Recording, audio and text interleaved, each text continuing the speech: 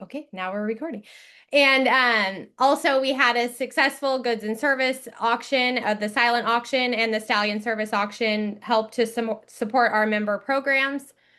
We successfully were able to integrate finally credit card charging into our website for members, and we hope to soon be able to allow full registrations on the website as well, directly through that. So we look forward to that. We were also able to bring back.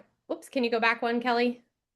Thank you. Bring back the member grants. That was something that the MC is going to give an update on. So please stay for that part so you can hear about that. We're very excited. And we also were able to continue to support the NASST. Some of our goals for 2026 are to integrate a marketplace option on our website for members with Iconic. We are also looking to revamp our members committees and also to include more member involvement. So also the MC will give an update on that pretty soon. So please listen in if you're interested. And then we are also hoping to implement occurring host mentors for some of our new hosts that will be hosting currings, just to help make sure that if they have any questions that they have a go-to person. And I think that's really important for new hosts to have someone to help them do that. And also we are going to try to make more of a presence at Breed Association at larger equestrian events. One of the things that we just recently did was Live Oak. So also they will give an update on that later. I think it was very successful and we look forward to more events in the future this year.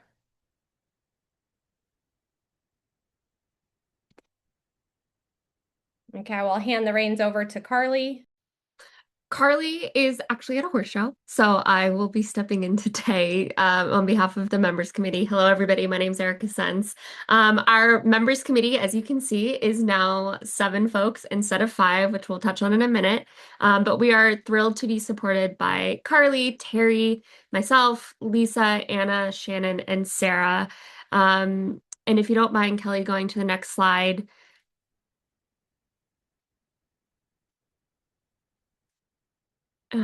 So some of our highlights for 2025. First, we've officially expanded the committee from 5 to 7 members. This allows for broader representation and more capacity to help support initiatives across the organization. Many hands make a job light. We have also launched a regional meeting program, which is allowing us to connect more directly with members at a local level versus just at a national North American level, if you will, and to help strengthen engagement throughout the year. Another exciting update is the expansion of our awards program. So in 2024, we added hunters and jumpers, and in 2025, we've added both eventing and combined driving, continuing to better reflect the diversity of disciplines within the community of the KWPN-NA. We've also, if you haven't heard it, got an incredible podcast hosted by members committee member Lisa.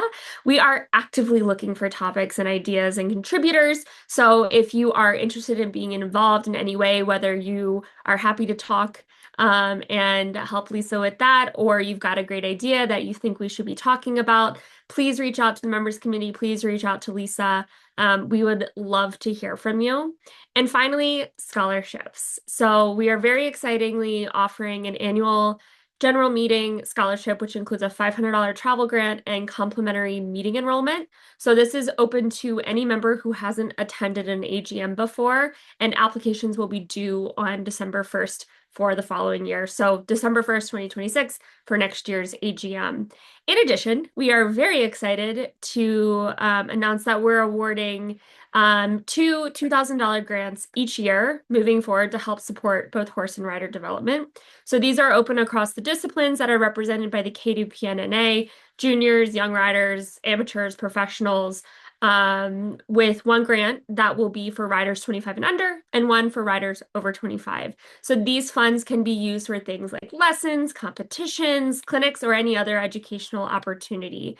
Applications for the first one will be due next February, and we will move forward with announcing those recipients at the AGM. So start getting your information together. We will announce when we're ready with that application. But overall, these efforts are really focused on increasing access, supporting the development of our members, and creating more opportunities for our members to engage and grow. Thanks so much, everybody.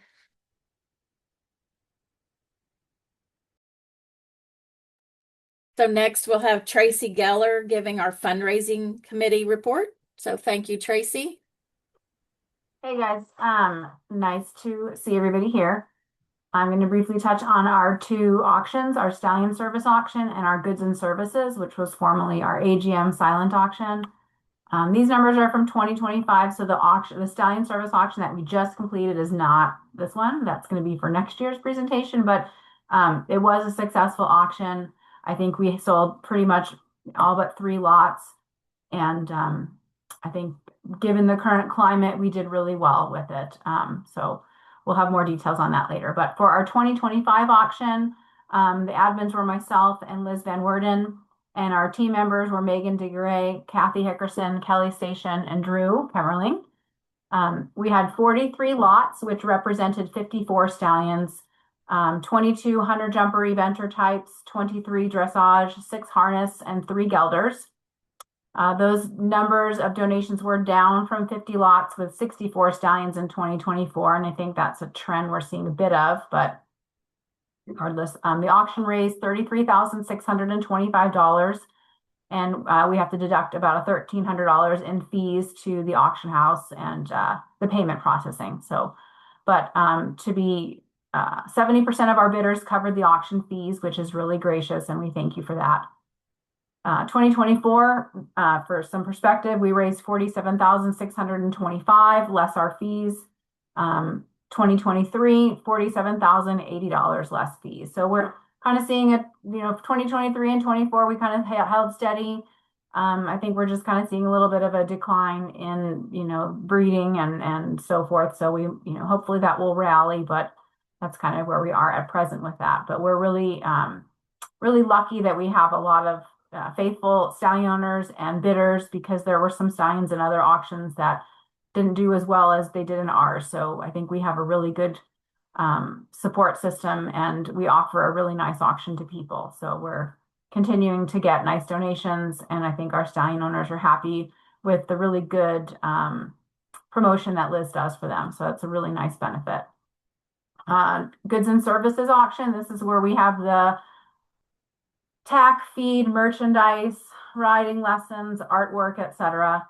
And your admins again on that were myself and Liz, and our team members were Caitlin Hamer, Anna Beal, Judy Reggio, Erica Sentz, Megan Digray, and Judy Nishi. And we thank all those people for their help. It's a lot of work, and nobody likes to ask people for stuff, but everybody does a great job of bringing things together that help to raise funds for our organization. So last year we had 108 lots, and we raised 10,360 minus our 571 in fees. And then on that auction, we had 68% of our bidders covering the auction fees. So again, thank you.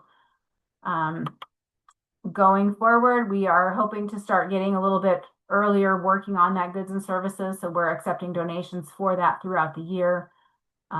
If you guys are interested in donating, or you want to help on either of these fundraisers, that would be really great. Go ahead and reach out. But yeah, thanks everybody.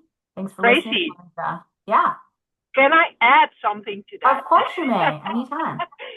Well, I want to, send out the word that a lot of the donors to this auction are actually really happy that they can participate, because we offer, a huge reach on social media, especially for promoting their products, goods and services that they donate, especially for like organizations that that just started, or they have a new brand, or they just changed their service or whatever, and they want to get the word out to the equestrian community. I think this auction also offers a great opportunity for promotion for them. I agree with you, absolutely. And we did have a lot of new people come on. Like Iconic, for an example, was a really big supporter this year, and it gave us the opportunity to make to develop a relationship with them for future services. So I agree with you. It's a great opportunity, low cost for people to get the best bang for their buck advertising dollars. Right, and you can also consider like donating a gift card or something, just to spread the word about your services and goods. Yeah. So Thank you, everyone.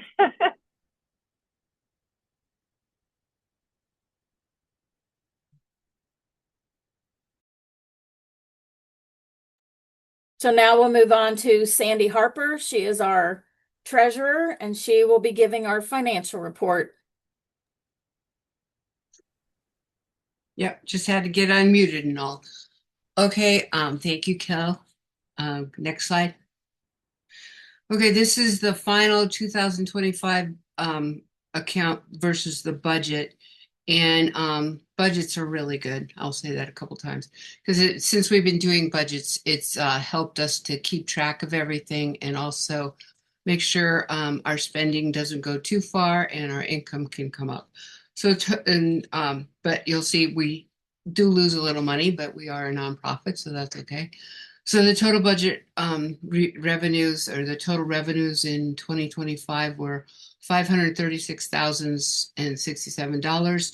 Our budgeted amount was $55,058,768.69. And that's 9% less than the estimated revenue budget goal. So we are a little less on the budget, but continuing on, we did in expenses, we made we spent $545,436, and our total budget was $579,172, and actually that was 6% less than budget spending goal. So we didn't spend as much money as was budgeted, which was good, but it all added up to a negative 9,368 loss. But still, that loss was better than last year.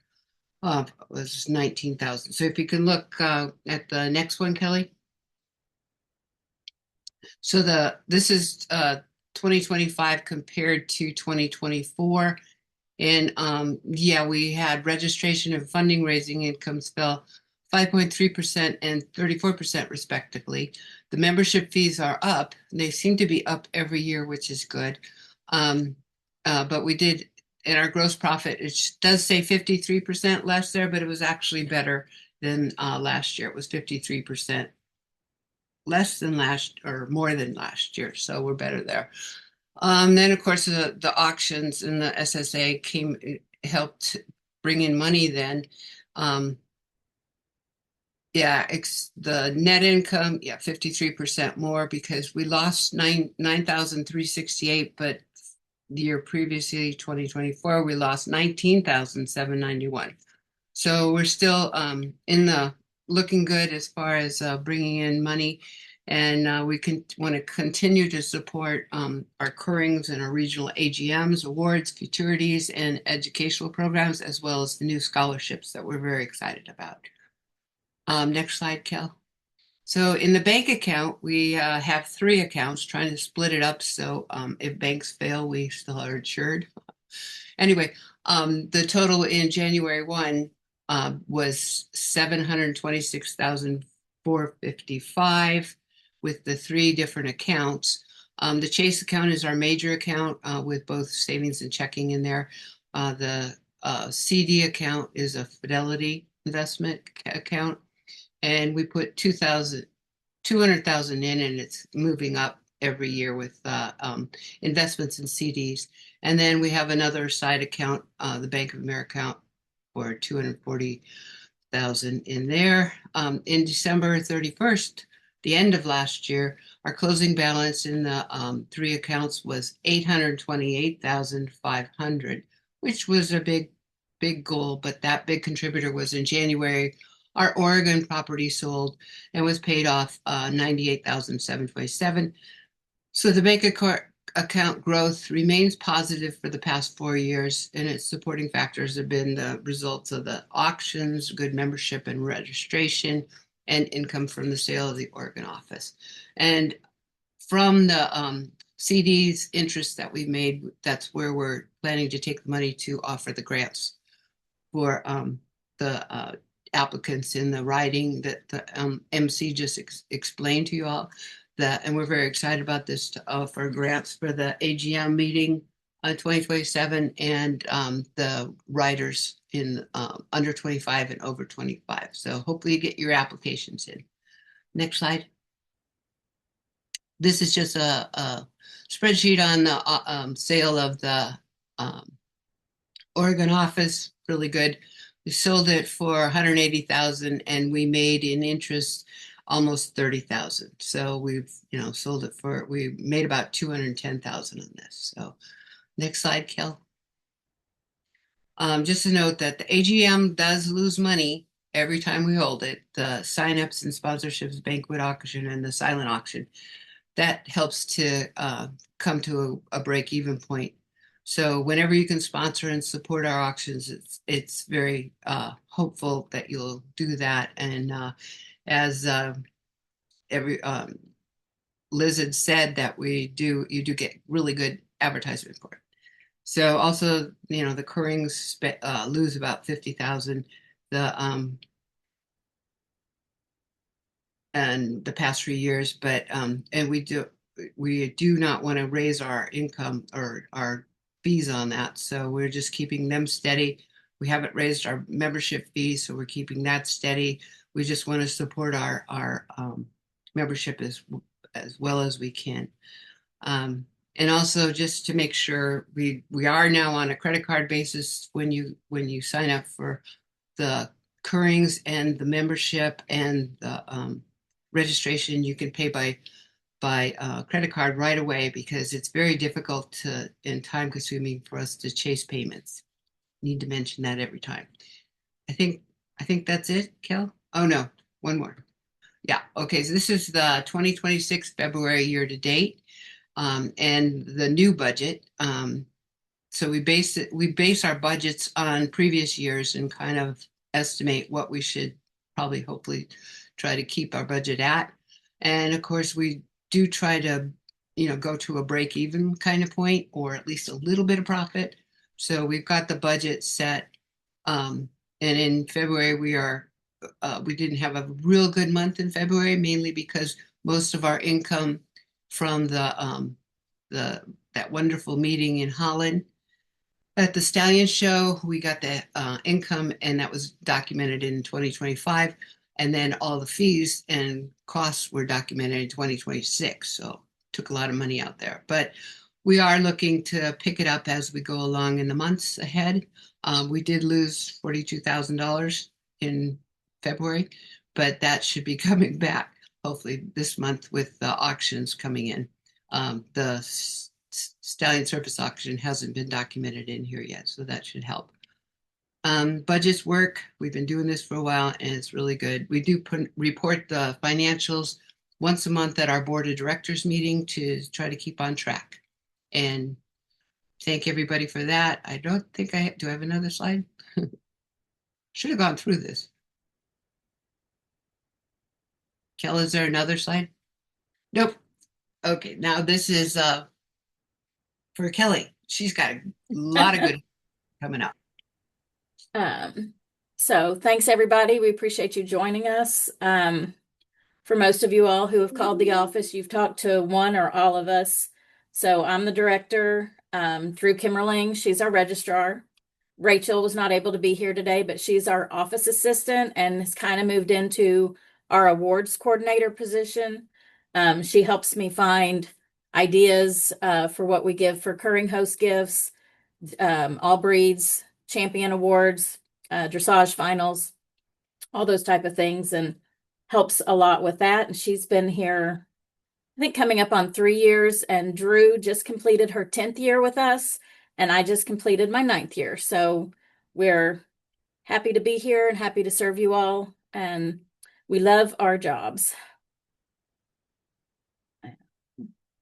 So Caitlin and the membership committee covered a lot of what we have accomplished over the past year and what we hope to accomplish in the coming years. So I just wanted to kind of give an overview of how we have been performing the last few years. The office moved to Lexington in 2016, and Drew came on then, and I came on in 2017.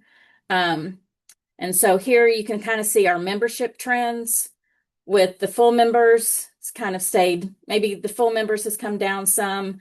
We started offering the 3-year membership with a $15 savings. We started that in 2022 and kind of figured in the math that obviously with somebody putting a 3-year membership, you might have a little less of those. But for overall total memberships, we really kind of have been staying fairly steady, and just staying in the 1,050 range. So we're very happy with our participation and the support that all the members have given us.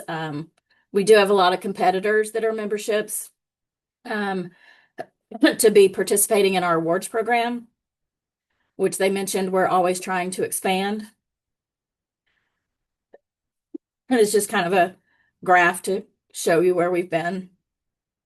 For registrations, again, kind of staying fairly steady. I think if you look back in 2016, 2017, we were only registering about 350 foals and 550 horses total. And so now we've moved up into the 500 to mid 500 of foals and in the mid 700s for total registration. That includes yearlings, 2-year-olds, and even older horses. Sometimes we get that paddock horse that landed in somebody's home and decided to be a show horse that they decide to register it at age 10. It happens. So just kind of a little graph with total registrations versus foals, yearlings, and 2 years and older. Curring entries,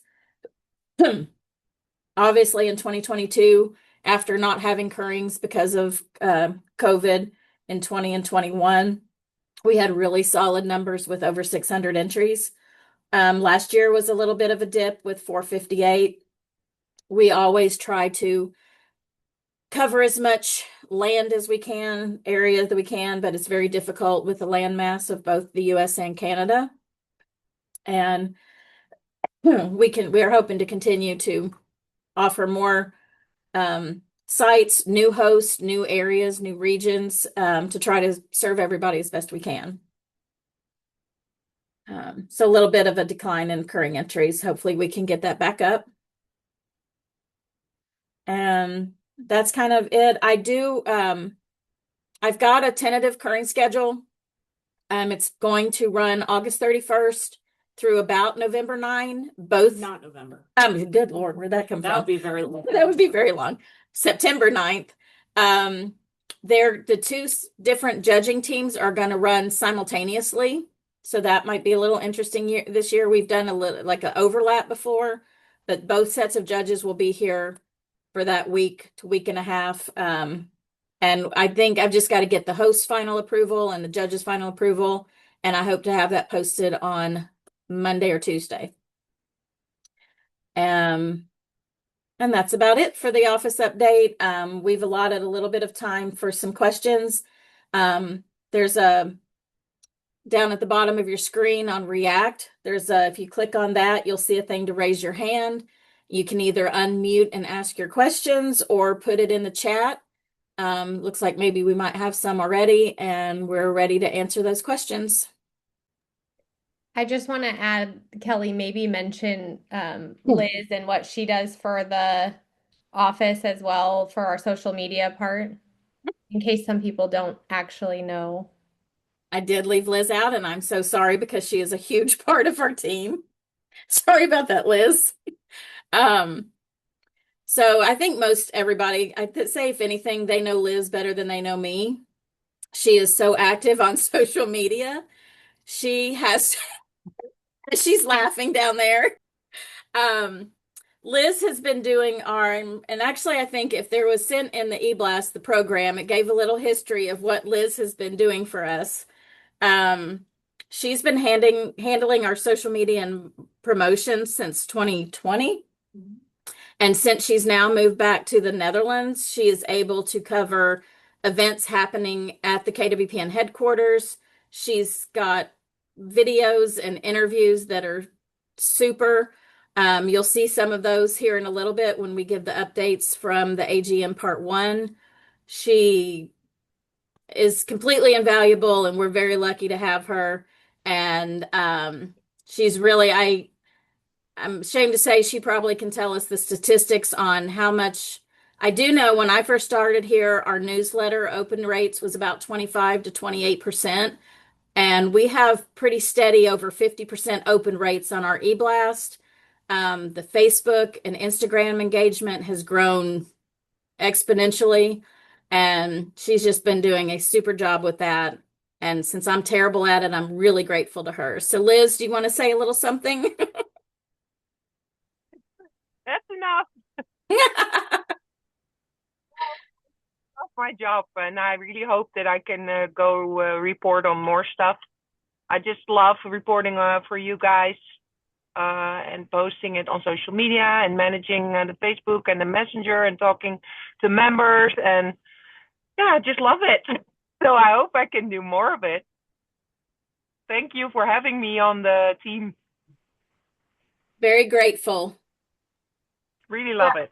I think that it's really worth mentioning that Liz has built our following so much, and the engagement that we get from people online, that it's really unbelievable. I can see the back end of it, and I'm like, wow, we would all be very envious to have that kind of following on our socials. And so I think that helps us as an organization to, draw in sponsorships and, be able to put our money where our mouth is when we say, we do a good job of, advertise with us or sponsor us, because we can get you the promotion that a lot of people would really dream about. So I want to say thanks, Liz. And I love working with you. You're a great colleague. So same, 100%. Great team, guys.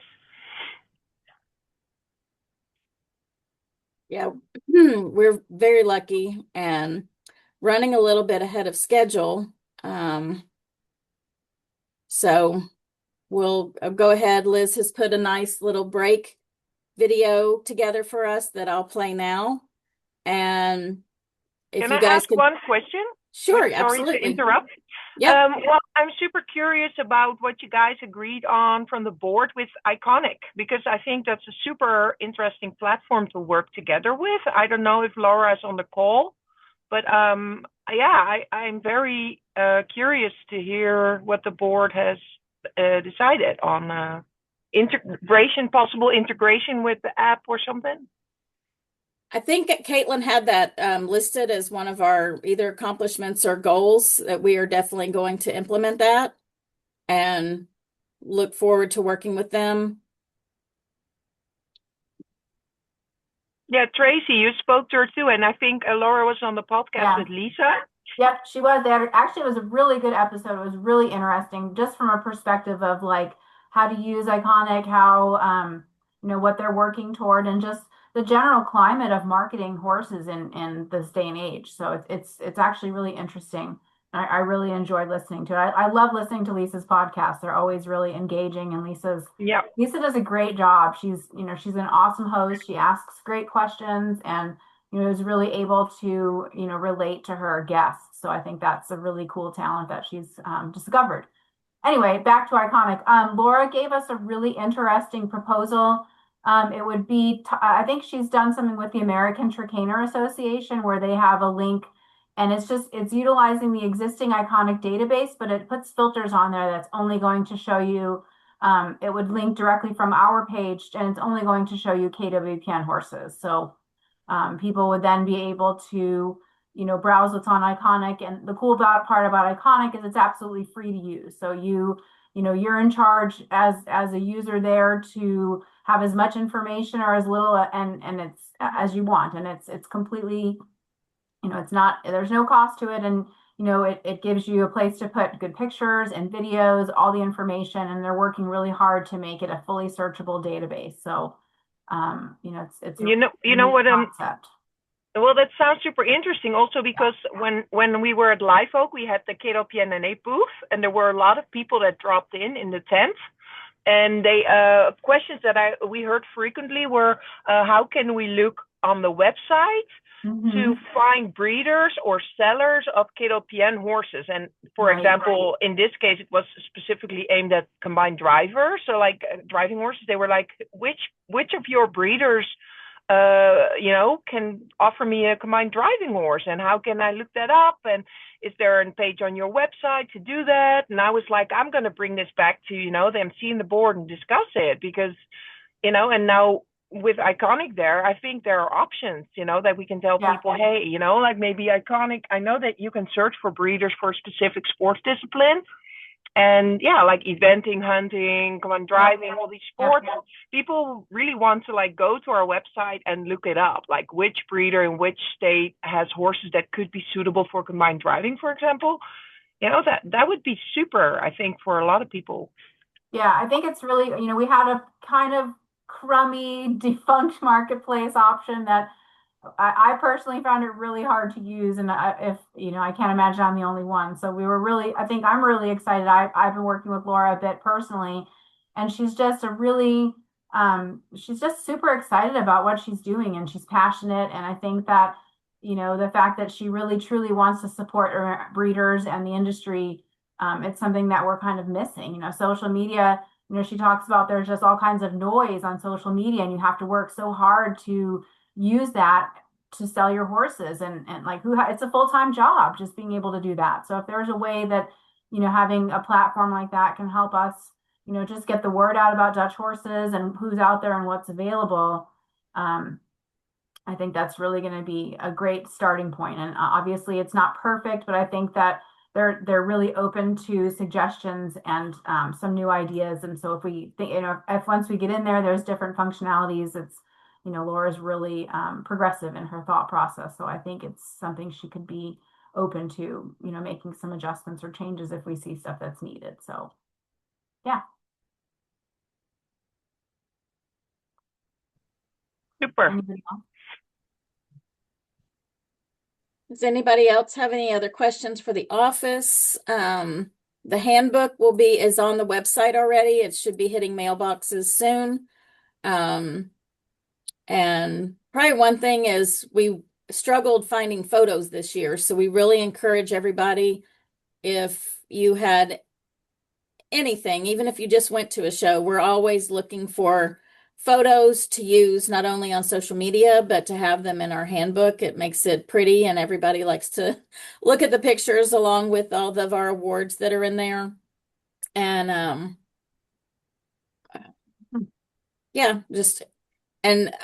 I will say, so Sarah Alberni has come aboard on our membership committee. She is our Canadian rep, and she has already encouraged some Canadian shows to reach out to us and include in our High Point Dutch Awards. So we've shipped some awards up there and hoping to have a little bit more of a presence in Canada with that. So yeah, just always trying to come up with different ways to recognize and give visibility to our KWPN-NA horses that are succeeding in competition, at our inspections, all.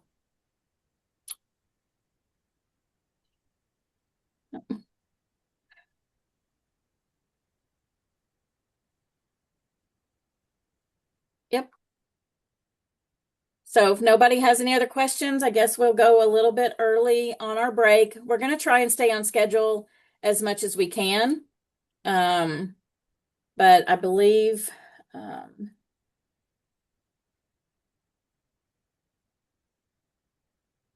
we're scheduled to come back at 12 noon, and Kathy Hickerson will be doing the review of the VDL visit from our part 1 for the AGM when we were in the Netherlands. So I'm gonna play the little break video for you all now, and we will come back here at 12 noon Eastern time. So 9 a.m. in California and 5 p.m. for Liz and the Netherlands. So appreciate it, everybody. I have to stop sharing this and go to a different screen really quick, but we'll take a little break.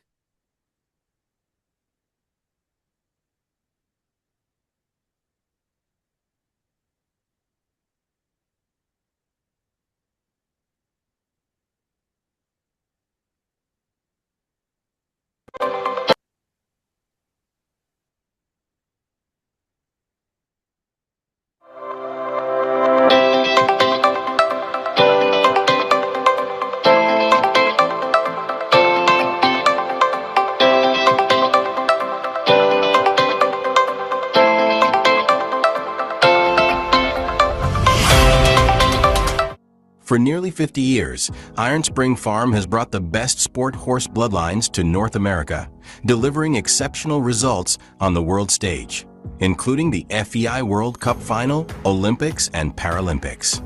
Our current stallions are FEI winners, with offspring earning 9s on movement, rideability, and conformation. Discover our tradition of success. Visit ironspringfarm.com to explore our stallion collection today. As Global Equine Sires, we broker semen for European stallion station here in the United States and Canada. So the goal was to get not only the free jumping horses in, the goal was to get some horses under saddle and then also put them into the cup. It's always nice to see some horses being now coming up here in the United States or in Canada under saddle or free jumping, and people turn out their horses beautiful. That's always nice to see. Then we also get a good idea about what the stallion produces, and also other breeders have a chance to watch the offsprings, see what they do, and then make their decisions what they want to breed their mare to.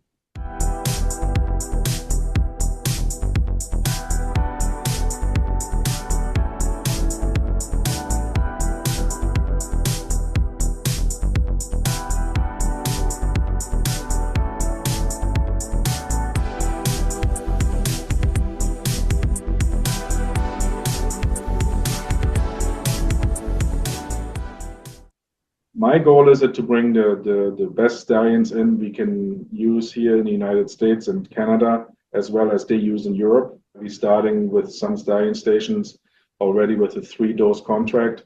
It's basically you get a chance, the same as kind of in Europe. You can get more. If the mare's not pregnant, they can order more, just pay the shipping fees. So for us, it's basically that we do the 3-dose contract where they have a chance at least to breed 3 times their mare in the season. Right now, we have a couple stallion stations signed up for that. That's Van Oitert, very good stallions. And I have to say from the last year that most of the mares got pregnant with the first dose. So that's really good. And also the Wimselbach with the jumper stallions, really, really good.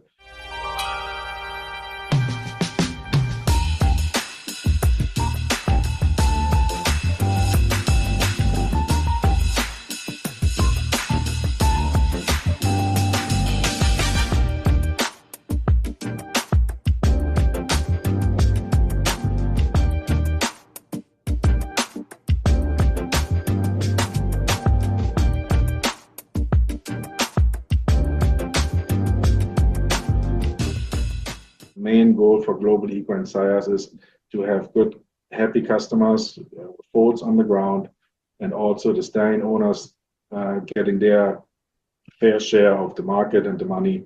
And that's all we want, basically. We are in between those two parties, and we're trying to make the best happen for everybody.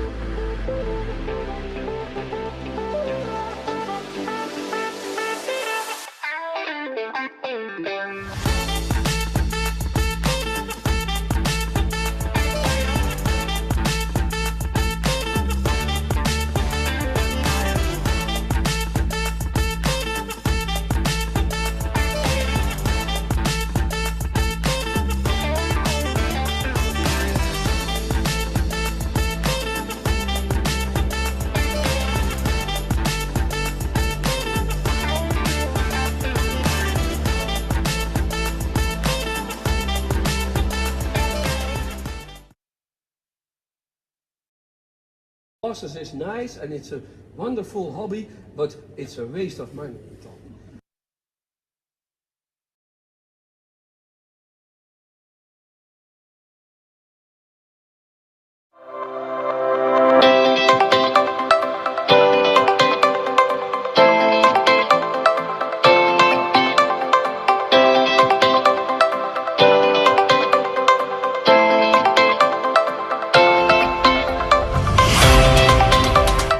For nearly 50 years, Iron Spring Farm has brought the best sport horse bloodlines to North America, delivering exceptional results on the world stage, including the FEI World Cup Final, Olympics, and Paralympics.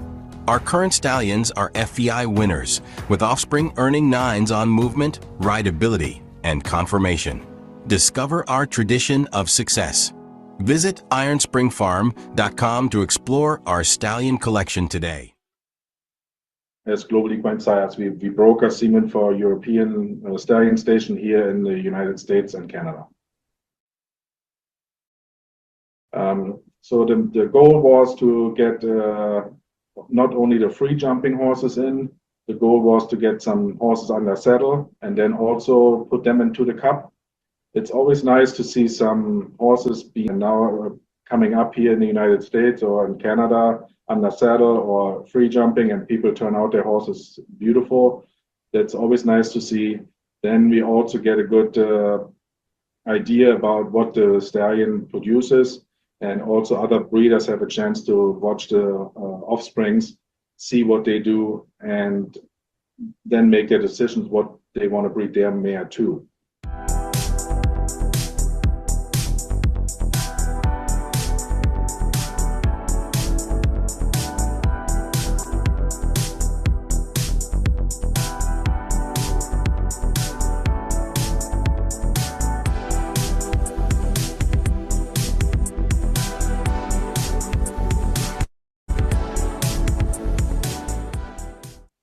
My goal is to bring the best stallions in we can use here in the United States and Canada, as well as they use in Europe. We're starting with some stallion stations already with a 3-dose contract.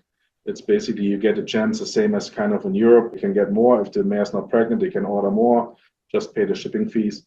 So for us, it's basically that we do the 3-dose contract where they have a chance at least to breed 3 times their mare in the season.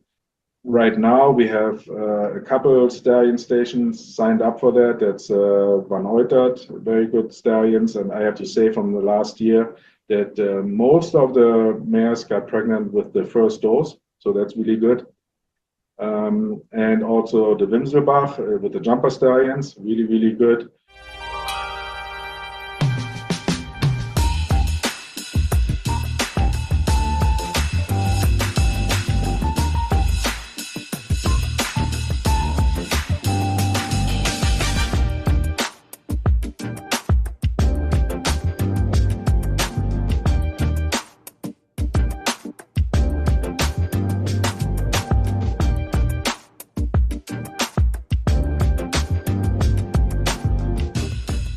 Main goal for Global Equine Sires is to have good, happy customers, foals on the ground, and also the stallion owners getting their fair share of the market and the money. And that's all we want, basically. We are between those two parties, and we're trying to make the best happen for everybody.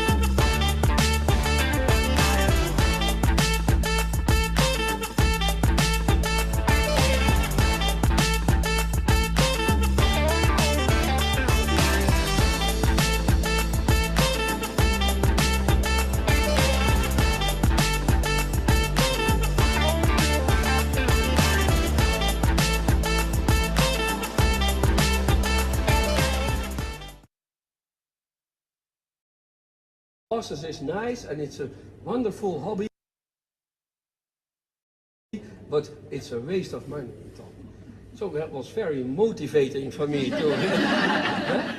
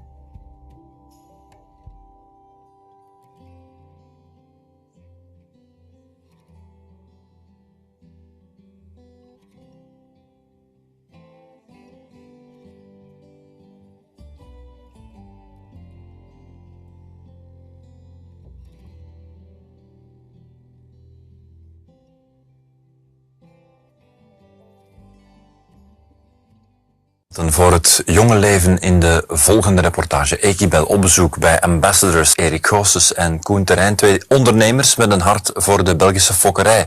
Zij maken de balans op na 1 jaar Belgian Breeders Bonus.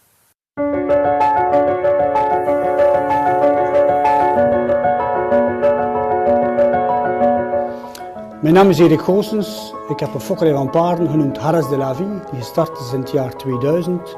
Ik fok jaarlijks een 6-tal veulens die ik dan probeer te verkopen. Mijn naam is Koen Terrein.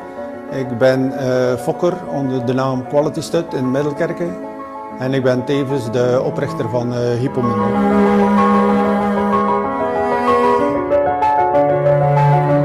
Ik heb de paarden via de paplepel meegekregen. Mijn vader was ook altijd ruiter. Ik heb zelf ook altijd gereden. Fokkerij heeft mij altijd aangesproken. België staat al nummer 1 in de wereld, dus ik wou ook mijn steentje bijdragen om een beter paard te proberen fokken voor in de grote sport. Ik had eerst de stutterij en ik had al heel vlug door als mijn 4-jarige paarden ergens sprongen. Dat was dan in Engeland of in Duitsland of afhankelijk van waar ik het vullen naartoe verkocht had, dan kon ik dat moeilijk volgen en ik vond dat heel ambetant. Ik kom uit de volbloedwereld, waar je dat allemaal heel gemakkelijk kan zien op één platform. En zo is het idee ontstaan om dat ook mogelijk te maken voor de jumping. En dat is dan Hippomundo geworden.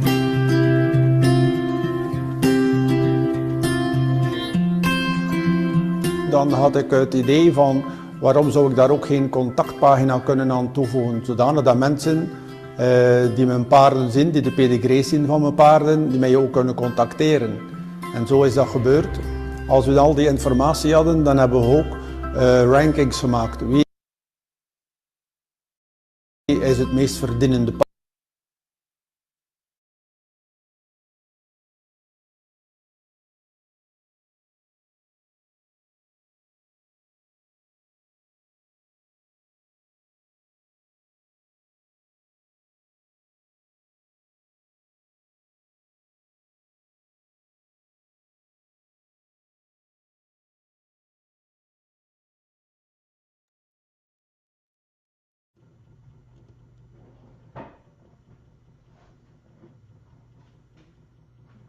So we're back and we are going to start with Kathy Hickerson giving her review of our visit with VDL Stud. Are you back, Kathy? Yeah, I'm here. Can you hear me okay? I sure can. So just let me know when you need me to go to the next slide. All right. Well, a few of us headed up there a little early and went up to Friesland after going to jump in Amsterdam, and actually back to jump in Amsterdam. But this is the picture of the group of us that visited with them. That was in their meeting room. You can go to the next slide.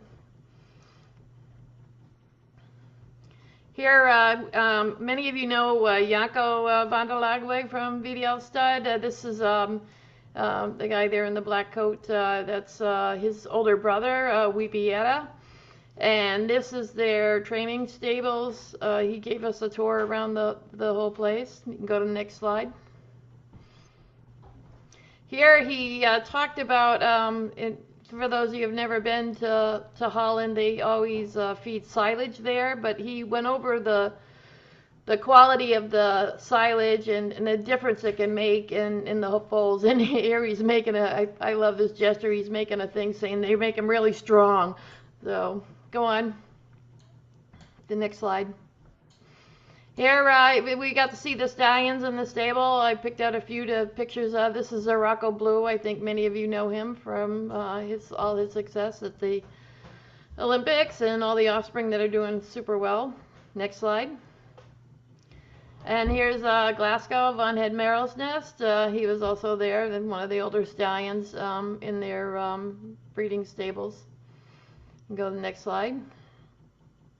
And then we get to see the first foal that arrived this year. This one is by Boston VDL, out of a Carrera mare, and then out of the mother of Grand Slam. And I think this is Kelly's mother here that is giving him a little pat. Next slide.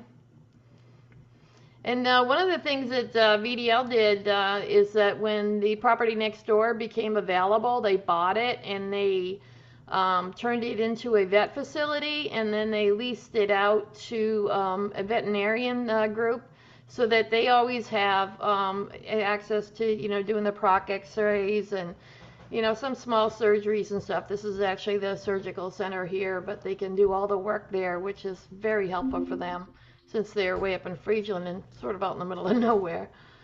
Next slide. And the most interesting thing, I think, about VDL is they're a family organization. So I found this a really fun picture of the kids, because there's times that I've visited there and the kids are, especially on Sundays, the days that they all have let their workers have a break and they're feeding the horses themselves. And I've caught the kids sitting there getting falling into the sack of grain and all sorts of things and helping out. And that's all I've got, unless there's questions.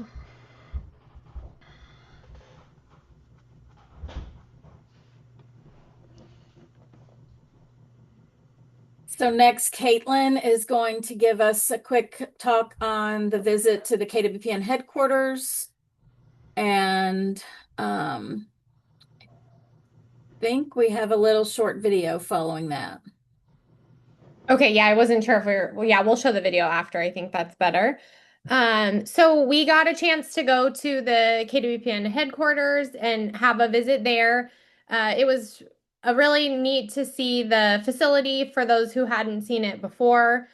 We got to go into one of the training arenas and we were able to see several different groups of the EPTM mares doing both dressage and jumping.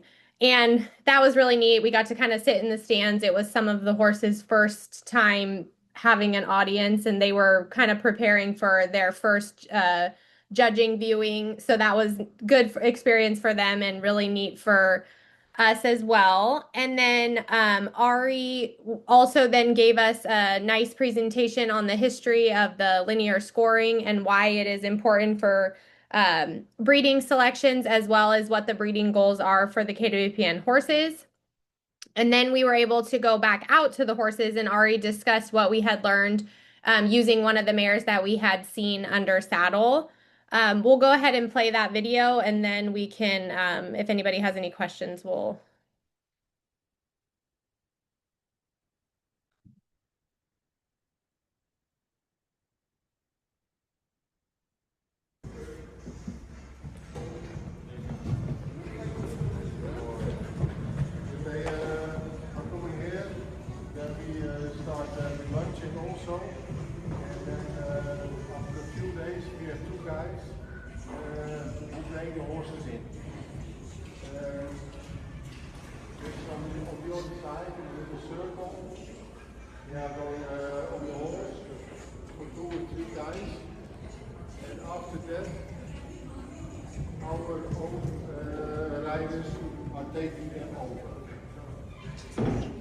In the past, we have only forms, horse was good or horse was bad. That was for the computer. But when the computer optimization came by the cows and by the horses, then till around 80, we started scoring cows. And the scoring is you make a picture of the horse, independent. You give a note. By cows we give 1 to 9, and by the horses we have A, B, C, D, was also a 9-point scale. KWPN was the first book worldwide. We start with horses around 86. And then we score, for example, from the one extreme to the population to the other extreme. For example, the hind leg can be straight or sickled. And you, at that moment, you have not really to say what is better, sickled or straight. No, only what you have to do is score, for example, an A for sickled or a G for straight. That is the basis of linear scoring. Later on, when you give the final scores, the confirmation scores, then you realize, well, yeah, okay, this horse is so sickled in his hind leg, he get a lower point for general for his confirmation. Is this distance. And when your group is too sloped and short, then you have a lack of power. Yeah, lack. It's not powerful. You think about a German dog. He's not walking, he's sloping. That means you are too sickled in his hind leg. That is therefore it is very important that you collect data. And this is just I said, when you select on spot, you can see that a little bit more horizontal group, more length, give more power behind. Loins are too strong, then the horses cannot show suppleness. But what you do is you score strong or weak, the loins. And later on you score independent the suppleness by the movement. When the feet are uneven, the horse finishes lower in the sport and is earlier go out of the sport. There's always problems. This unevenness is very important. But 180, how big, how more healthy problems. First straight, have you looked to his head-neck connection, the length of the pole here, and can you make a nice combination? No, we have seen him in the saddle, that's not a problem. It's correct score. The body direction. A little downhill, little. And when you own it, you do the good job under the saddle and he's downhill, you call him downhill. No. In opposite of the average of the population, he's a little downhill. That's the only way you have it. Because for the breeder it's important to know when he's a little downhill and stay away from real downhill stallions. And he has strong loins. You can see also upside the development. A nice connection between the back to his group.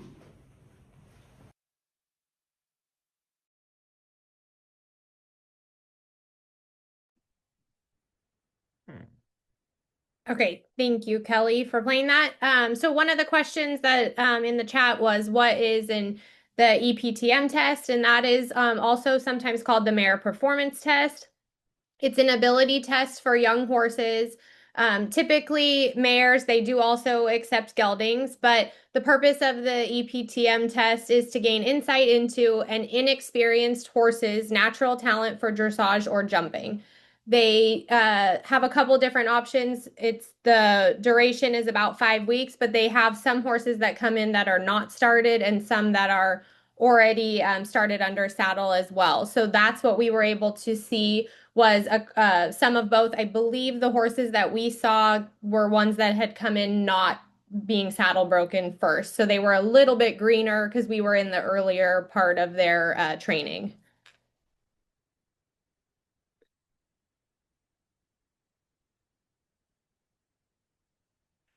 And yes, one of the other questions in the chat is, do the horses, when they pass the EPTM test, do they get a predicate? And yes, they do. They're evaluated several times through the process.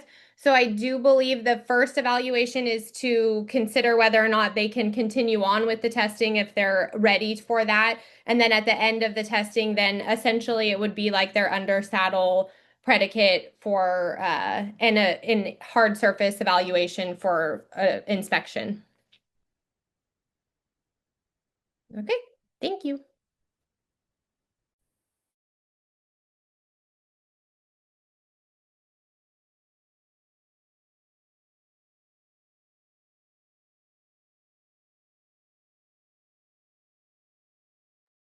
So next we have Lisa Dickman. She's going to cover the visit we had to Vandesson Dressage. And again, we have a little short video after that of visiting there. So thank you, Lisa. Okay. So what was different about Van de Sande was it was a smaller program than like BDL or Nijhoff, which so I say rags to riches. I don't mean that literally, but it was kind of like he was Van de Sande did not start from a family of breeders. And he was talking about his dad was like, "Are you crazy?" And it's funny because, you know, how many decades in of doing this, my mom is still like, "When are you going to get out of those horses?" And so it kind of was relatable to me. And the fact that it was kind of a smaller program, I also felt was really relatable.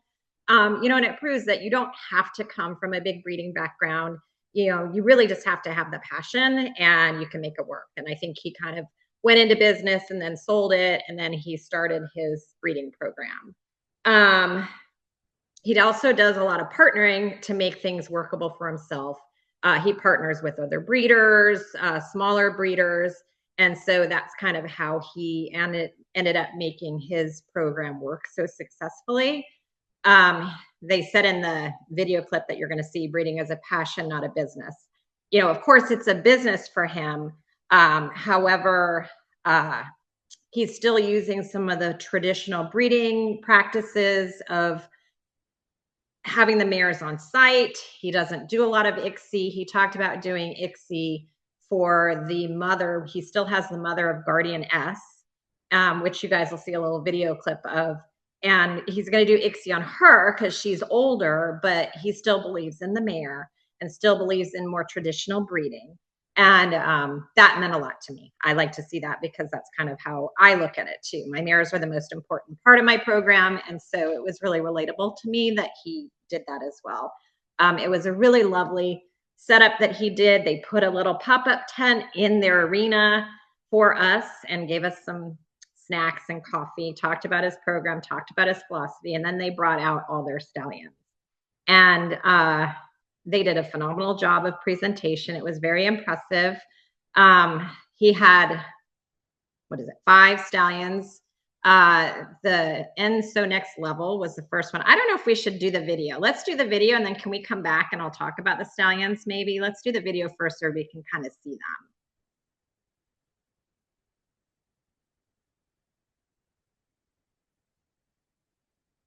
Horses is nice and it's a wonderful hobby, but it's a waste of money. So that was very motivating for me too. Then in the motherland and the mare and the grandmother, they get a lot of foals, and none of them end up in sport. Then I was always asking, why would he do it? And next level also, he was a premium stallion. Maybe you heard of him. Was a lovely horse, but we sold him as a 4.5-year-old to the Korea people, and yeah, that was again a bit pain in the heart, but yeah, it's a way of living. So sometimes we have to sell horses. I like to go to KWPN, of course. It's a bit in my heart, to be honest. You know, there's always something going on. We always. It's not that we all always agree with each other, but with respect, I think, and I like to go there. So most of our best stallions go to KWPN. See me, Usain Bolt's legs are still here, so I never could. You could not select me as an athlete, and that's with horses, in my opinion. If we say we look into a world top dressage horse, then there are things they had to be in a horse. Otherwise, I think it's a waste of time, and you will end up before you even reach the highest level. We never fight in horses. We want to be a team. We want to create a team, you know. And when that's there, then everything's possible, I think. Because he's not crazy that much, and then we can play a bit with this, of course. But the most important, we have to take care. We know so much now about this horse. The only thing to do is to take care of him, you know? Because it's now up to us to make sure that he, in 2 years further, still is a good horse. That's management, I think. Then you're curious, how's the foal? Is it the filly or is it the colt? And if you know everything before, then I don't know. Then it's different to me. Yeah. Yeah. I think breeding is passion and not a disease. Yeah, like that. That's a bit what I mean. Right. No, it's cool. It's very cool. This will always be a very special horse to us, of course, because it was our first homebred approved KWPN stallion. So that was a big party, you know. Real good piaffe, massage. We never rode him with a whip, nothing. When we go to a show in the warming up, no whip, you don't need it. He has that go. Real good health also, that's maybe like we had a lot of, we sold a lot of them and there are, what I said, over 1,200 offspring, but if you talk with vets, they say 4 Ferreros are really sound. Legs,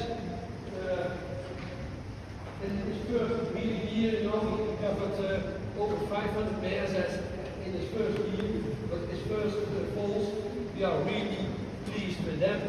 If I see in 4 auctions in Holland and in Germany, he had the most expensive foal. The work on the dummy was a bit in his body, and not a bit, it was very much in his body. So it was hard to manage and took more time, but you know, in Denmark, before the breeding season, you get nice to walk, you know, and then after the breeding season, it was a bit of a problem, but now you will see later on, it's there again. Horse has a nice walk. She was, of course, already in sport and with Grand Prix and everything, but never with stallions and stud book and stallion competitions and presentations, things like that. But A bit out of my comfort zone, if I have to say. Yeah. Did very well.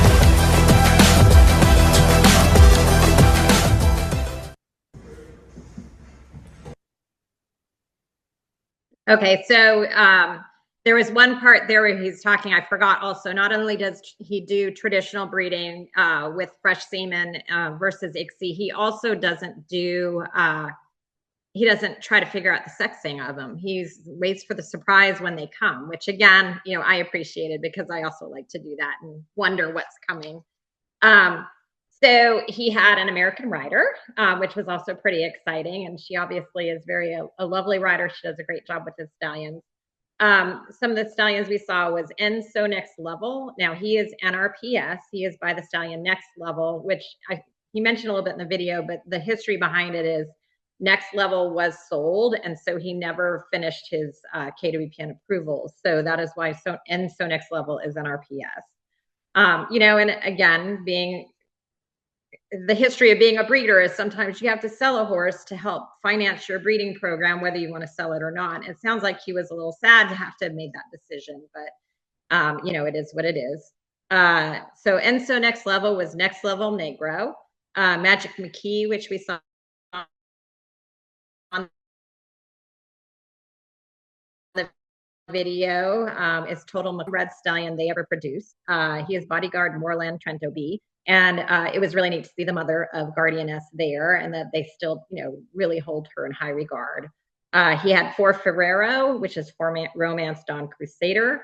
And then the last one we saw was Sarai L, which is Secret for Romance. And that horse is in a breeder partnership with another breeder. Again, he mentioned he did a lot of partnerships, but Sarai L covered over 500 mares last year, which is obviously doing pretty well. So it was a great experience to go see him. And again, I'm going to put the plug out there, go to the annual meetings. You just learn so much and it's a great experience. So that was it. Any questions?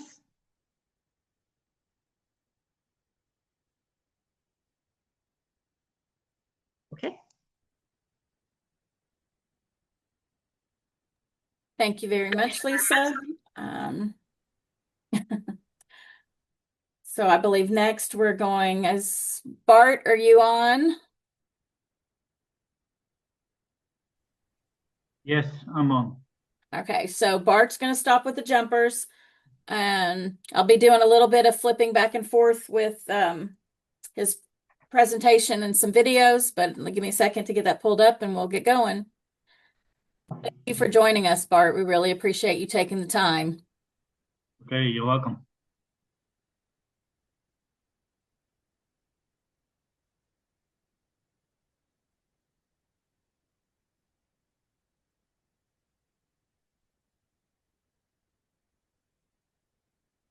All right.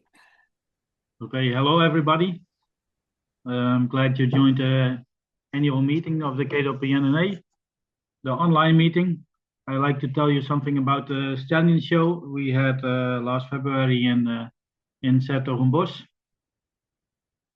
I'm going to talk you through the jumpers and also through the dressage stallions, talk a little bit about the premium stallions. But first we're going to start about the stallion show. So for the jumpers, we're starting with them. We had 6 premium jumper stallions. We also had a select sale, as we always do. We had some exciting finals of the Blom Stallion competition. And we had a presentation of the approved stallions of 2025, so the newly approved stallions. And we like to talk about the next round of the selection of the jumping. And we started with the Wednesday. The Wednesday we had the first day of the jumper stallions. You can do the next sheet. Yeah, first day of jumper stallions. And we also had the International Breeders' Congress. And it was an interesting breeders conversation with famous breeders actually, with the Broderick family and Daan Harden, and also famous Belgian breeders of the Sitterdam line. And I had an interesting discussion about the future of breeding.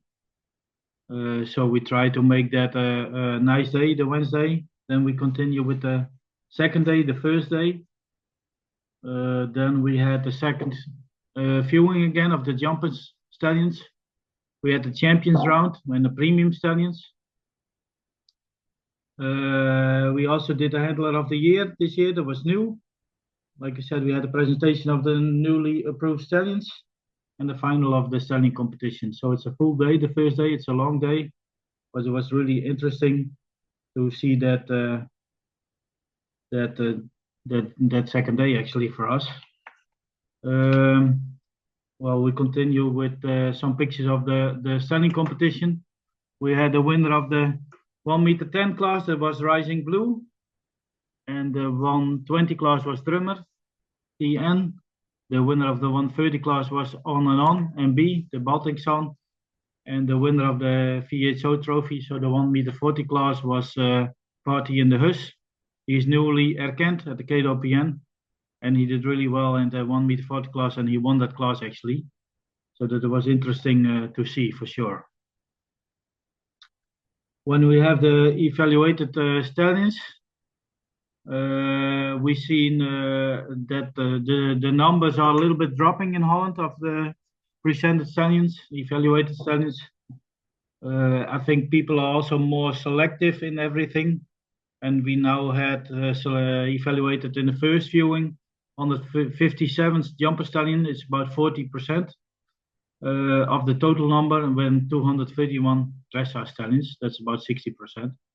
So the percentage remains actually a little bit the same, but the numbers are a little bit dropping. And like I said, I think the people get more selective in that in presenting the stallions. When we go to the second viewing, we had 91 jumper stallions presented of invited for the second viewing. That's 57%. It's a little bit higher than in last year in 2025. And we had a little bit more selected for the stallion test. 51 stallions, 56% of the second viewing. That's a little bit higher than we had in 2025, but we thought also the overall quality was somewhat better. in 2025, so we could select a good number of stallions for the performance test. And with we, I mean the stallion committee, and the stallion committee is by the chairman is Wout-Jan van der Schout. He's an international jumper. He's also the national team coach at this moment of the Dutch jumping team. And we have the international rider Erik van der Vleuten. He's also into the stallion committee together with me. So the three of us are participating in the stallion committee. Well, what's really important for us that we also have extra information about the stallions. So as always, we try to get all the information we can get, also from the foreign dam lines of the other different breeding societies. We do an inspection of the mares, actually. The mares who are into the foal book or register A are foreign mares, so that we know if they are at least stud book quality, they have the good quality enough for the stud book, and we see no defects or defaults in the mare that we don't want to have in our breeding. And we have an inspection of the stud book mare who did a score below the 70. And the rest of the mares are, then we, in the stallion test, when they are nearly to approval, then we see all the mares. So then we make a final mare report, actually. So I think we're also focusing on the mare, the dam, with approving of the stallions. I think that's quite unique for the stud books, but we think it's really important.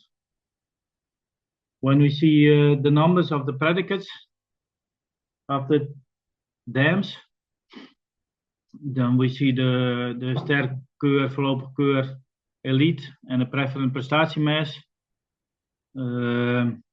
It can change a little bit from 2025. But like I said, we like to have the predicates in it, but we for sure like to have the sports in it. So the prestatie is really important for us. That's what you all can see on the next sheet when you see the performance in the sport of the dams.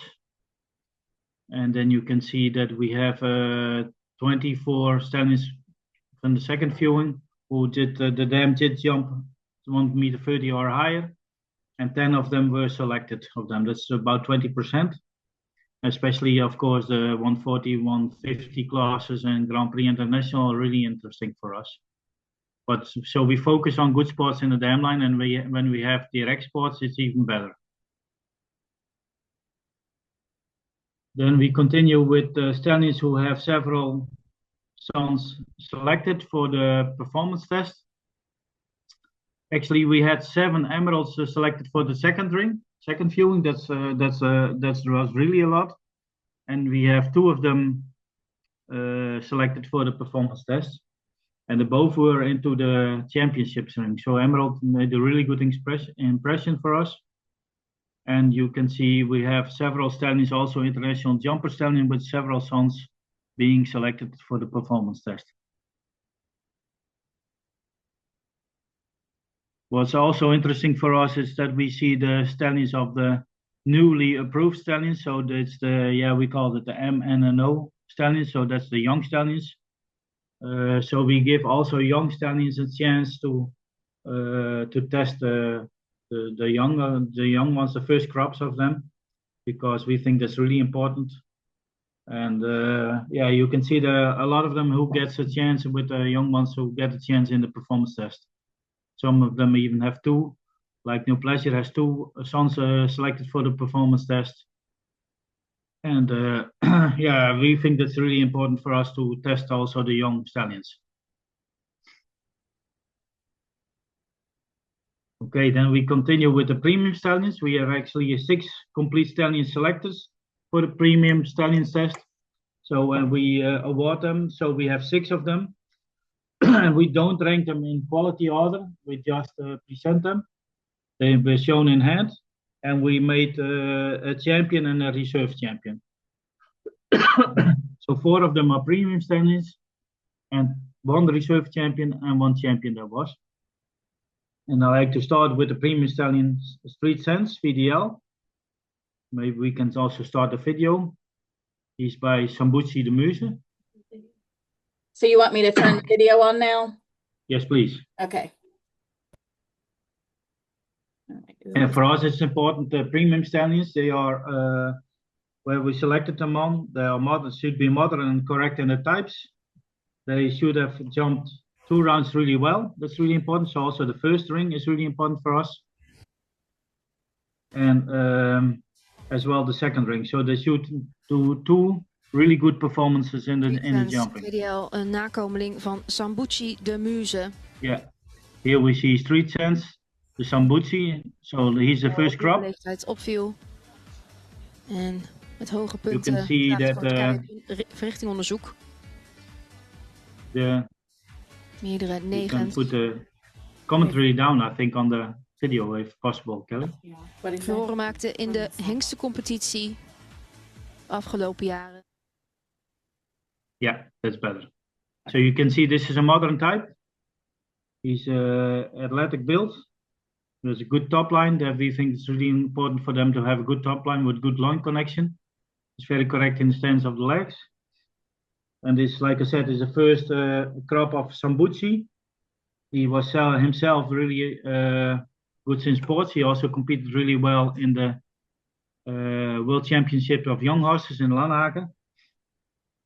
And this one is from the direct dam line of international jumper horses Gisborne, Fancy Rose. You can see he's light-footed, he's quick in the takeoff with very good technique over there. And also easy in the canter after the jump. That's also important for us, that he had good balance and a light-footed canter and also has an easy canter. What we liked is in this one was especially his good use of the body, his good bascule and athletic scope. And he has always really good from behind on the jump. So that makes this one a really complete stallion, modern type, very correct, good pedigree, and also very athletic modern sport horse in the jumping. You can see over there, really up in the hips and then opening really well from behind. And very athletic on the jump. You want to go on to the next? Yeah, I think we should. We have a little bit of time pressure, right? Yeah. For any questions you can ask, eh? No problem there.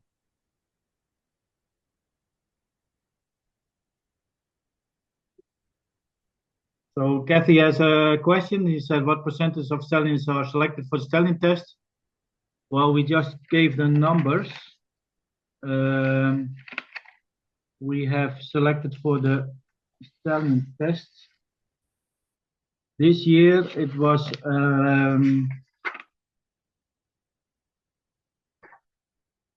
we have 57% invited for the second viewing.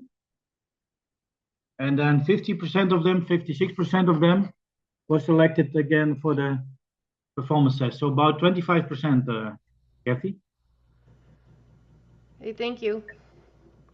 And then we see that about, I think, the stallions into the performance test, about 50% of them gets approved again.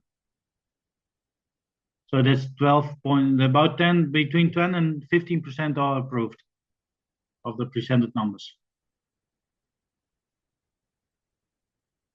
Okay, we continue with the next one. This is the youngster by Emerald. This is Excelsior Key SR. Like I said, we had 2 of Emerald sons in the premium stallions.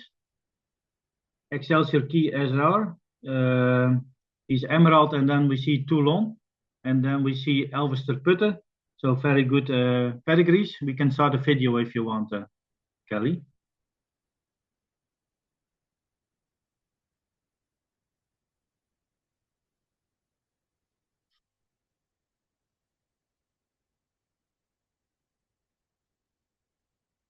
Yeah, this is him. So this is also a modern type, we think.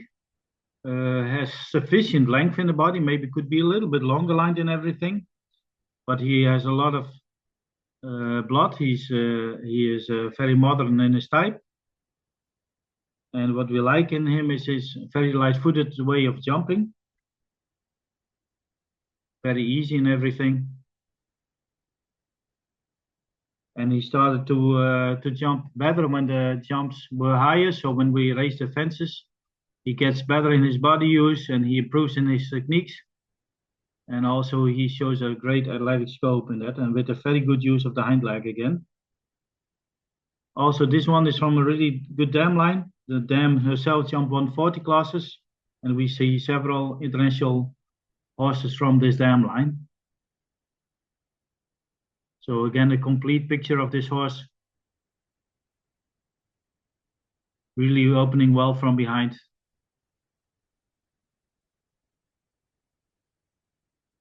And what we focus on also, what's interesting to know maybe for you, is that we like to see that the stallions are doing it themselves. So we don't use a lot of whip in guiding them to the chute, but they should do it all themselves. So we think that's important, that the stallions have a good working attitude actually. So they're really good. Maybe stays a little high in the use of the neck, but then he has really good use of the body and opens really well from behind. And what was impressive with this one, maybe it could be a little bit longer lined, but it's very easy for him to stretch on the oxer. So to lengthen on the oxer, that's really easy for him.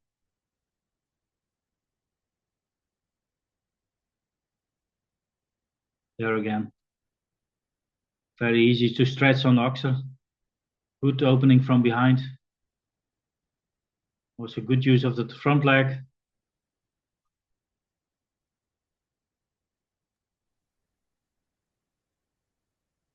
Easy canter over there. You can see he does it himself. Yeah. Also again, good from behind. Maybe could be stays a little high in the neck maybe, but very good from behind and very scopy and everything. Okay, I think we should go to the next one, Kelly.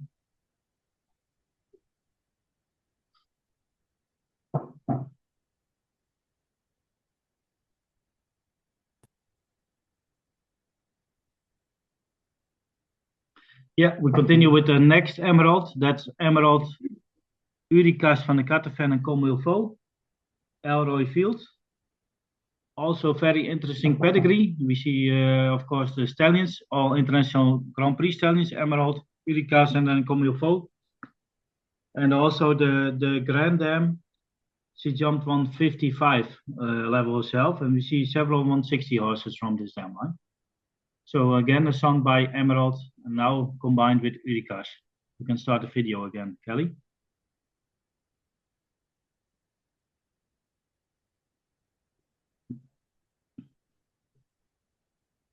We think Elroy Field is a really modern type again, well developed, also good in the proportions, we think, well proportioned. Good top line again.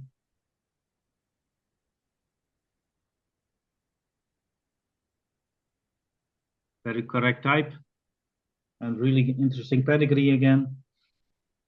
In the canter, he shows a lot of balance.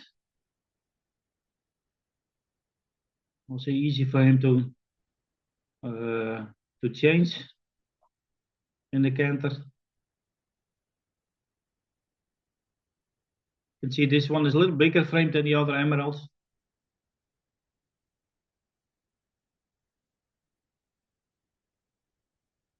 There he was a little fresh, putting the tail up, but again he's opening well behind.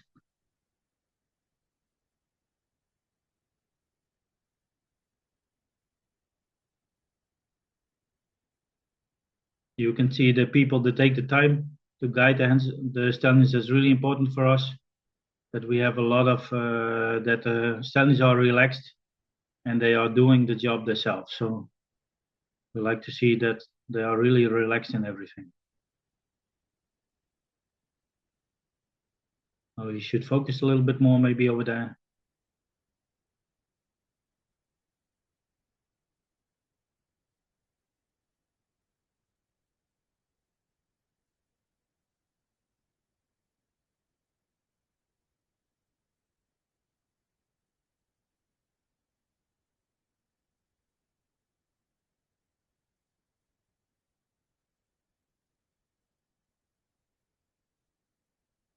That was much better. You could see it over there.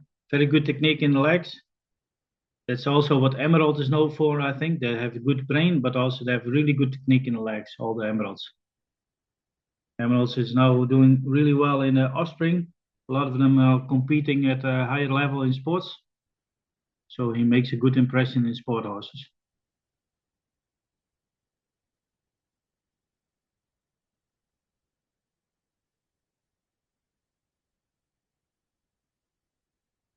Very nice. Quick use of front leg, good use of the body. Opening really well from behind, I think. And scopy, he seems really scopy.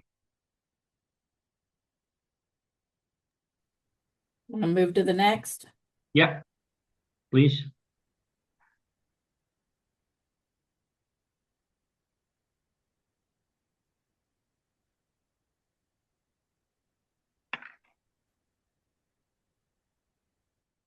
Then we continue with Touch Especial. He's by Don't Touch Gigi Hero. Then we see Chaco Blue. Interesting for us, Don't Touch Gigi is breeding well actually, but he's also the full brother of Drummer TN. I think a lot of you know Drummer. Then we see Chaco Blue. Then we see Voltaire. And what's really interesting on this one, that Voltaire mare Think Especial. She was a Grand Prix winner with Erik van der Vleuten. So she did really well in jumping. We can show the video now.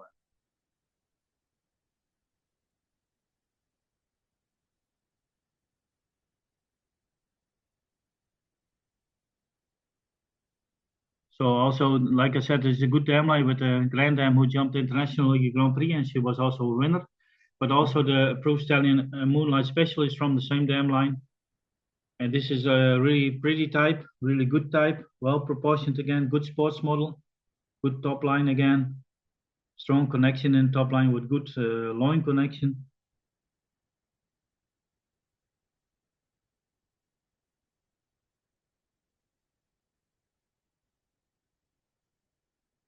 He impressed us with his good canter, with his good type and his good pedigree.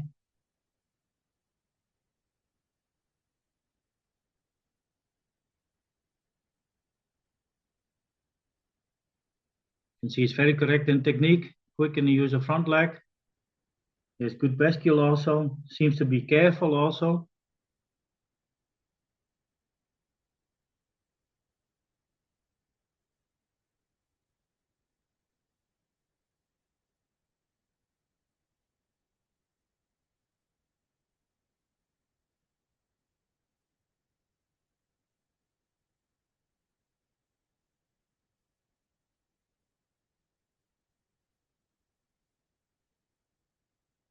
Here again, very good in the front leg technique. He's up in the withers. There's sufficient use of the body over there, but very easy for him to jumping. Very consistent he is in his jumping.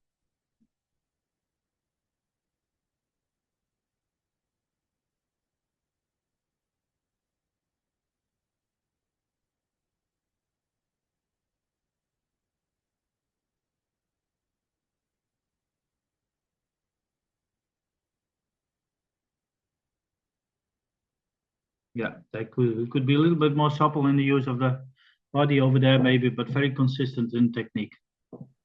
I think we can continue, Kelly.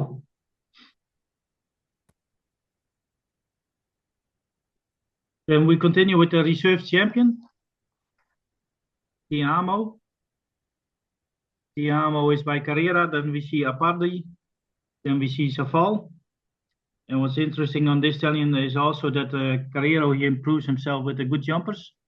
Also in sports now, we see a lot of careers coming up. And also this dam, Madonna, the Apadi mare, she jumps 150 herself with Hessel Hoekstra. So this is really interesting to see from a direct dam stallion by Carrera Apadi Saval. So very good dam. We can go to the video if you want, Kelly.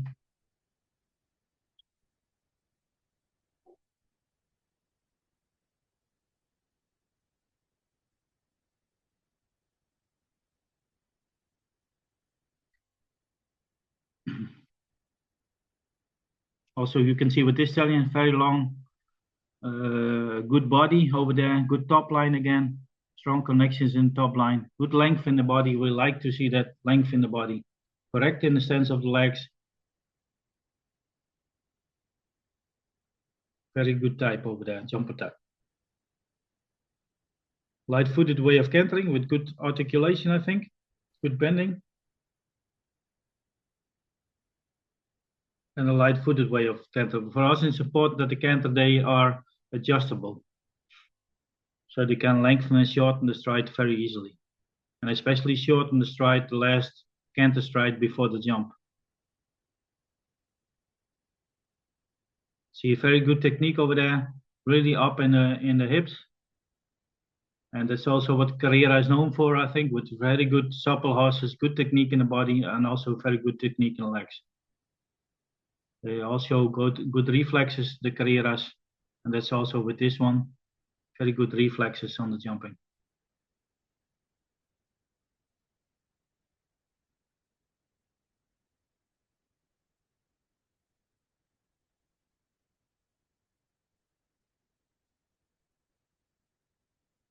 Very good technique over there again.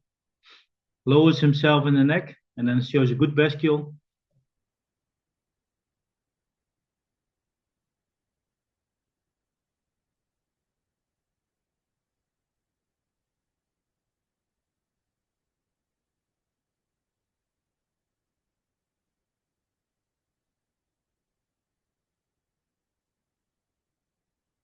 Again, big canter, but also able to shorten the stride in between the jumps.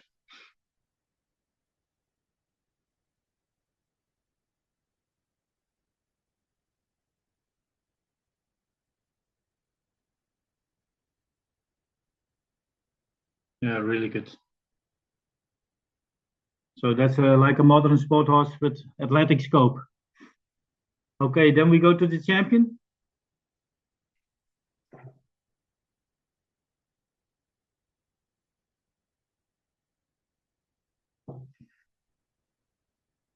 And the champion is called Crescendo. He's by Chacon Blue. Then we see Elvis de Put. Then we see Indoctro. So also really good standings in the pedigree. And you can see it already on the picture that this one has an unbelievable use of the front. So very good lowering in the neck and then unbelievable use of the front leg. You can see that. The knee is even above the horizontal line. You can see that a lot over there. And we can also see it in jumping. But I think this one was the favorite of the audience. Really an eye catcher. We're going to see him on the video. You can start it now, Kelly, if you want. But it was a favorite. He could also, we showed him also in hand in trot with premium stallions, and he also had a really good trot. So it was a very athletic horse, this one. Striking type.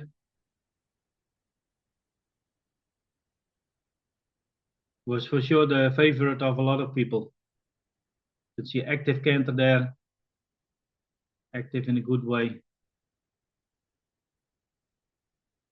You can see his front leg already, his knee really up in the front leg. I think his sire Shikumbu is also really interesting for the breeding. He now gives a lot of sport horses with very good technique, very scopy horses, good length, all of them have very good reflexes. You can see there his front leg technique again, it's unbelievable, really high in the knee.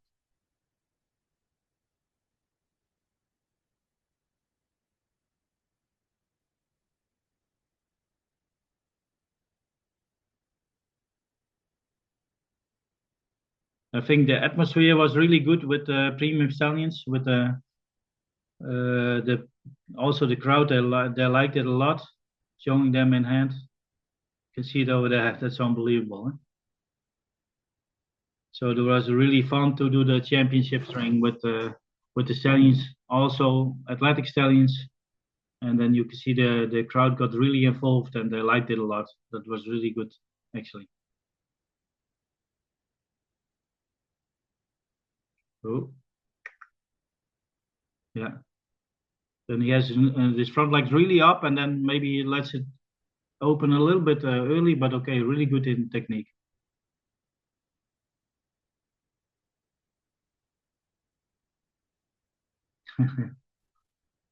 Yeah, that was fun, Drew, the stallion. So we had a really good championship ring, I think, with 6 complete stallions who performed twice really good.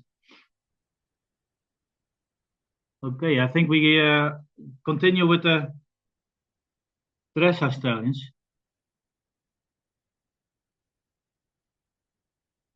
Rebecca, you have a question, but I cannot read it all, actually.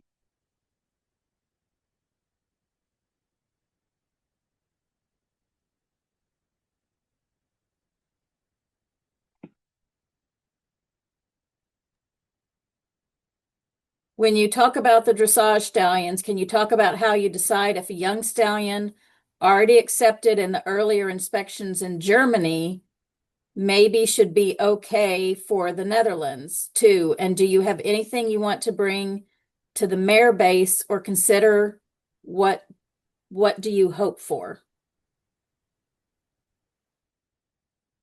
I'm not sure I fully understand your question, actually. Can you repeat it?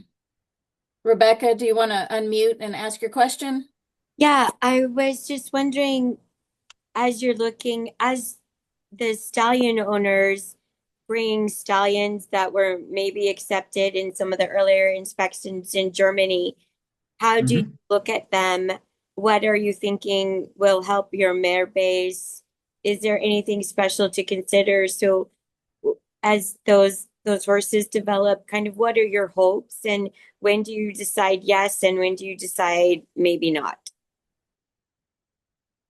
Well, I think in general, yeah, we select on quality, of course, the same quality we like to see in Holland. But when we have some outcrosses, pedigree-wise, we're going to talk about it a little bit. For example, we had some Tracheder, but we're going to talk about it. When we see really outcross bloodlines, especially in dressage, that's important for us because the kinship, we're going to talk that also about it. That should be low for us, breeding-wise.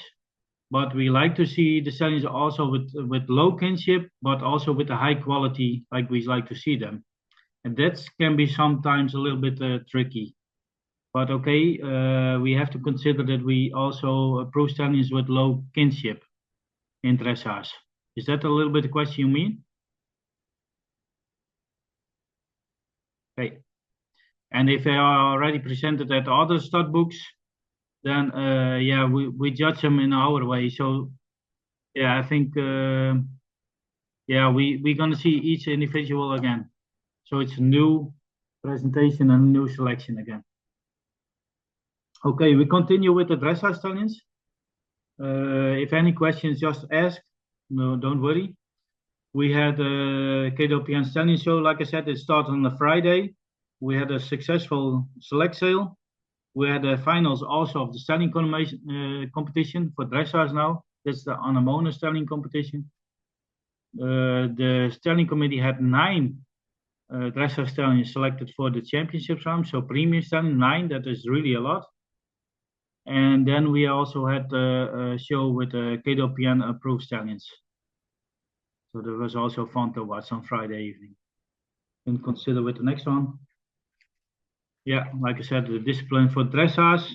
And we started on the Friday. You can go to the next sheet. We start on the Friday with the second round of the second viewing actually. And we had the presentation of the selected stallions. They with dressage we also show them in hand the selected stallions. In jumping we don't do that anymore because we think in jumping the trot is not that important. But in dressage they are still presented in hand. Gives us also a lot of information. We had a final of the stallion competition. We had a presentation of the stallion competition again.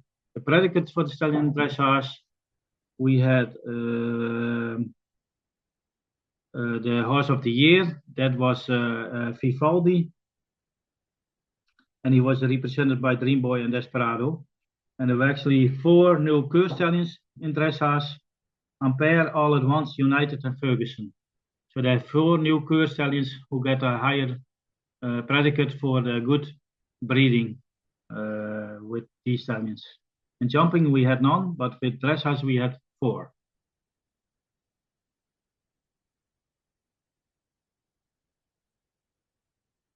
Judith, I'm sorry, I don't know what you mean.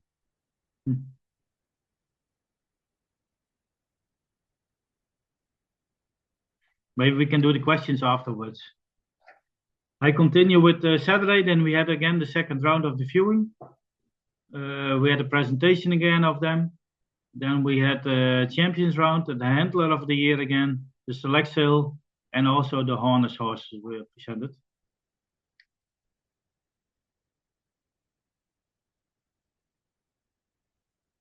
We had the same sheet again.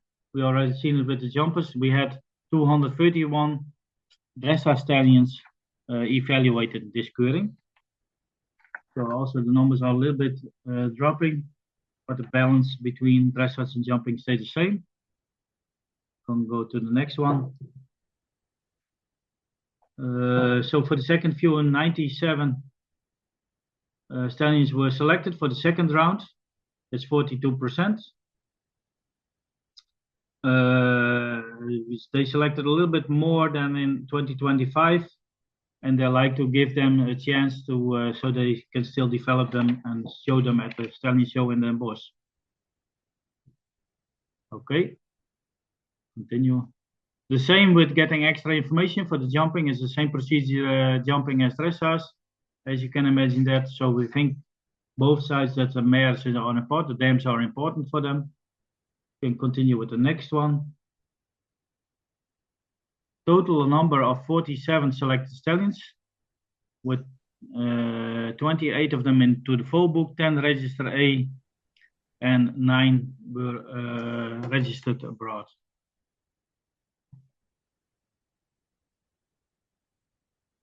These are the ones who are registered abroad, and where we mentioned it, especially with dressage, we think that's a low kinship again.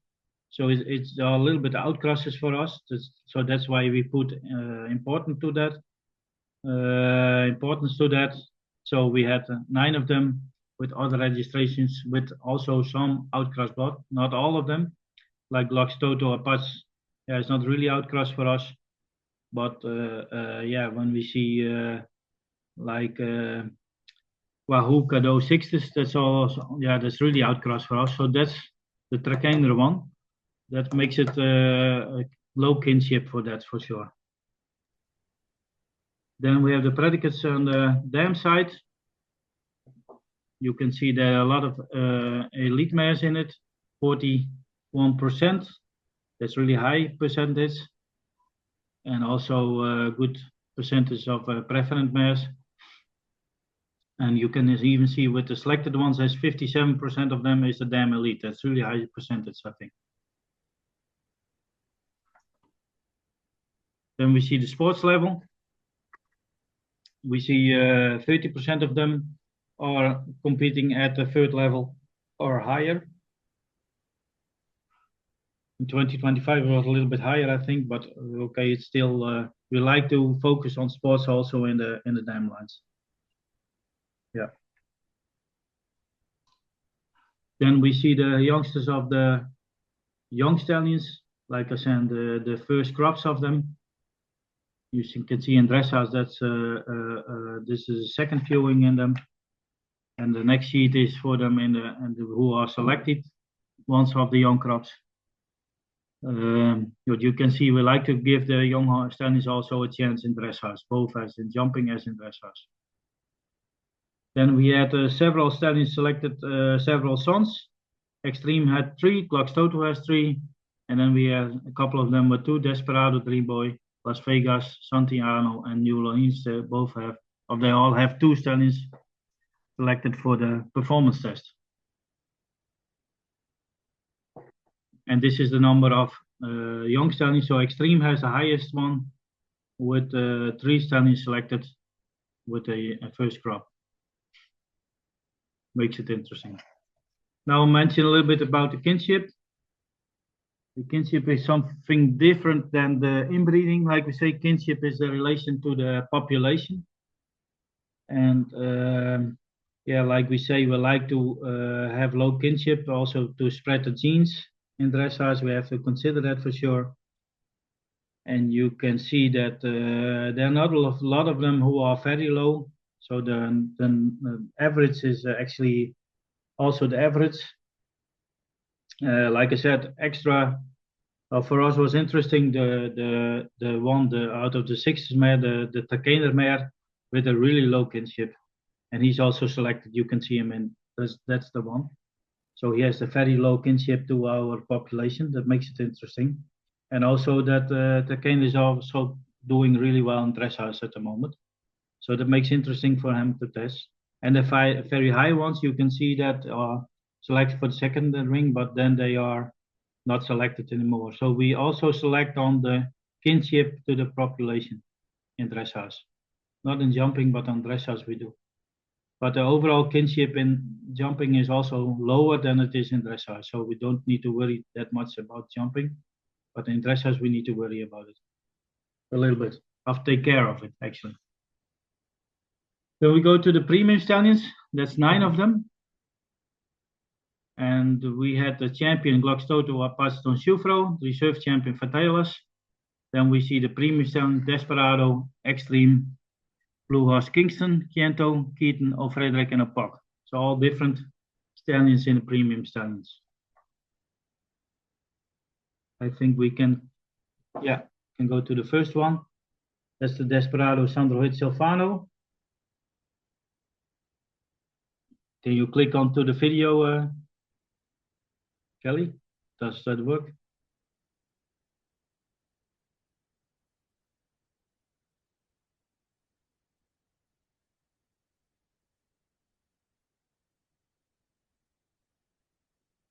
Number 319. Thanks a million. Fokkers registreerde Vinnie Dudley uit Leiden, MT Stevels en de I-kaptein graag in de piste.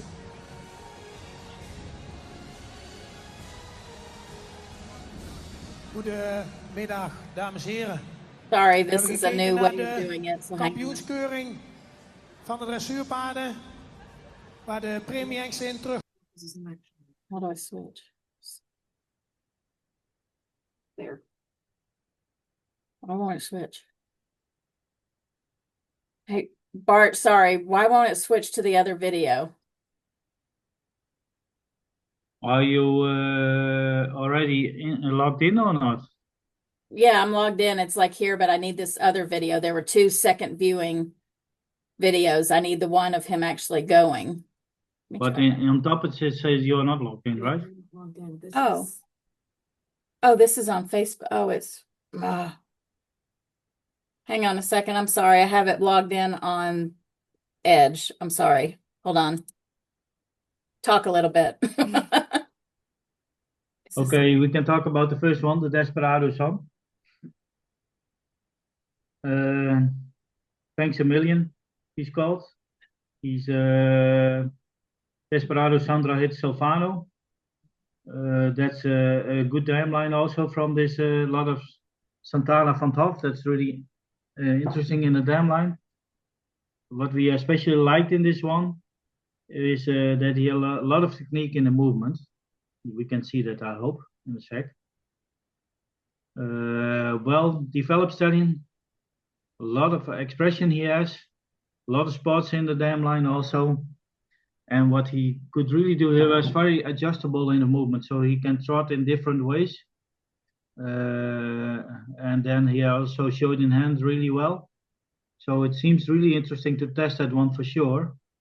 But like we said, his adjustability in the movement was really good. It would be good to have a video with it. It's coming, sorry. Registered under the name of... There it is. Sorry about that.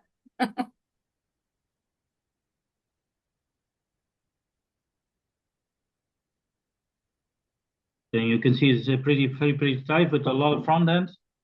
Long neck, well-shaped neck, also good top line this one has. And you can see already the articulation in the joints. Big stride canter, uphill. Good technique in the trot over there. And also was always with a nice use of the neck. Powerful there, easy change.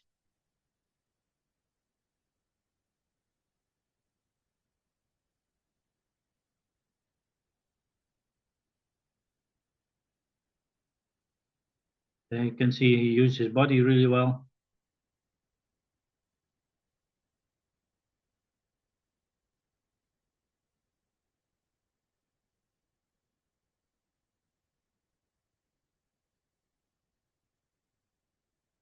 Nice technique over there. His hind leg is always there with good bending. And like we said, he can lengthen and shorten his stride easily, both in canter and trot. That's nice over there. Good rhythm, good balance. Okay, I think we need to speed up a little bit, Kelly. We have 9 to go, premium stallions.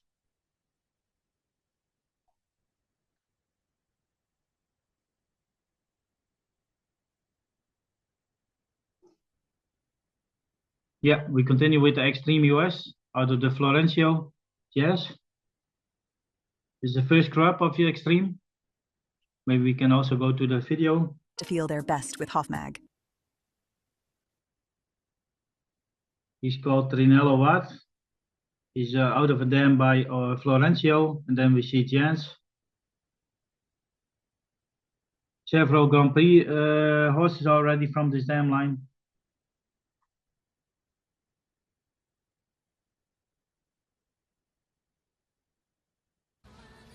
We can see a long-legged, long-lined horse. Hengst nummer 300. Dressage type again. Long neck, well-shaped neck. 50. Well-positioned neck also. Good walk over there.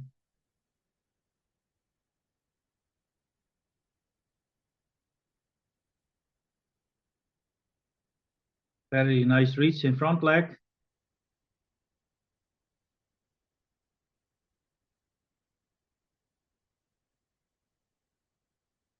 Big stride canter.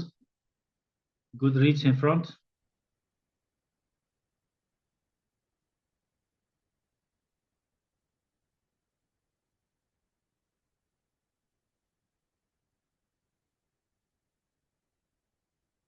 Oh.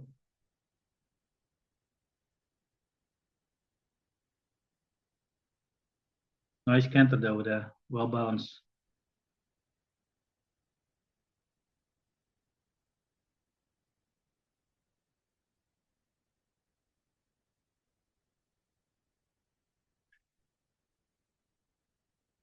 There he goes in trot. You can see very good technique in the front leg, like his father Extreme. The same, has a really good use of the front leg. Good reach in the front leg. It seems to be a really supple horse, I think. Adjustable again. Good change over there. So also big frame stallion with good techniques in the movement.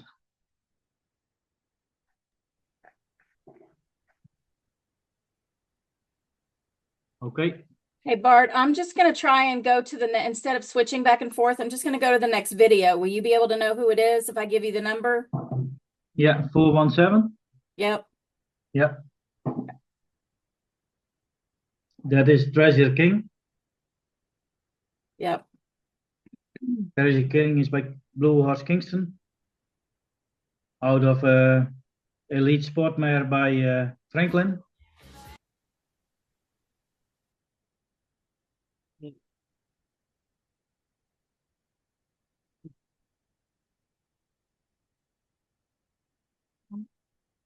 This isn't the right horse? No, I don't think so. Oh, hang on, I'm on the wrong horse. You press the next button. Is this him? Yeah, this is the one. Okay, sorry about that. So I think type-wise you can see Franklin in it. Oh. Franklin was also a well-muscled stallion. Also with, you can see a lot of technique in the movement with this one. Strong build stallion, good connection in top line.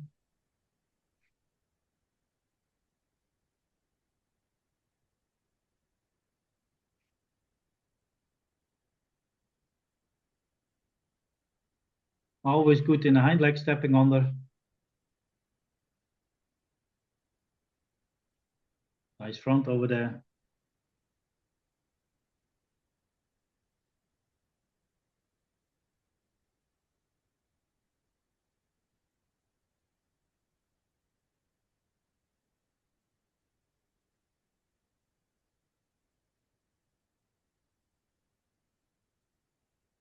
What's interesting on this one, I think, is that he always trots and canters in a good way with a good use of the hind leg.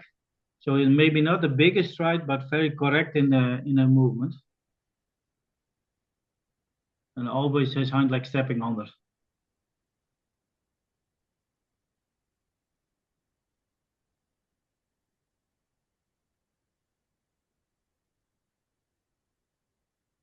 See, good rhythm over there.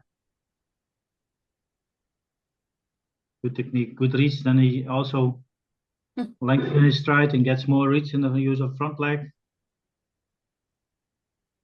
Yeah, he reminds me a lot of Franklin, actually, this stallion.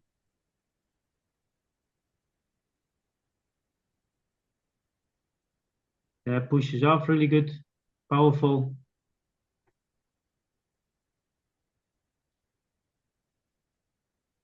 Yeah, nice. Good technique, good rhythm, and powerful Mugeyo movement. Okay.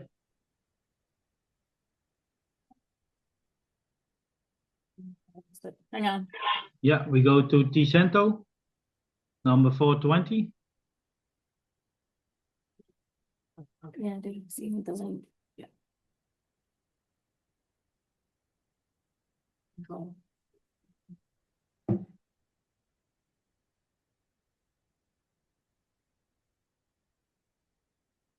Ticento is by Kento, the world champion Kento, and then we see Craig. See, this is a really striking type, I think. A lot of posture, a lot of long neck, well-shaped neck, really expressive in the neck, I think. Very expressive type, this one is. Wide-footed.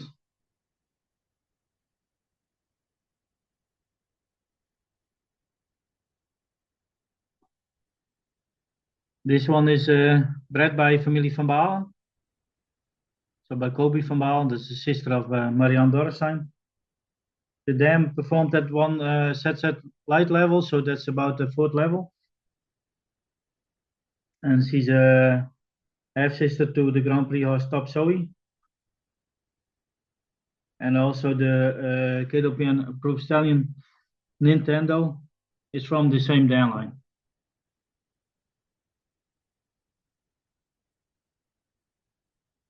So he's very striking type, very pretty type, uphill in the movements.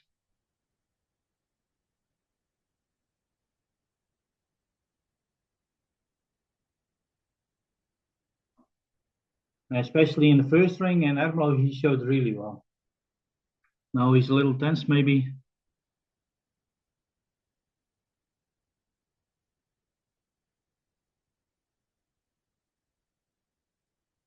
It's going to be an impressive horse under the saddle, I think.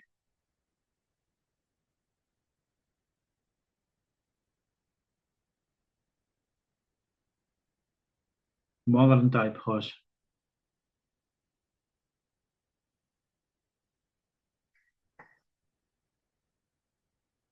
Little tense in the canter over there, maybe. Little fresh. Okay, we continue with the next one, 421.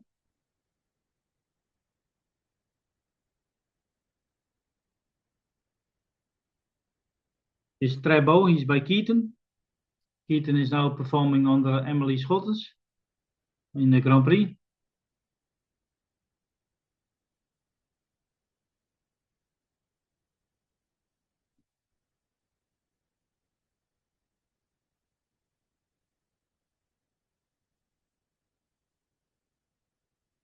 So this Keaton, and then we see first Romans here.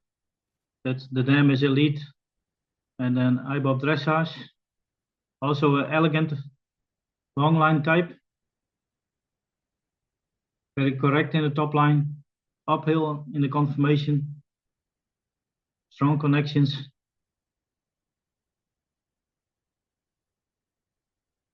Uphill in the movement always, active use of the hind leg, bending a lot. Right-footed.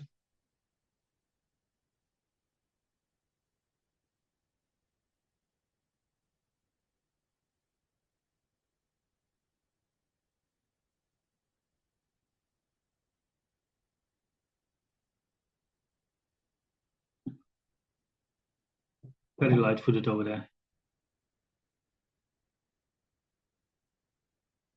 A lot of bending in the use of the hind leg.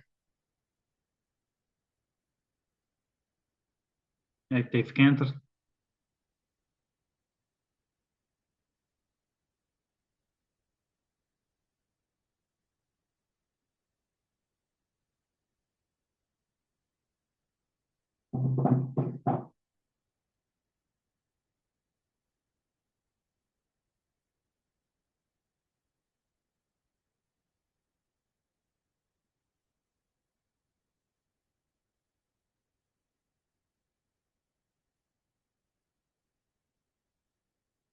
With the rhythm over there through the turn. That's really nice. You can see power from behind leg. Always uphill in the movement. Nice. Starts to canter easily. Also powerful in the canter. Okay. Continue with the next one. 479, I think it should be.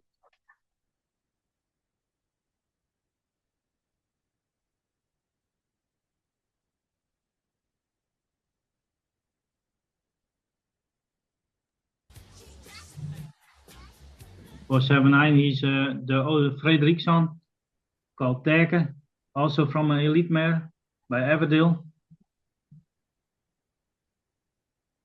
Also, this one has a nice front end, correctly built, athletic build.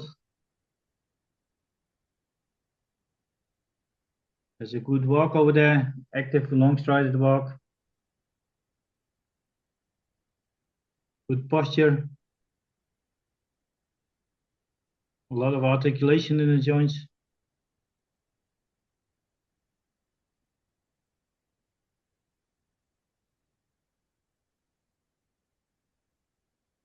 It's interesting on this one that the dam Nova Liz, she scored a 84 in the IBOB. A really nice score.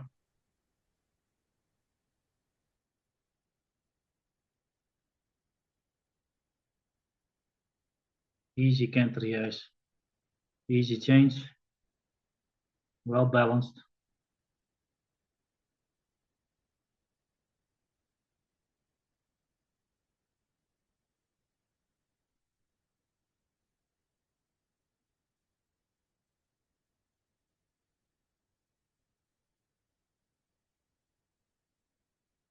You see a lot of articulation there in the joints. Maybe it could be a little bit more up in the weather, but the position of the neck is good. It's good use of the neck. Okay, I think we should continue. Okay, Kelly. Then we continue with 490. Toledo. That's he's closely connected. He's a half brother of the champion of last year. Toledo is by Opoc, and then we see Lunique, the dam of the champion of last year. She's by Boston.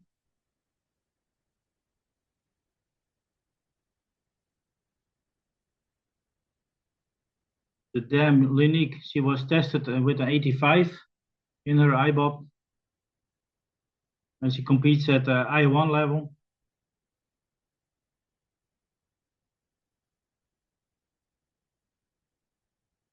Strong top line again.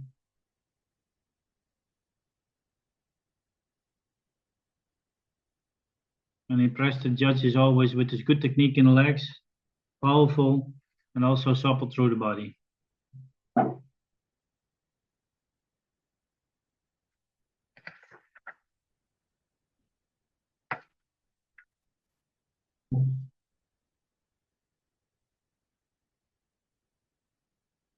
Let's see, it's a good technique, good reach in front.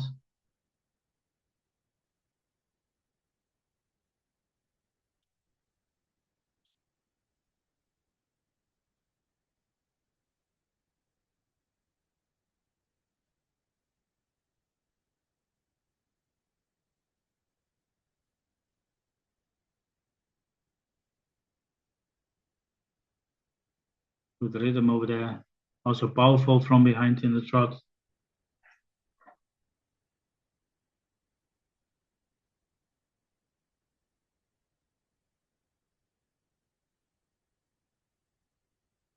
Nice rhythm over there.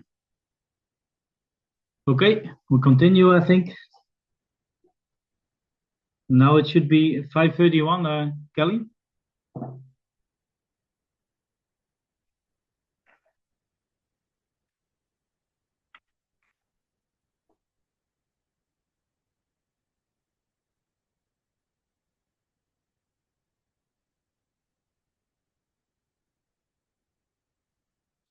So this is Farmers Junior. He was the reserve champion.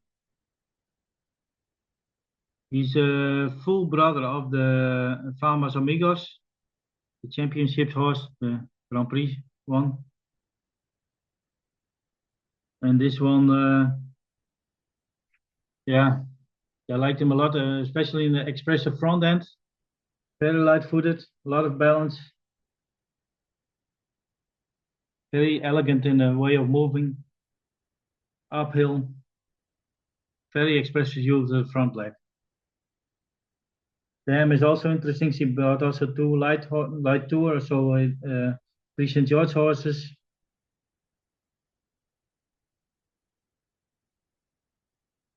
So interesting dam line with Vitalis hotline Sandro Hit.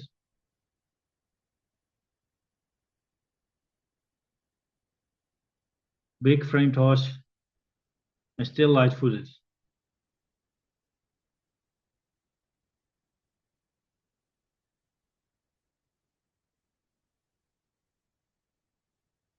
Big canter there, big long strided, good reach in the front leg.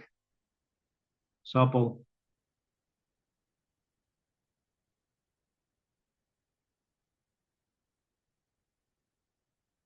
Impressive how supple he is for such a big horse.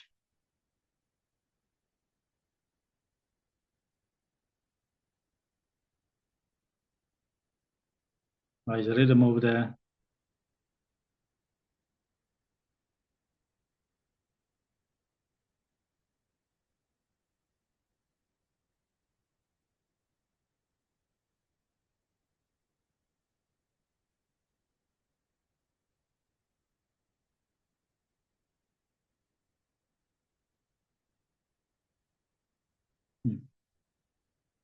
Okay.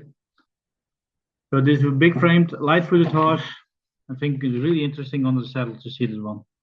Now we're going to go to 399, the champion, Tony Gold. We think this one is the total picture of it all. Very good mover, very good body, and very interesting in the pedigree. Tony Gold is a grandson of the Grand Prix mare Valle. So we see Clox Toto Apas Don Chufro. And of course, we all know Valle under Isabel Wert. She already improved herself in breeding with Total Hope Pro Stallion. And for us, this was the total picture of everything. Very good mechanics this one has. Light-footed, powerful. Very good type. Everything, yeah, there was the most complete one with type, pedigree, movement, modern type, everything was there.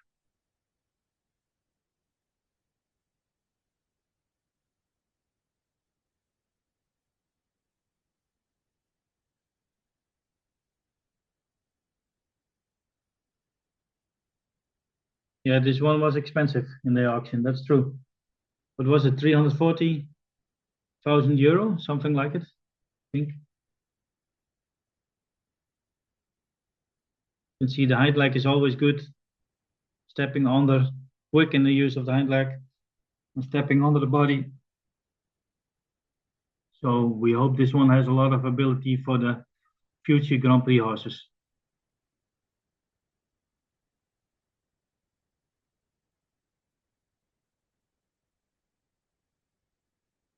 You can see the mechanics is all there.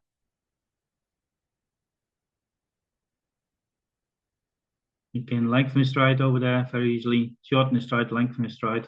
Everything is there, I think. So very complete horse.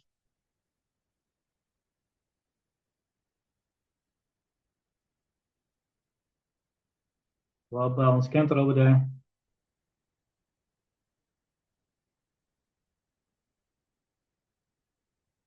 So I think overall we were very happy with all the premium stallions and with the champions and the reserve champions. I think quality-wise it was a really good curing with both dressage and jumpers. So we were really happy with that. Okay. Thank you, Bart. You're welcome.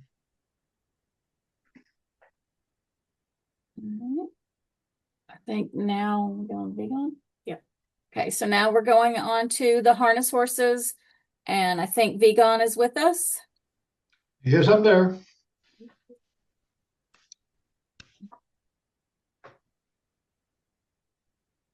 You can hear me? We can hear you. Thank you for joining us. It's a pleasure to be here online again. So good to see you or hear you. Looking forward to till next year to meet you again, of course. I will do a fast selection regarding the harness horses. Of course, the selection 2026. Front page, we see at this moment only living preference stallion Sisandro. He's very well known, also in combined driving, but also in the harness horse world. We have a lot of good stallions and good mares from him. That's why he became preferent. And if you see him, he still looks like a 6-year-old. So I think he's one of the best in our breeding at the moment. So you can continue to the next page. Regarding the selection, we had 34 this year in the first round. It's actually the same like last year, or almost the same. One stallion was expected as a follow-up for the first viewing. He was not at the first viewing. That's why he became later. 2 stallions were re-inspected. Both of them became star. 8 stallions became star and 1 provisory because his sire was a registered B. That's why we're talking about a register B stallion. And 12 stallions were invited for the second round viewing in Den Bosch. And the second round viewing, we had 10 stallions who were assessed. 6 of them had been selected for the performance test. 2 of them got a premium and 1 of them became champion. And if we look at the overview to the assessed stallions, so like I said, there were 34 presented, 9 of them became star, 12 second round, 6 were selected and 2 premium. It's almost the same like the 2 years before. So there's not a lot changes about that. And the 6 selected stallions have 5 different sires. So I think that's also good. And then we go to the kinship. We had 1 low kinship, 1 is classified low average, 1 is average high, 3, and one is high. And regarding the predicates from the dams, there was 1 registered A, 3 star mares, and 2 cur mares. Then we go to the selected stallions. I'll start with Tobias V, number 707. He's by Macho, is actually the second crop of Macho. He's 3 years old, 162. He does have a high kinship, but it's still possible to select a higher kinship stallion, but he has to be very convincing during the performance test. So it's possible for a higher kinship to be selected, but they have to be very good in the performance test. So we're really curious what he's going to do in harness. And it will start around the autumn this year. Then we had talent number 714. He's by Magnifique, out of Heroes by Grisando, also 3-year-old. His height is over here 162, but he has been remeasured on 164. And his kinship is 10.6%, so average still high. Then we go to 717 Tirolo. He's by the second crop of Magnifique. Out the star mare Nina Tave by Cisandro, also 3 years old, 162. His kinship is average still high. And then we have 722 Thomas BFT. He's by Norbert out of Ijos Keur by Mallow. Also 3-year-old, 162 and low in average in kinship. And actually his sire Norbert didn't breed a lot, so it's really nice to have a really very convincing son in hand, which has been selected. So also we're looking forward to this stallion at the performance test. And then we go to Tridalio, number 730. He's by Nibali. Nibali was an invited stallion, but not approved. He's out of the star mare Malia by Mano, also 3-year-old, 165, and his kinship is average still high. And then we have 733. He's by Onana. He's not an approved stallion. Out of registered A, mare from Avion Pierre, 3 years old, 164. And his kinship is really low. And that's also a reason for the stallion committee to invite him for the performance test because of his low kinship. And he has a nice color. Then I will talk a little bit more about the selected stallions, and I mean the premium stallions. The first one who became premium was Tobias V. So he's macho out of Yalinda Elara by Ebert. At the bottom there's a video from him. If you go down on below the picture. Oh, that's one more, one above, yeah. Aantal zeer interessante paarden. We'll see him move. In het mennen.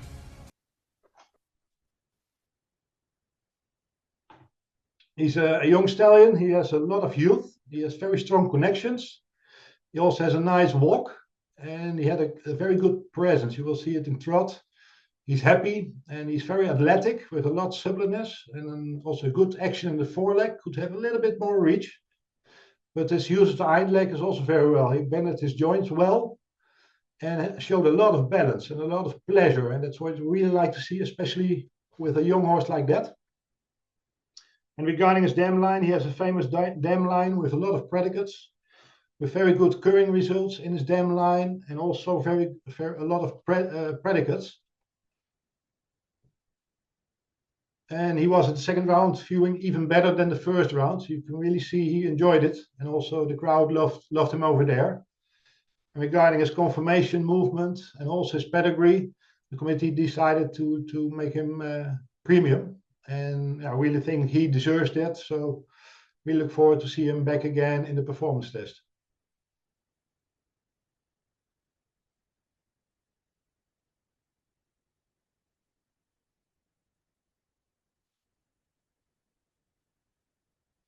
We can go to the next one. So the next one was got premium. It's 714 Talent, and he became the champion.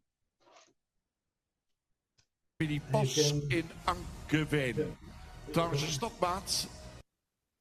From the first second, this stallion was really a harness stallion. In every way, if he stands, if he walks, if he trots, he's always a harness horse. Always with his front upright, just like we see the overall picture. As you can see now, always his neck is upright. He has a lot of balance as well. Has a very good foreleg technique. Has a nice long neck, a good shoulder, a good withers. Also good top line. It's a very good use of his foreleg, so has a lot of action, but also a lot of reach. And he has a lot of stallion attitude, and that's also what we like. And of course, everybody likes the color as well. And yeah, we believe regarding his pedigree is also very good, out of a famous dam line with a lot of predicates, also a lot of sports. So he was very convincing, and that's why the committee had the opinion to make this one premium, but also champion. We like them really, really a lot, just like the other premium stallions. So we believe we have a nice selection for this year. And it might be possible that some other stallions from the past also will be at the performance test, but that's the moment we can select them on in autumn again. So each second, his overall picture is really like a harness type we like. And I think the public, the crowds agreed with us that he became champion. And then, yeah, there is a lot to do before the performance test starts. I think Bart will told you also a little bit about it, but actually for the harness horse is actually quite the same. So they must have met the requirements for prog, rowing, and seaman. And before they start the performance test, they have to be presented in harness 3 times before. And at the first time, also star and second round stallions who didn't get an invitation for the performance test can be presented in harness again to get an invitation for the performance test. And if they get selected, they will be equal like the already selected stallions. For example, last year we had a few older stallions who were presented in this way and eventually were approved. And when the performance test starts, the stallion committee will make a final decision if the stallion will be allowed to join the performance test or not. And of course, a vet check is also required before starting the performance test. And our performance test will take about 28 days. And it's still quite short, especially when you look at all the stallions who have been competing in sports. You always want to get them back to the natural talent, because natural talent is the only thing which is natural breeding. So that's very important for us. And of course, we give points during the performance test, and we score them on front, posture, suspension, foreleg action, use of the hind leg, enthusiasm, workability, and trainability. Very important also regarding combined driving. Everybody wants a horse with a nice character.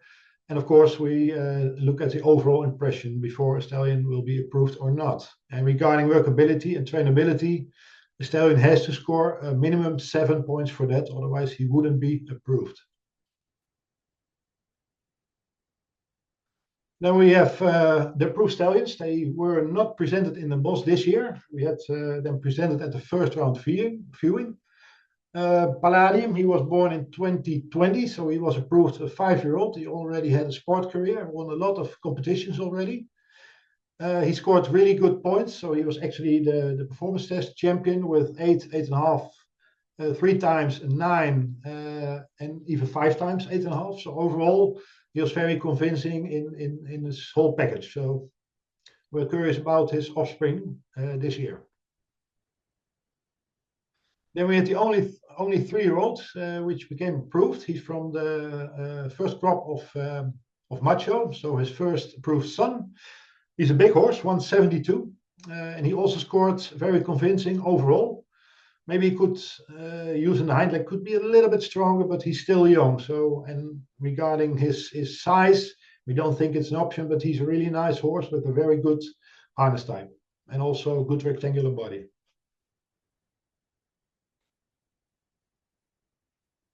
And then we had another stallion, Pavarotti. He became also approved at the age of 5. He also had competed in sports with good results. His height is 166, so let's say average. And his his performance test was overall convincing, but he could have a little bit more posture. But overall, regarding all his scoring points, they were convincing enough. And of course, this stallion is quite low in kinship, so this makes him also very interesting.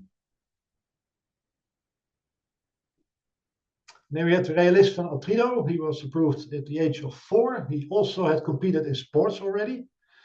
So we knew that also regarding the performance test. He was performing well. He's also a big stallion with 171. And overall, he was also convincing enough with an 8 for enthusiasm and workability and trainability. Also, the suspension was very good. He could have a little bit stronger use of the hind leg, but overall, we think he's, I think we believe he's good for the stallion selection, and he also has a sire with a very low kinship, so that makes him also very interesting. And also, his dam line is a very good dam line with a lot of predicates. And that's about it. So it was fast, but if you have any questions, let me know, please.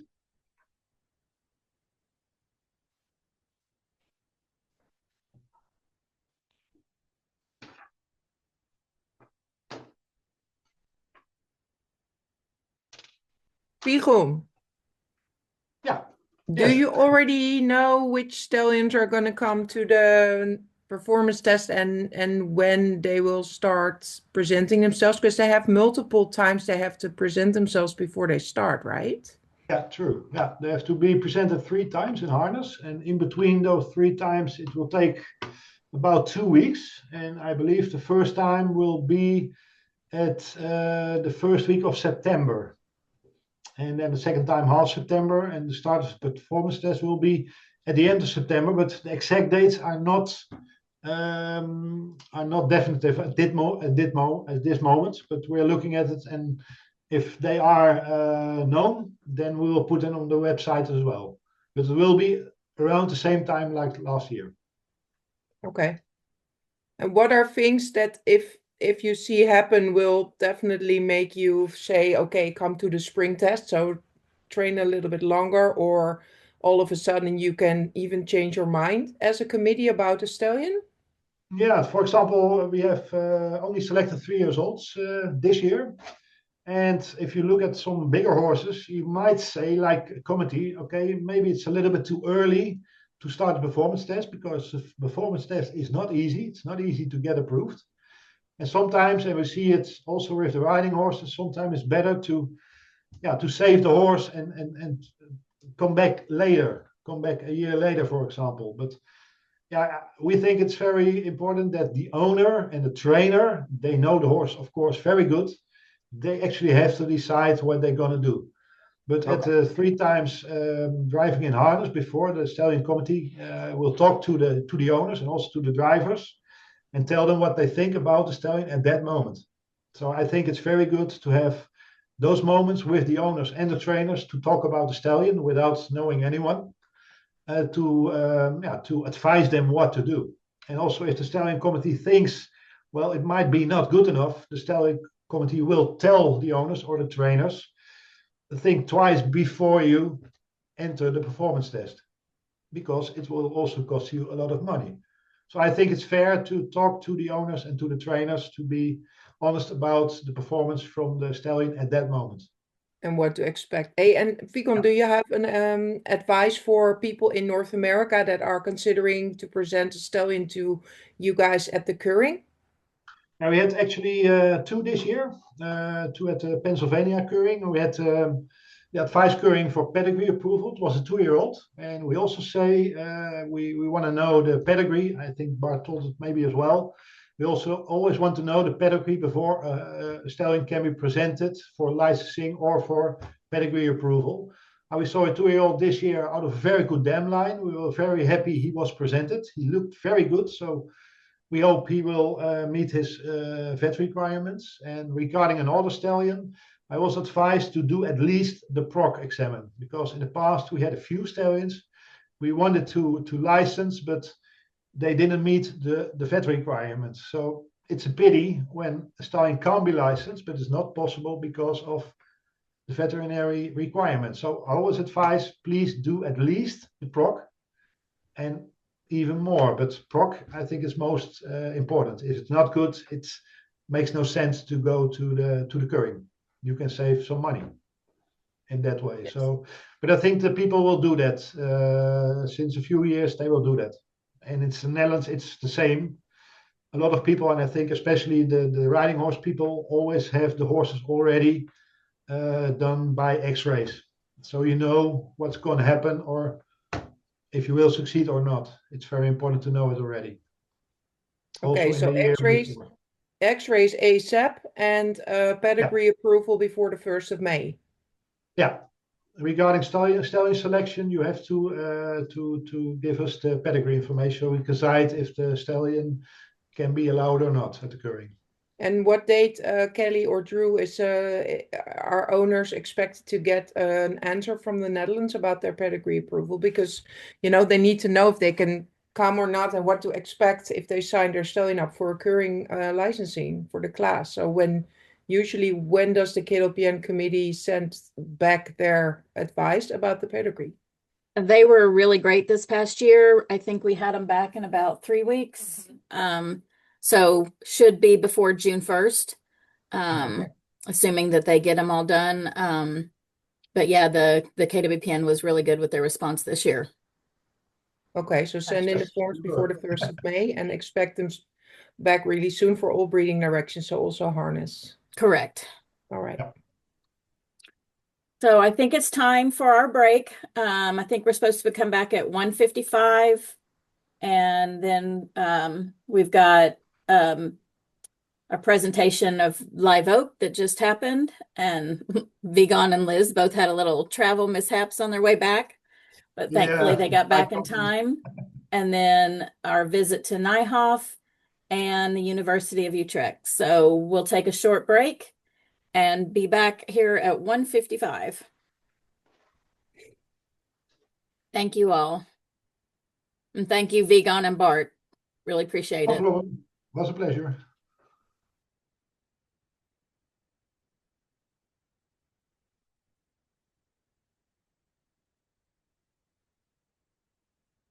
Why isn't it playing? Why isn't it playing?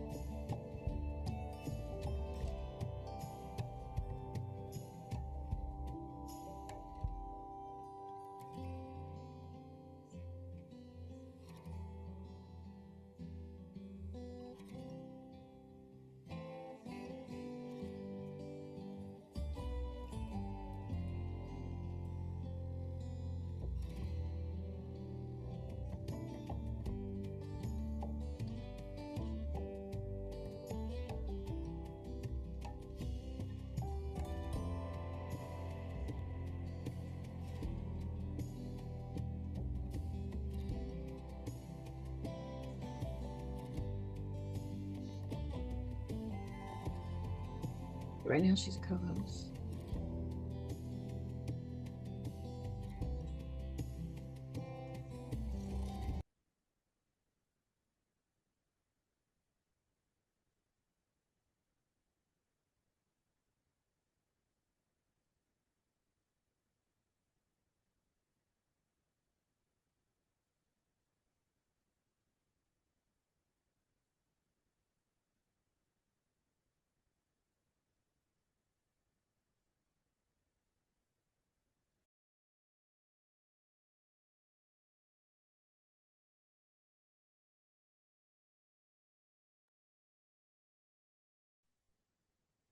All right, I think we're back, everybody.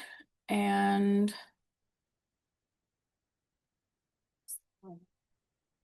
next we'll have the live oak. I gotta take host back.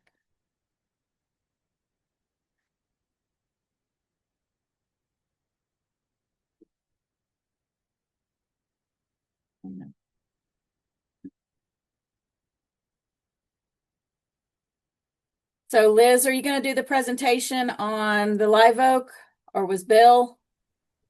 No, I can do it with Bill, but I don't know if Bill's on there. Bill, are you there? I'm here. Oh, good. Do you want to do it?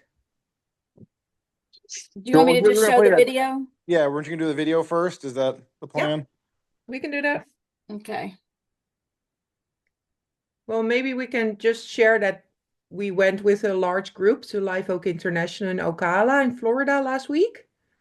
There's a big combined driving and jumping event hosted by Chester Weber and Chloe Reed. And 2 years ago, we went there with a group of harness horses and did the harness horse, Fine Harness Horse Cup. And now we went again. And we also had a sponsor booth for the KWPN-NA and ran an ad in the host program and everything to really promote the KWPN horses in general. And of course, the harness horses, because many of the combined drivers use harness horses in their teams. So we'll show you a little video of our week there, and then we can talk about it a little bit more.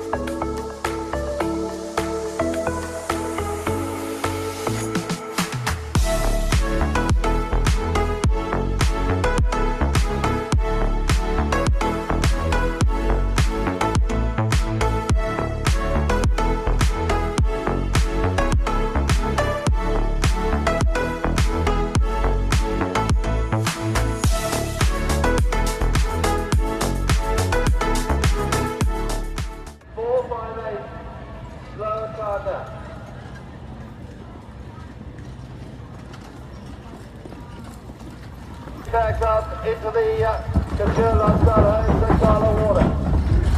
Such a mainstay in the Gulf is Tommy Unit, and James Backup is in the water. Such a mainstay of the United States Equestrian Federation. Backup is that's a really difficult test through A and B there. And the front line any minute. You look at the control of his such warblers of Backup. Really superb control. Lovely high head, Lovely high action game. In phase 3 of the combined driving competition, the cones.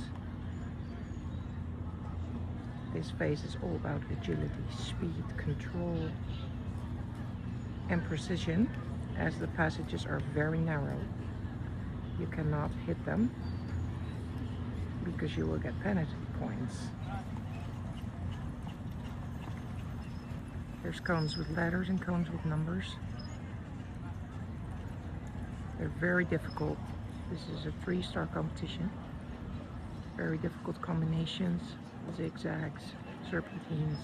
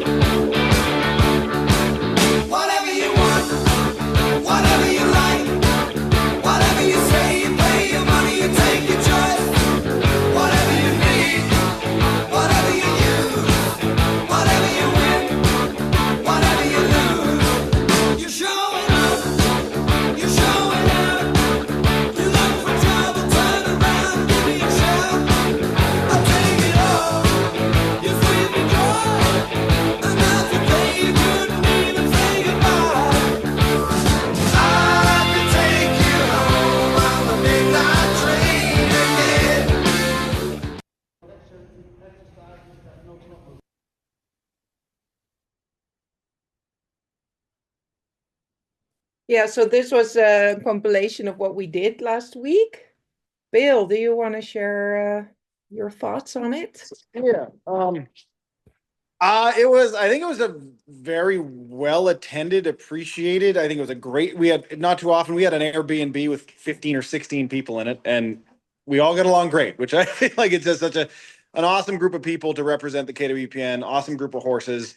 I think Chester really enjoyed himself, so I think that bodes well for, continuing to go there and be welcomed back there. I think it was, we had a lot of activity in the tent, and, people coming asking questions, people interested about horses, even people that had bought horses, and, I had a little sign with an athlete picture on it, and I have a son of his, or I have so, it was really interesting to kind of see how many people were connected to the harness horses that I didn't even realize. People that, maybe have horses that, you think you kind of know, it's such a small world, the harness horse industry, but going down there made me realize that there's a few more people out there with harness horses that are involved in kind of in the periphery more than in the people showing, but it was encouraging to see how many people took interest.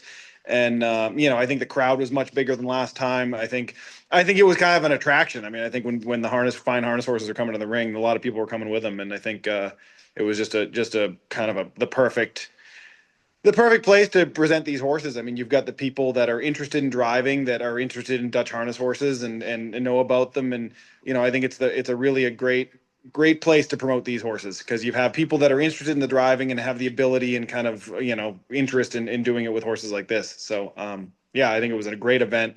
I couldn't say better things about the group of people we had there. It was just everyone was helping each other, everyone was supporting each other. I mean, yes, we're competing, but we're really a group, and we're trying to help each other out and do everything we can for each other. So it it was a pretty cool experience. And then like Kelly alluded to, we had some travel issues, and I was driving home. A lot of people were stuck in airports, and it was really nice. I drove home from Florida, and I can't tell you how many calls I got from people checking in. How you doing? How we were called checking on each other. So it was a really kind of inspiring trip to see the quality of people and horses that we have working at this. So it was pretty awesome. Yeah, I kind of like to hear Terry's perspective. I don't know, was that your first time going to Live Oak? And what did you think as a non-harness participant? Oh, I had just the time of my life. It was so much fun. As Bill said, the people were amazing and we just all got along very well. A lot of interest in the KWPN and a lot of people coming by the tent, especially when it started raining. We had huge groups. We were the most popular place in the whole. Bad. But yeah, I will go back every year that they have it if I can. It was truly amazing. Got me very interested in combined riding and the fine harness horses. Yeah. Very good. Thank you. We really appreciate you going and helping. Yeah, no problem. It's a blast. Yeah, what I think was also really cool was how Live Oak team, like Chester and the media team, how they really helped us promote the KWPN horses, like the announcer. Each time when there was a combined driving horse in the ring or in the marathon with a Dutch Warmblood, he kept emphasizing, like, with his team of Dutch Warmbloods, KWPN, and like each time you would hear it over the microphones, over the field. It was very cool. It became like a KWPN thing as well, like there was so much promotion for us, and not just the harness horses, but just the KWPN in general. And I thought that was very cool. Yeah, I like to hear Vigon's perspective too, because he flew all the way there to be the judge for the group. Absolutely. What did you think, Vigon? I know you'd been there in 24 as well. Yeah, true. I really liked it a lot. So when I heard Live Oak will be with harness horses again, I didn't hesitate. I said, okay, I will be there.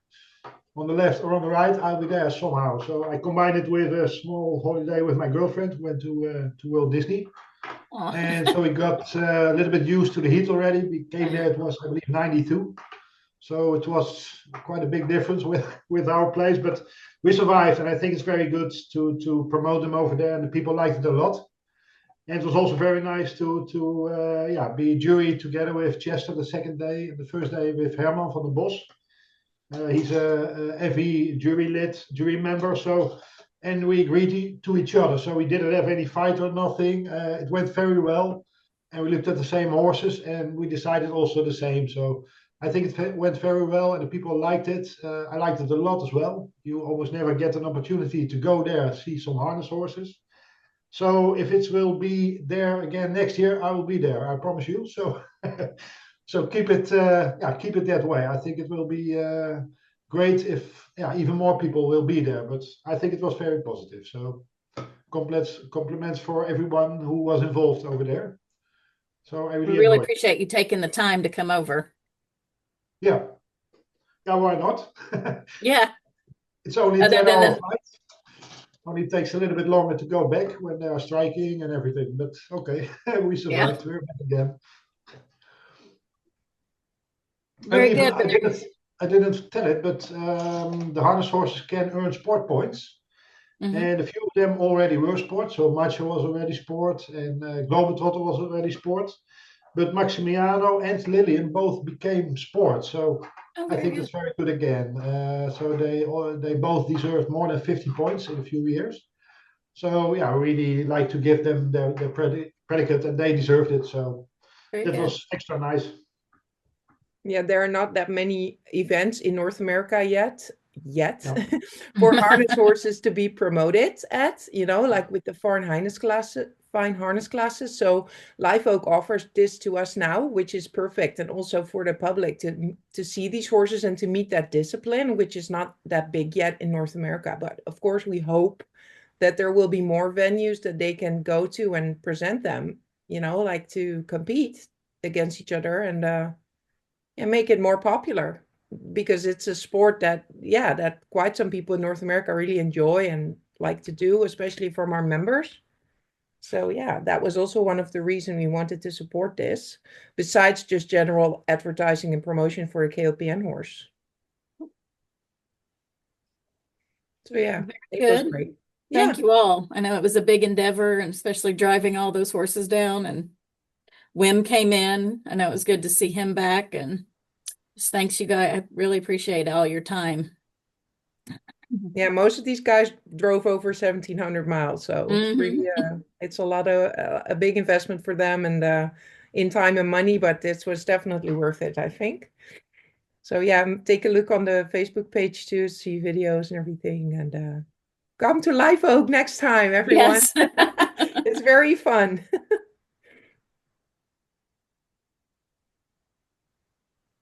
Well, very good. Well, next up we have Tracy presenting our visit to Nyhoff. Tracy, do you want to talk first or want me to go ahead and play the video?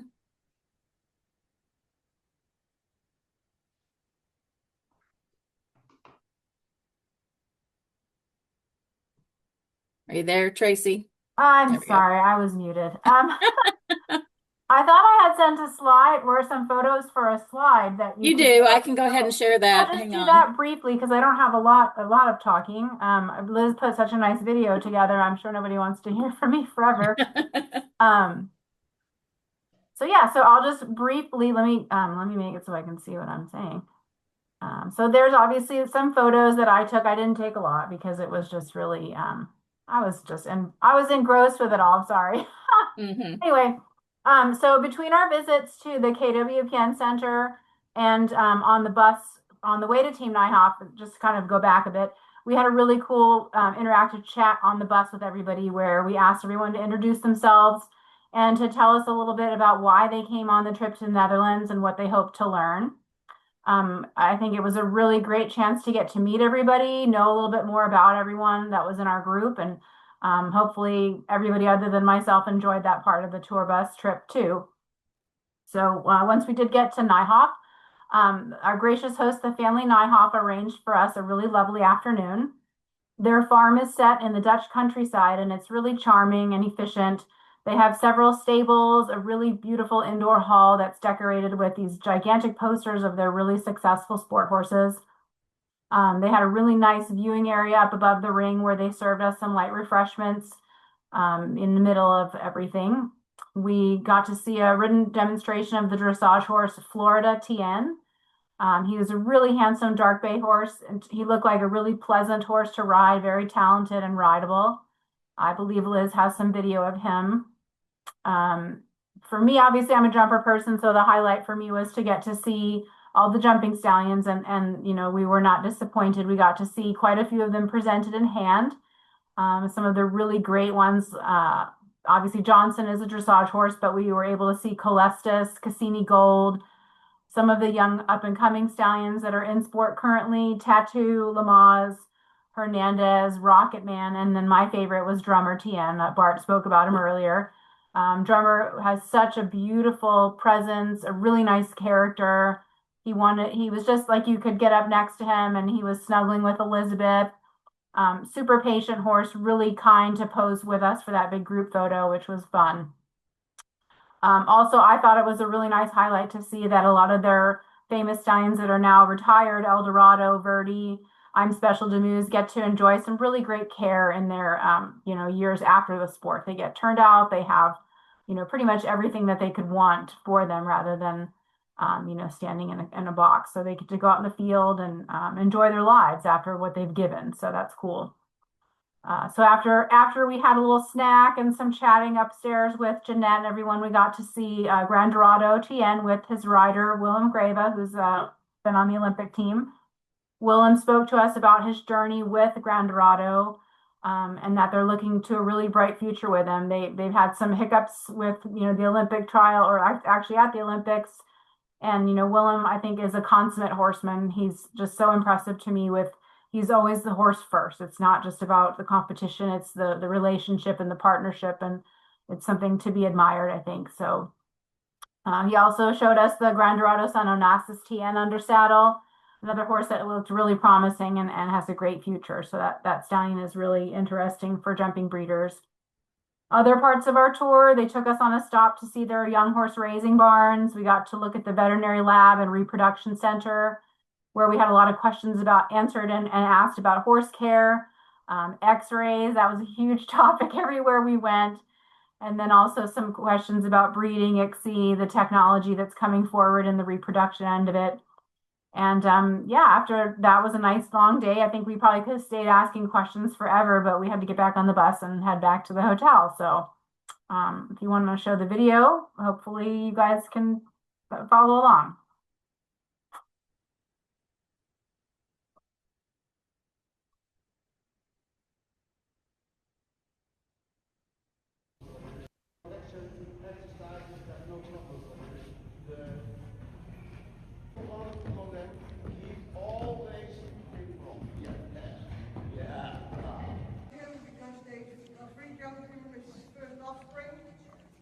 That looks very, very spectacular.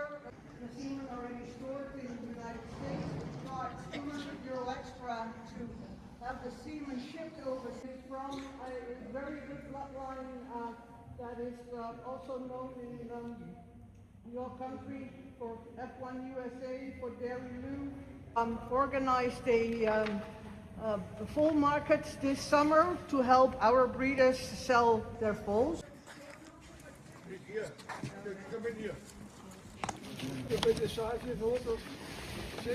Luke Beerbaum from Beerbaum Stables.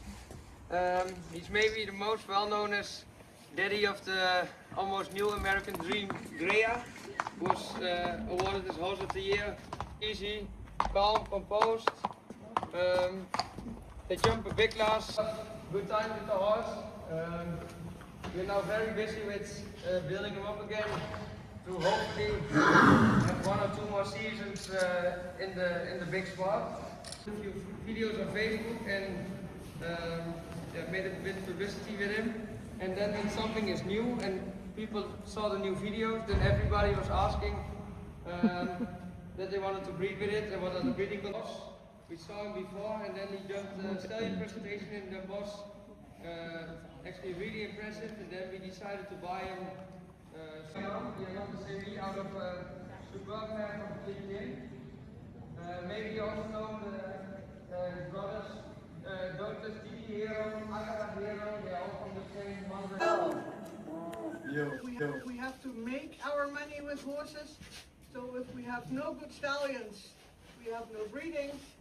If the stallions don't breed well, the breeders don't come back. So for a 2.5-year-old, coming 3-year-old that is still growing, but the tendons are not full grown, but the muscles are still undeveloped, it's quite difficult. So also some of the good horses get kicked out because they get muscle ache, they get sore, they start to be difficult for that reason, and there's no other thing than the judges can do to send them home to protect the horse. So it's not always that they were not approved that it's not good, but it's So now I looked it back and it's better. I think it's better. Also, you can test them better. Right? They're a little bit older. They have a little bit of break. They can start a little bit later. KWPN, it's like people are upset because they got a second premium, or so it's from that point. But I think from a breeding point of view, we are far ahead because we select, we give advice, we tell the breeders what the plus points are, what the minus points are from their mares. Yeah, you're all familiar with him. He's world famous horse actually. He jumps super fast. And every breeding man needs to have enough blood. He makes exceptional jumpers. You do have to have a little bit of patience. Also, to be honest about that, he is a very shy horse. He's not all think that he's a bully, but he's more a little bit shy and suspicious. And once he trusts you, he does everything. And that's also a little bit with his offspring. National artists have some good offspring from him. So I think he's a very big, good asset in our breeding.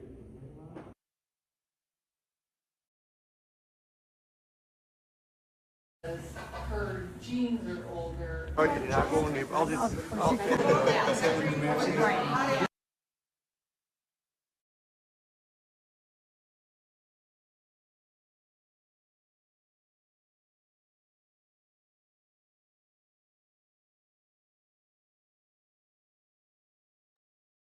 Very nice video from our Nyhoff visit. Thank you, Liz. And Tracy for presenting that. Are there any questions? I think Liz put a little note in there about the Nyhoff stallions. Yeah, so if you look in the chat, you can see that the Nyhoff stallions are almost all available at Keswick Equine with frozen semen, and it goes directly through Nyhoff with a contract. But they are not activated with us. But with the new rule about activation, if you register your foal fast enough, you will pay a normal registration fee. So take a look at that website if you're interested in using any of those stallions. Okay, so next we have Kathy Hickerson presenting her review of the visit we went to University of Utrecht. And you're up, Kathy. All right, thanks.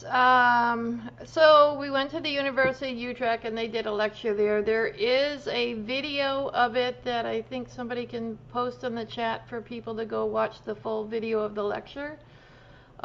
This picture here of the traction actually grabbed me because we had Farrington at our farm, and he was at the University of Utrecht when he broke his leg at Kobe van Balens for a month in traction. And so I thought this kind of touched me a little bit. Go on to the next one. So they talk, I just a few points that I'll throw in there that I thought were interesting. They talked about a semen evaluation, what was good, what was bad, and this was a nice little chart to show where the dividing line was when they do the morphology.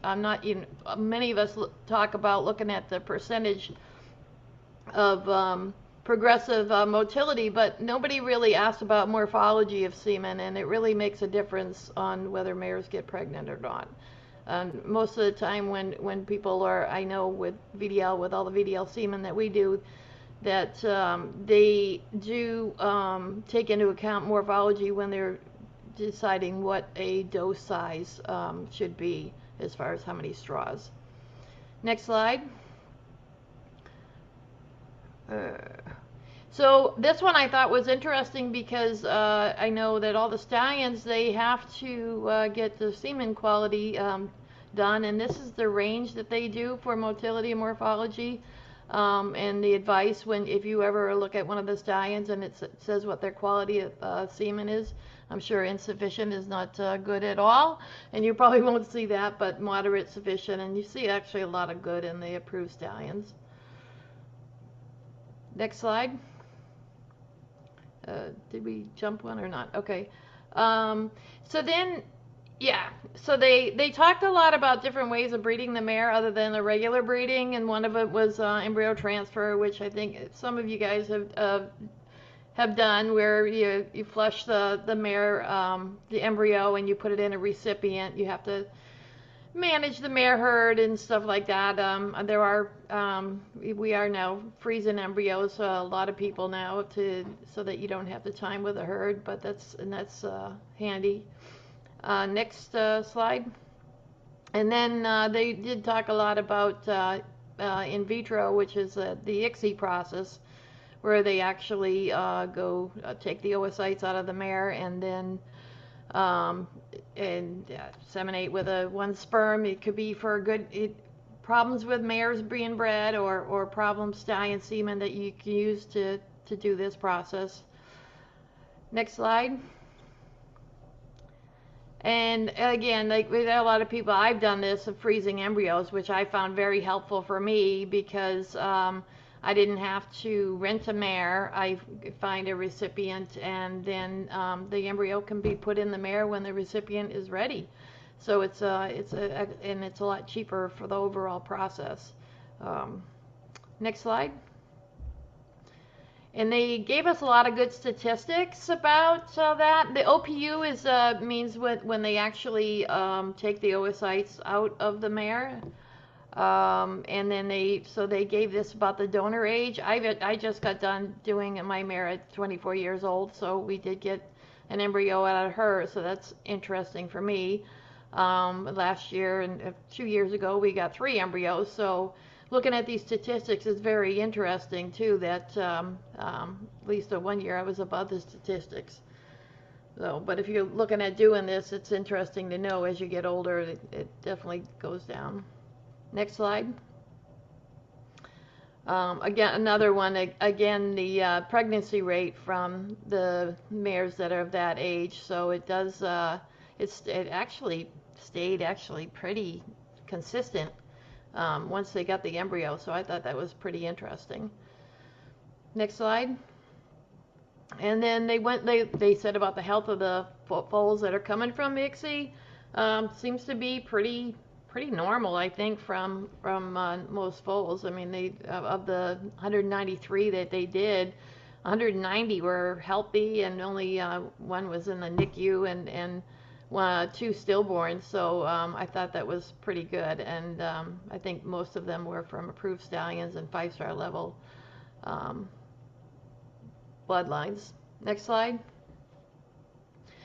And one thing I found out in doing the ICSI process, I had no idea that if you get by an embryo, there is a possibility it will split into twins.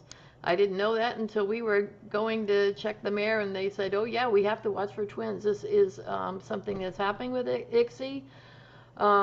So, and I guess it's a, well, 1.6%, but it's something that does happen, and people that are looking into that need to know that. Next slide.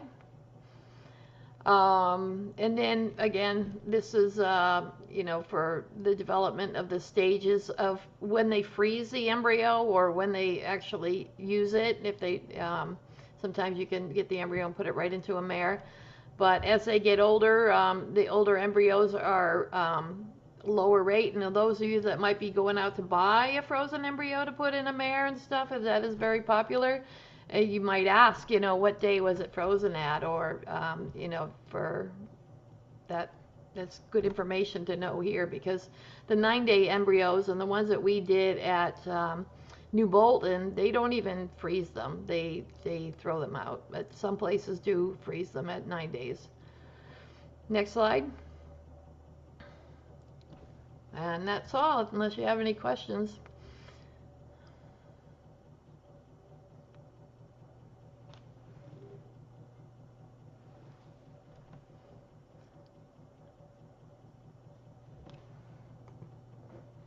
So no questions on that one. Just a note, that's always been something that's very interesting to me. I loved that presentation. It was very informative, and I think with the video, we can share it to our members. We just can't put it out there on social media, but definitely worth a watch, in my opinion. It was very informative and a really, really good presentation. Yeah, I did post all the slides on my Facebook, so if you want to go back and look at it there, you can see it there. I should mention, though, in my earlier presentation of EDL Stud, I didn't really say that, they were very accommodating to us and everything, and probably should have posted a link that their frozen semen's over here, and they do activate at least one stallion. So, yeah, just thought I'd say that. Okay, so the last part of our presentation are our awards. One of the reasons that we did this virtual part 2 was to be able to be more inclusive with all of our award winners. Not everybody can go over to the Netherlands, so Drew will be doing the presentation, and I'm going to turn it over to her.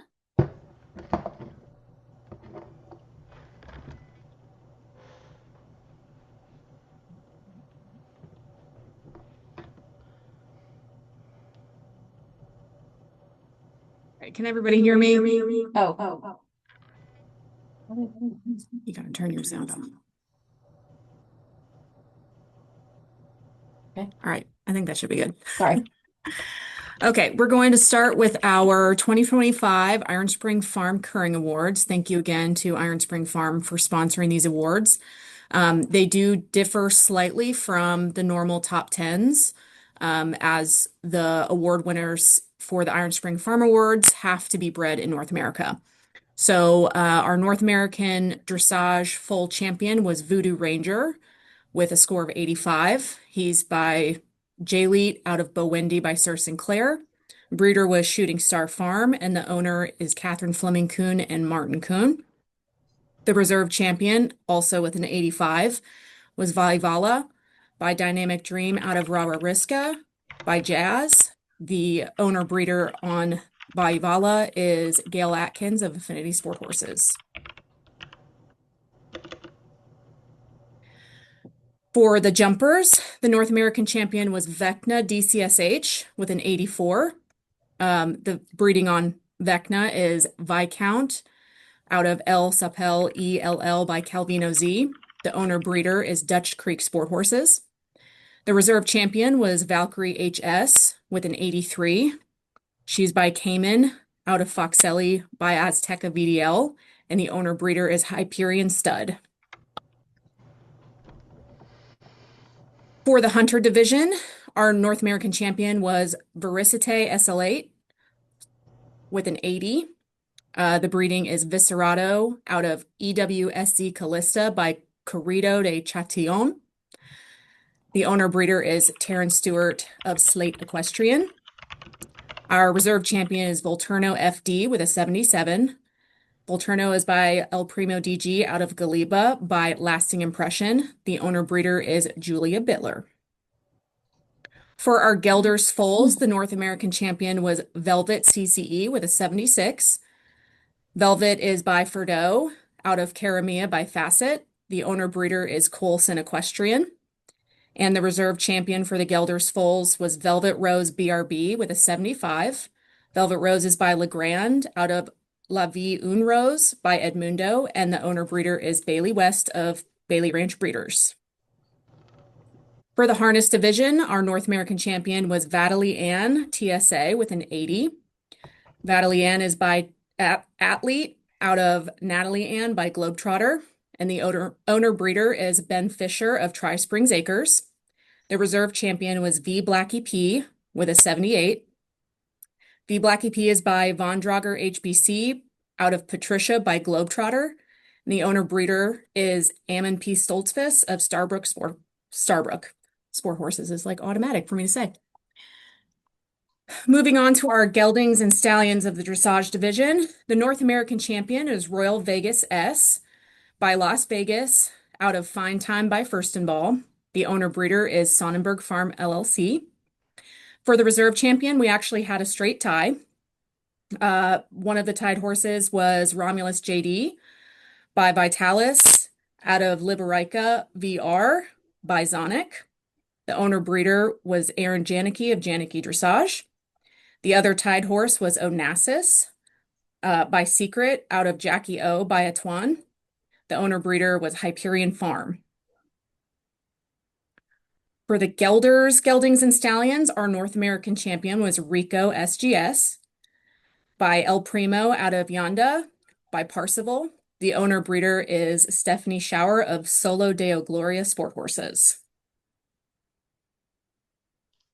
For the Jumper Geldings and Stallions, the North American champion was Samson VF by Carrera VDL out of Notorious VF by Messenger VF. The owner breeder is, of course, Valleyfield Farm. And the reserve champion was Spitfire VF, also by Carrera VDL, out of Bambi by Thunder van de Zuidhof.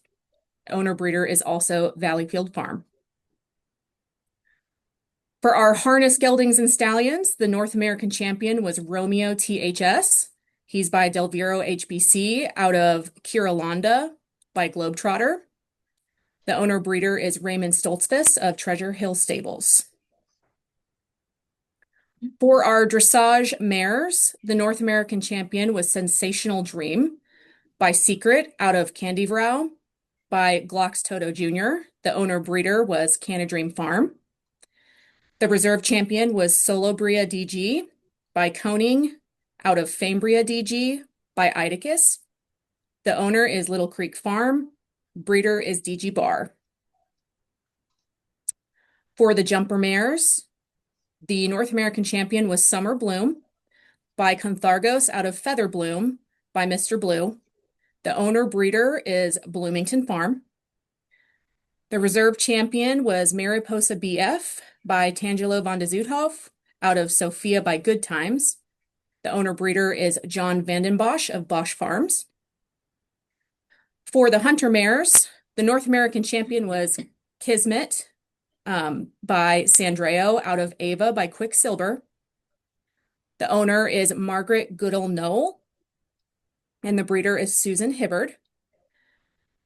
The reserve champion was Royalty SPF by Checkmate out of Z Empress by Judgment. The owner is Candace Potempa, breeder is 6 Pound Farm. For our Gelders mares, the North American champion was Salamacina CCE.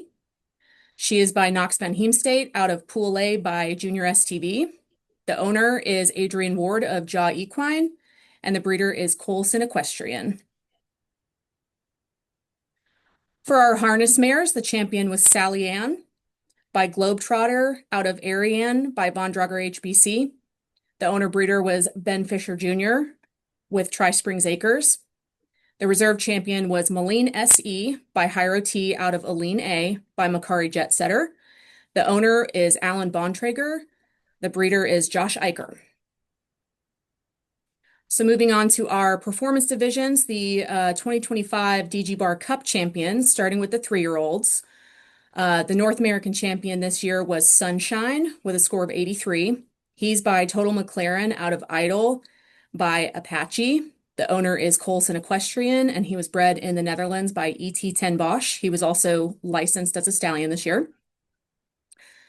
The reserve champion is Sebastian DG by Vitalis out of Chiamenta by Bordeaux, and the owner breeders are Judy Nishi and DG Bar. For the 4-year-olds, our champion was Royal Vegas S by Las Vegas out of Fine Time by Furstenball.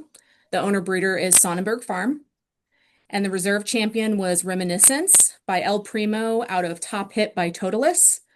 The owner is Elizabeth Benga, and the breeder is Sarah Bartholomew. For the 5- and 6-year-old champions, we have 2 licensed stallions, which is exciting. The champion was Onassis by Secret out of Jackie O by Atuan.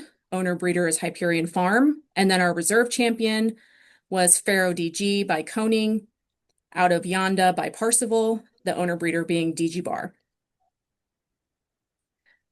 7- and 8-year-olds, DG Bar had another clean sweep with these 2. The North American champion was Maybria DG by Totalis out of Fambria DG by Idicus.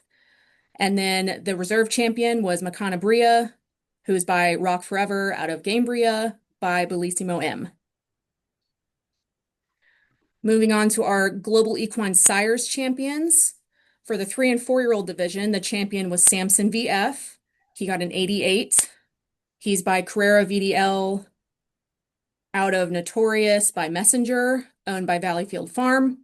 And reserve champion was Spitfire VF by Carrera VDL out of Bambi by Thunder von de Zoethof, also owned by Valleyfield Farm. The 3rd place for the 3- and 4-year-olds was Shonata Bloom with an 80.5. She's by Emerald out of Flower by Nabab Derev, owned by Bloomington Farm. And 4th place was Summer Bloom by Canthargos out of Feather Bloom by Mr. Blue, also owned by Bloomington Farm. For the 5- to 8-year-old ridden division, the champion was Princess PH. She is by Toronto out of Chantilly 2 TSH by Catch Cardo TSH. She was bred and owned by Dawa Plantinga of Pleasant Hill Farms. The reserve champion was Mariposa BF. She's by Tangela van de Zoethof out of Sophia by Good Times. Her owner breeder is John Vanden Bosch of Bosch Farms. 3rd place in the 5 to 8-year-olds was Pandora Royale by Kidam Blue out of Jamaica TCS by Warrant. The owners are Stephanie Lalonde and Laura Champagne. The breeder is Alice de Blatz of L'Écurie Royale.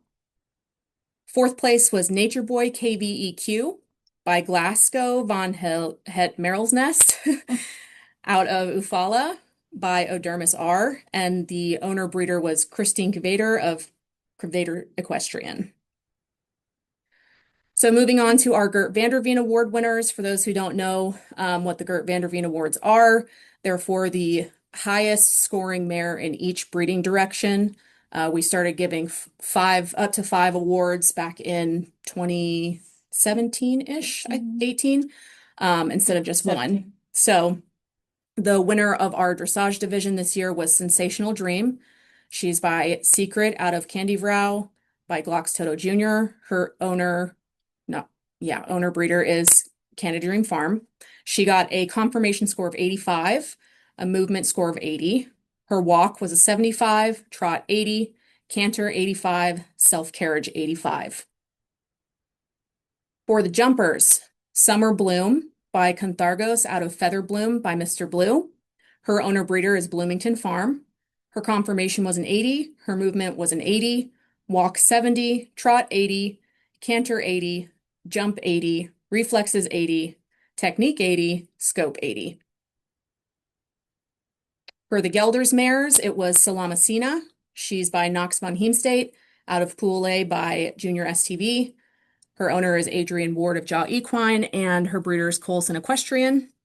Her confirmation and movement were both 75, walk 75, trot 80, canter 85, self-carriage and jump both 75. For the harness mares, we have Sally Ann. She's by Globetrotter out of Ariane by Von Drager. Her owner breeder is Ben Fisher Jr. of Tri Springs Acres. Her confirmation was an 80. Her movement was an 82 with a general impression of 81. So we'd also like to congratulate the current champion and reserve yearlings and 2-year-olds. The yearling dressage champion this year was Euphortes SSF with an 82.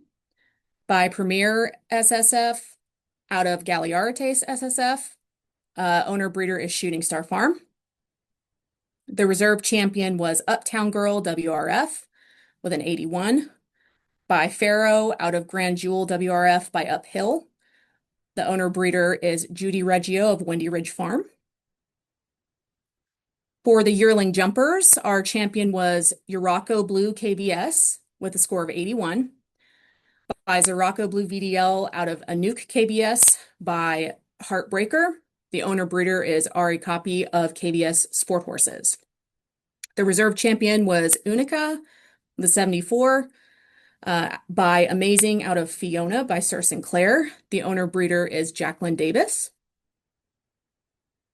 For our yearling hunters, the North American champion was Ulana LCF with a 79. She is by Amazing out of Diva HWF by Sir Sinclair. The breeder was Legacy Crest Farm, and the owner is Allison Cannerish. The reserve champion is Un Casanova de la Creme. The sire, probably better known as Creme de la Creme, out of the thoroughbred mare Cassandra by Omega Code. The owner breeder are Crystal and Manuel Panfili. For our Gelders yearlings, the champion was Ultimate BRB with an 83 by Junior STV out of Yeva BRB by Fandango. The owner breeder is Bailey West of Bailey Ranch Breeders. And the reserve champion was Uma BRB with an 81 by Alexandra P out of Una BRB by Secret. And the owner breeder is again Bailey Ranch Breeders. For our harness yearlings, we have Euphoria with a 77 by Hermanus out of Lillian by Von Drager. The owner breeder is Glenn Yoder. And our reserve champion was Unica with a 76 by Groff Kelly out of Yonkerina by Yonker. Owner breeder is Justin Bontrager. Moving on to our 2-year-olds, the dressage division, the champion was Testarossa MTA with an 81 by Johnson out of Lugialetti MTA by Negro. The breeder is Daniel Landreville of Mont Atoka Dressage, and the owner is Ashley Mall. The reserve champion was Too Hot to Handle CCE with an 80 by Vaderland out of La Grace Eden by Jazz. The owner breeder is Colson Equestrian. For the 2-year-old jumpers, the champion was Troy Palm, ZLD by Carrasca Z out of Nice Apple by Navarone. The owner breeder is Alain Bergeron of L'Écurie Diabolo. The reserve champion was Tallulin Desjardins by Le Bleu Diamond Vente Rodischoff out of Grenadine Desjardins by Van Gogh. The owner breeder is Arras Desjardins. For our Hunter 2-year-olds, our champion was This Is It by Apiro out of Grand Illusion by Grandom. The owner breeder is Denise D. Lucky. For our Harness 2-year-olds, the champion was Toleat by Athlete out of Heidelberga by Mono. The owner breeder was Ruben Moses Zook. And our reserve champion was Thanos GFF by Macho out of Helena GSM by Sisandro. The owner breeder is Grand Finale Farm. So these are the results for our Offspring Futurity. So for our dressage foals, the North American champion was again Voodoo Ranger by J-Leet out of Bowendi by Sir Sinclair, owned by Shooting Star Farm. Our reserve champion was Verona KF by For Romance out of Ravelli SF by Mephistoff DC. The owner breeder is Lisa Dickman. For the Hunter foals, the champion was Vericite SL8 by Viscerato out of EWSD Callista by Corrido de Chatillon. The owner breeder is Terrence Stewart of Slate Equestrian. And for the jumper foals, the champion was Vecna DCSH by Viscount out of El Sapel ELL by Calvino Z. The owner breeder is Dutch Creek Sport Horses. And the reserve champion was Valkyrie HS by Cayman out of Foxelli by Azteca VDL. The owner breeder is Hyperion Stud.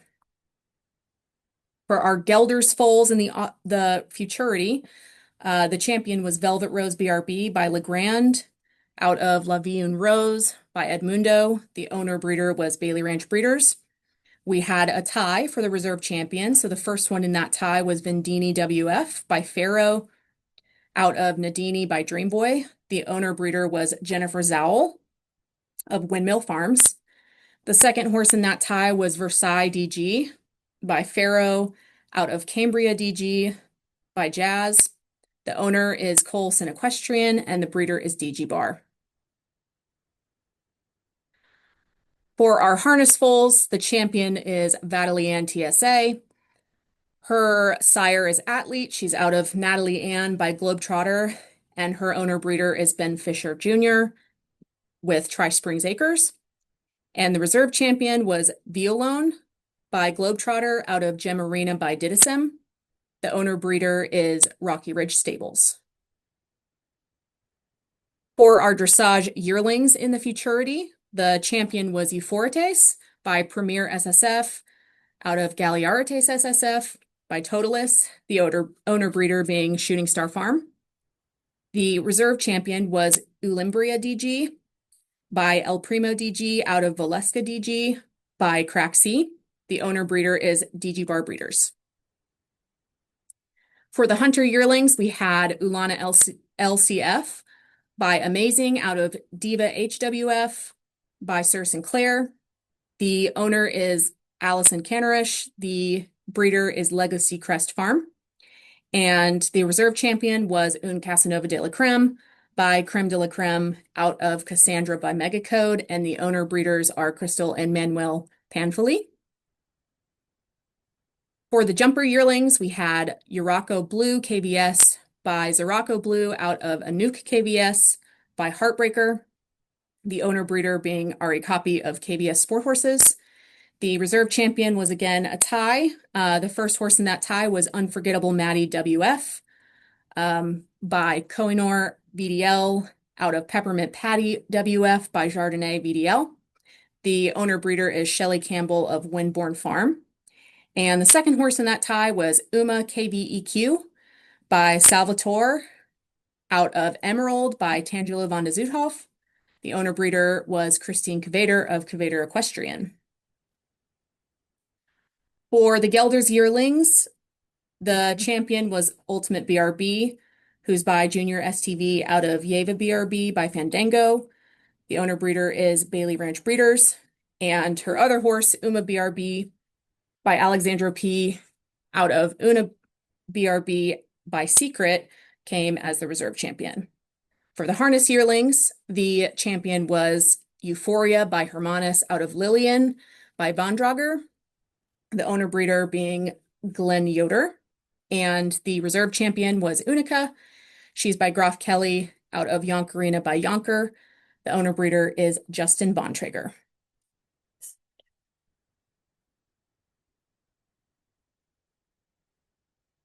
Now we're moving on to our new preferent mares. So these are mares that got their preference status in the 2025 season. Our first one is Fambria DG. She's by Idicus out of Valeska DG by Crack C. She's owned by Colson Equestrian, and she was bred by DG Bar. The second one is Dariska LPW. She's by Rhodium out of Posca by Juventus. She's also owned by Colson Equestrian and bred by Allison Hagen. Then we have Feather Bloom. She's by Mr. Blue out of Prelude by Calvados. She was owned and bred by Bloomington Farm. Then we have Endelin E. She's by Spielberg out of Zendelin by Sir Sinclair, owned by Canadream Farm and bred in the Netherlands by HJC Ebbers. Another one for Canadream Farm, we have Candy Vrow. Her sire is Glocks Toto Jr. She's out of Fergie Vrow by Bordeaux, and she was bred in the Netherlands by M. Hendrickson de Rijk. And then we have Vogue. She's by Negro out of Orlana by Urcolando, owned by Rachel McKinney, and she was bred in the Netherlands by Q. van Erp. Our last one is Ulati. She was by Good Times out of Oklahoma W by Calvados.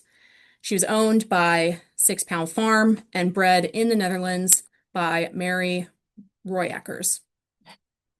Sorry if I butcher any of these names. I'm not a Dutch speaker. Okay, so our next award is for Top Curring Breeder. This is calculated on a point system.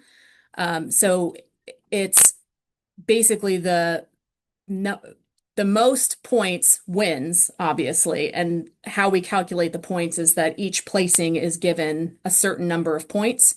So even if you just have a couple of foals, if all of those foals get champion, you could still beat out somebody who obviously has a lot of foals. Yeah.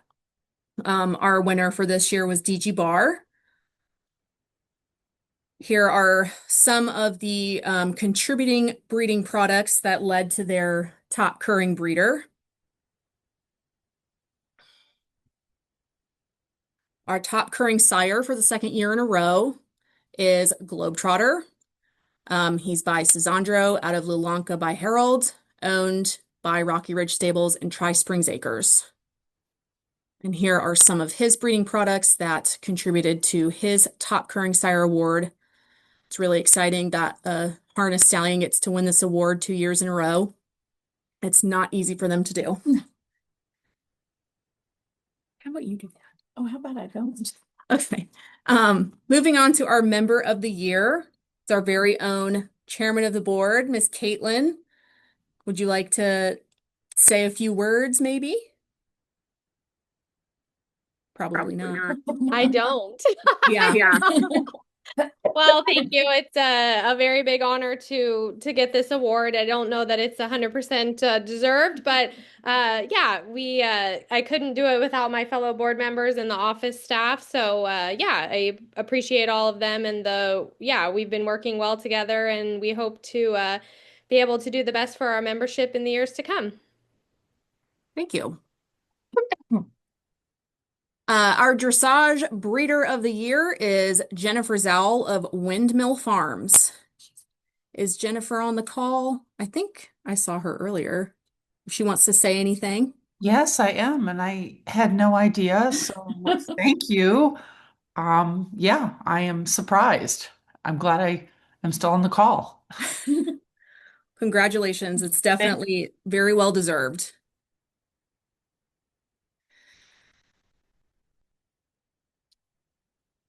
Our jumper breeder of the year was John Vandenbosch of Bosch Farms up in Canada.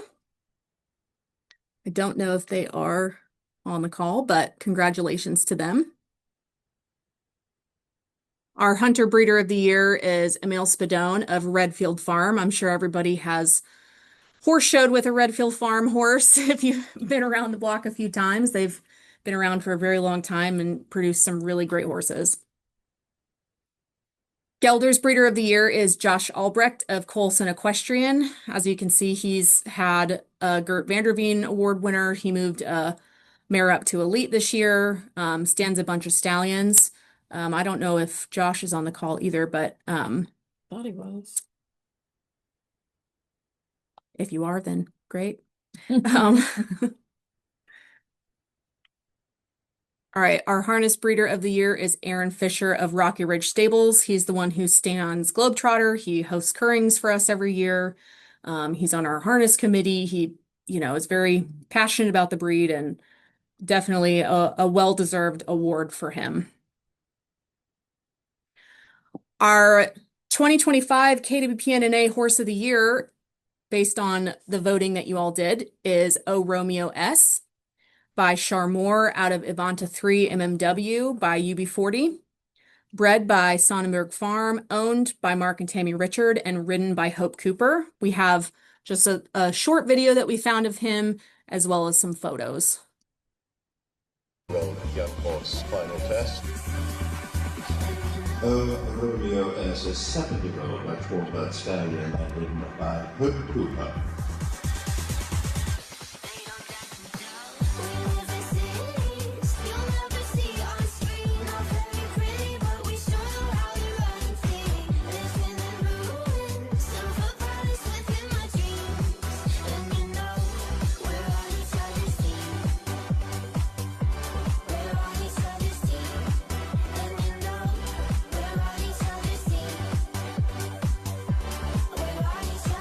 It's a very promising horse for the future. Congratulations.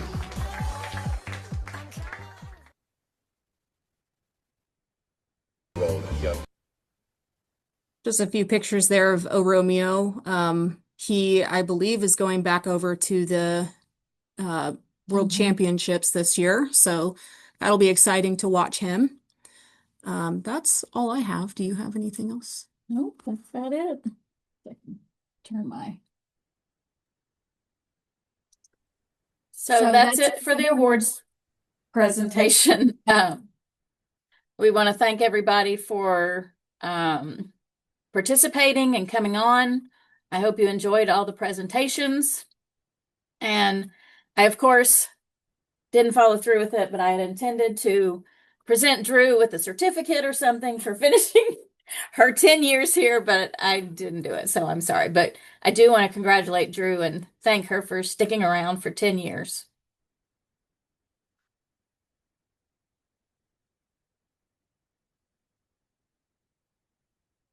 Are there any questions? So what we planned is for kind of a meet in the bar. We did this before on our virtual AGM. And so if anybody wants to stick around, we have some kind of lead questions, to kind of have a talk. If anybody, can't think of anything to ask, Lisa Dickman was able to come up with some topics to discuss, but I do want to thank everybody and welcome to stick around and chat.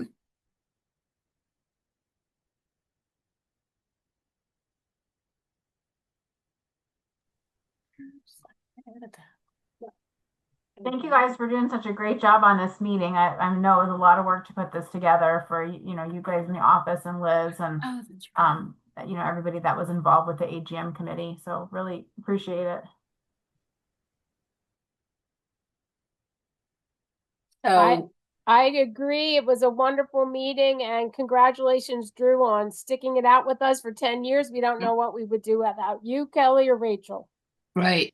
And Liz. and Liz, and the rest of the volunteers that make up the MC and the board. Drew, I'm so impressed with all your presentation and being able to speak on everything. That was great. Yeah, I would have either coughed, but I know I couldn't have pronounced half of those names. So, oh my gosh, yeah. Did a great Good job. Good job, Drew. And I want to especially thank Anna for doing this committee for several years now and also putting it all together and not even making the Holland trip. It was all very well done. So thank you, Anna. Special shout out. For Thank sure. No, and thank you guys. I'm glad you all enjoyed it. I think both parts of the AGM worked out quite nicely, and I really have to thank Liz for all of her help in doing all the videos, going to Live Oak, missing her plane, not getting back to the Netherlands on time, and still getting it all done. So, yeah, thank you very much, you guys. Yeah, Liz has definitely made our, I think honestly, she's made the virtual AGMs just even possible. Not sure we could have pulled anything off like this without her and all of her contributions. And made our newsletters more interesting with her graphics, things that I do not excel at all. And she has a great presence on social media. She keeps Absolutely.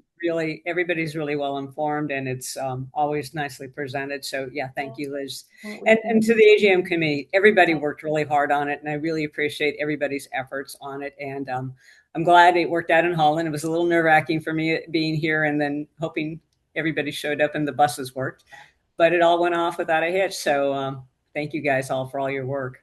Yeah, really good job, girls. I think, Liz, do you know them off the top of your head? I was looking. So, Liz, now we have a new informational pamphlet. We had them down in Live Oak. We're hoping to have them around at some of the events we can hopefully have a presence at. But one of the things I think is most interesting, and again, you may know them off the top of your head, are the statistics for our online presence, for our Facebook views. What are all those, if you don't mind, if you can remember? Well, I'll look them up because I saved them in all my millions of pictures. So give me a sec. A little off the, how did you say it? Off the chain? Mm-hmm. I don't know. It's sorry, I should have had that. So our No, Facebook, here we go. Our Facebook page, 18,000 followers. Our website gets over 7,000 visitors monthly, and our newsletters reach more than 5,000 subscribers with a consistent opening rate over 50%. So that's pretty impressive in my opinion, and that's all because of Liz. Well, we have like I did a 28-day Facebook statistics rollout at some point. And we did have like a couple viral videos going, like viral videos get over like 500,000 views. We have a couple that are getting more than millions of views. I think there's even one that had 11 million views. So that's a lot. Like we have like an engagement rate by reach of 3.7%. And compared to like other social media pages, that's really high, because I think the average of pages with our numbers of followers and subscribers and stuff is more around 2. So we are like 1.7% higher than the average for our type of pages with our number of followers. So that means that our audience is very engaged. So we have a very high engagement rate on our social media. So it says the engagement rate by followers is 214%. That's impressive. And that's impressive. also a lot of, like, everything is organic. So everything, we don't do promos, paid promos. So everything we post that gets a lot of views and, tracking on the socials is all organic. So people just, like, the algorithm works really well for us momentarily. So a lot of equestrians all over the world follow our page. Like, we have now, I think, 19,000 followers. Oh, wow. So it's even gone up. Very good. Yeah, because the last time I made this stat was like 3 months ago, and then we had 15. And now we Wow. have 19. That definitely Live Oak also helped, because we got 1,000 extra or something. And that's only for 1 week at Live Oak. So can you imagine? And the reach we have is sometimes in 28 days, it's almost more than 1 million. So yeah, that's a lot. really And impressive. that's unique people. Like, that's 1 million unique people visiting our Facebook page. So that's a lot. That is a lot. Yeah, so we have very good metrics, and yeah, the newsletter with an average opening rate of over 50% is very high as well, because for our type of non-profit organization with the number of newsletter how you say it? Subscribers. Yeah, we have over 5,000. So the usually average is about 30, 32. That's already like high, and we're over 50. So it's very good. Very good. Very, very good. Yeah, we can be happy with that. We have great reach and all organic. So I think it's good because we don't have to pay for any of it. Yeah. So we're in a good position with that. And as we said before during this meeting, I think for sponsors or possible, sponsors or advertisers, I think our socials can be very interesting, especially Absolutely. equestrian brands and businesses, because most of our people that see our pages are equestrians. So I did find the talking points that Lisa came up with. So if any of these questions appeal to anybody, again, if you have anything to ask, when we've done these before, grab a beverage and, stick around if you'd like. I think Vigon is still on. He was great a couple years ago when we did this and stayed on and answered lots of questions. Might be getting a little late for them. What is it, 8 o'clock there? So yeah, I think it's Well,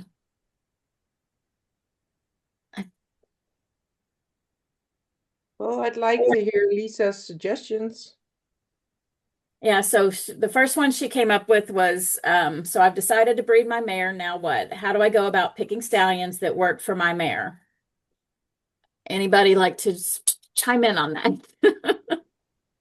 First of all, to kind of get as much information, have an objective view of your mare. Take a look at your mare, and of course, we all love our mares. That's why we want to breed them. But what is it about the mare, like her conformation? Does she, is she a little sickle hawk? Does she have, strong loins or weak loins? And if you kind of look with that and know what you are working with your mare, then that helps tremendously in trying then to find stallions that will complement your mare, either, complement. And that's really what you really want to go for is, if I really like this about my mare, what stallion can help contribute to it, without maybe accentuating the things that I don't like about my mare. So that's kind of always what I say when you start with, if you've decided to breed your mare, the first thing you need to do is really know your mare, and then you can make good decisions on breeding based on evaluating what your mare is and what you hope to achieve from the breeding of the mare, if that makes sense.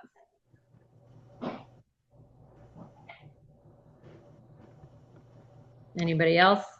I was gonna say that there's besides doing your own objective, there's, if you've taken her to the curring, you have the feedback from the judges, which is very, very helpful too.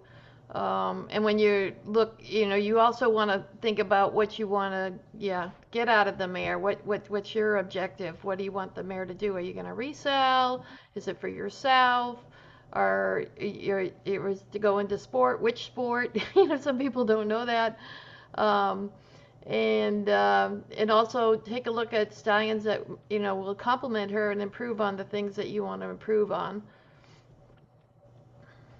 What was interesting also when we were in the Netherlands, that some of the speakers, they gave advice as well, like Ari. I think Ari was the one that said that you need to pick something that your mare also has, that you will confirm that specific trait. Was it Ari that said that? So like if your mare has a really good hind leg, pick a stallion that also has a really good hind leg to make sure that that stays in your breeding products. And then I know that there's other breeders that have mentioned pick 1 or 2 things that you want to fix on your mare and choose a stallion that is known for producing that. For example, my mare has really tight loins, so I'm going to pick a stallion that is known for giving suppleness and, not giving tight loins. So I maybe improve that in the foal, or a long neck or a certain, like a long hind leg. Don't pick, if a stallion is known to produce that or has it himself. Don't put that on a mare that already has a long hind leg. And there's a lot of information available, especially in the KWPN database. If you look at the stallion reports and the linear scoring of all the offspring, that you can already find out by research what certain stallions produce and, call the stallion owners and talk with them about it. I think that's also good tips that we got. And also, I like to use, the internet is a great tool to find information. They have, you can Google crosses, or even they'll have offspring of stallion where they'll have videos. And, sometimes, or the auctions even, you can go and you can look, and let's say they have, let's say the Vitalis page. There will be people that will post videos of their offspring. And you can go through there and you can see, oh my gosh, this offspring, every single baby is like the sire.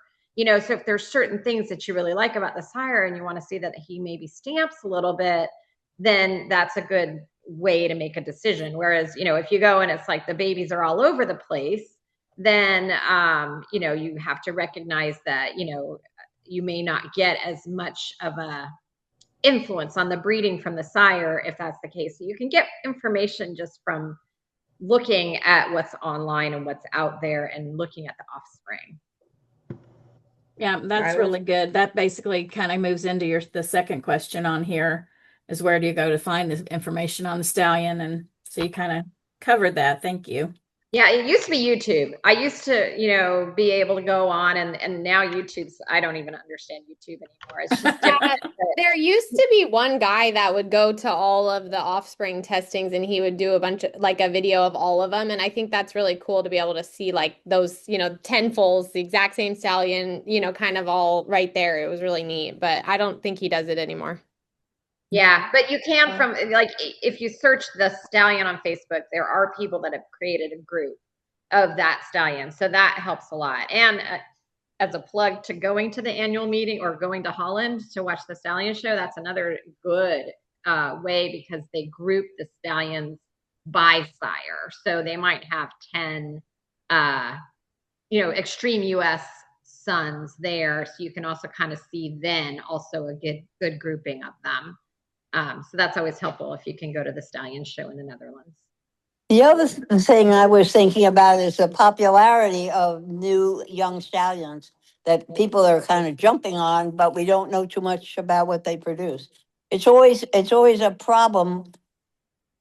Buyers go by, they aren't as educated as some, and they go by popular names. So as a breeder, you always have to weigh that if that fits in your program or not.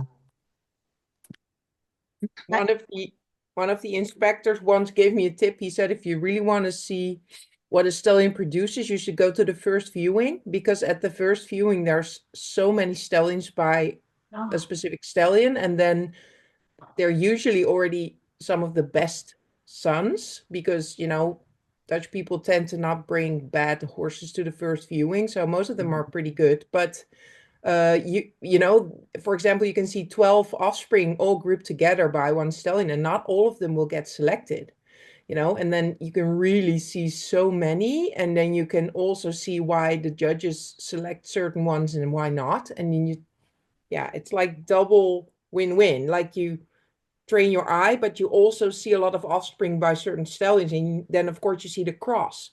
If you see like Las Vegas Gribaldi or like 6 times, you can really see what happens in those type of crosses. It's super informative. Do they have that on KWPN TV or Clip My Horse? Yeah. They usually have that live. It's still like watching live to me because I lived 4 years in America and then I watched it all on KWPN TV and for sure that's super informative. But still, I think there's a little difference with watching it live because they don't show everything on KWPN TV. And also it's just like the perspective is slightly different. So if you ever have the chance, even if it's for only one year, to go there during the first viewing, it's very, very, I would really recommend it. It's even more informative than the second viewing. It's a long sit. It's a long sit for a week. But on those plastic chairs, but you'll learn so much.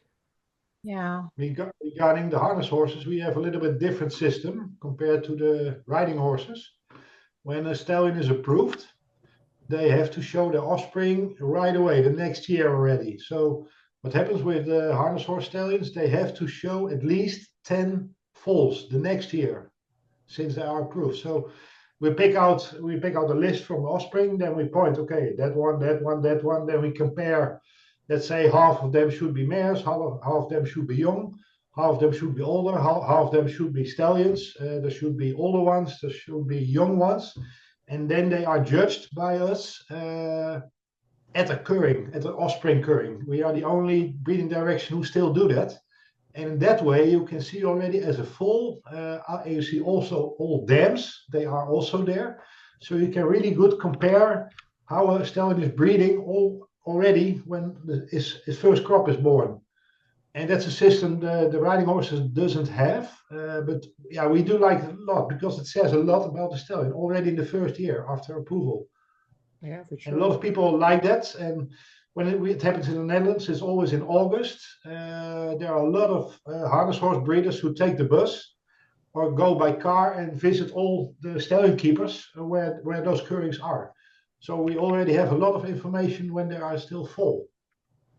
And Vigon, why do they only do that with the harness horse and not with other directions? Because it would be too many?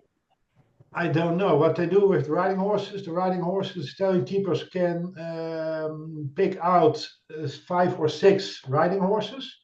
They will be judged together at a certain location. Most of the time it's Ermelo. And the other foals will be linear scored at home, at the breeder's place. But if you don't see them, what I always like to have a feeling. When I see a horse, I like to have the feeling going with that horse. It's really different than watching a video or seeing him or her live.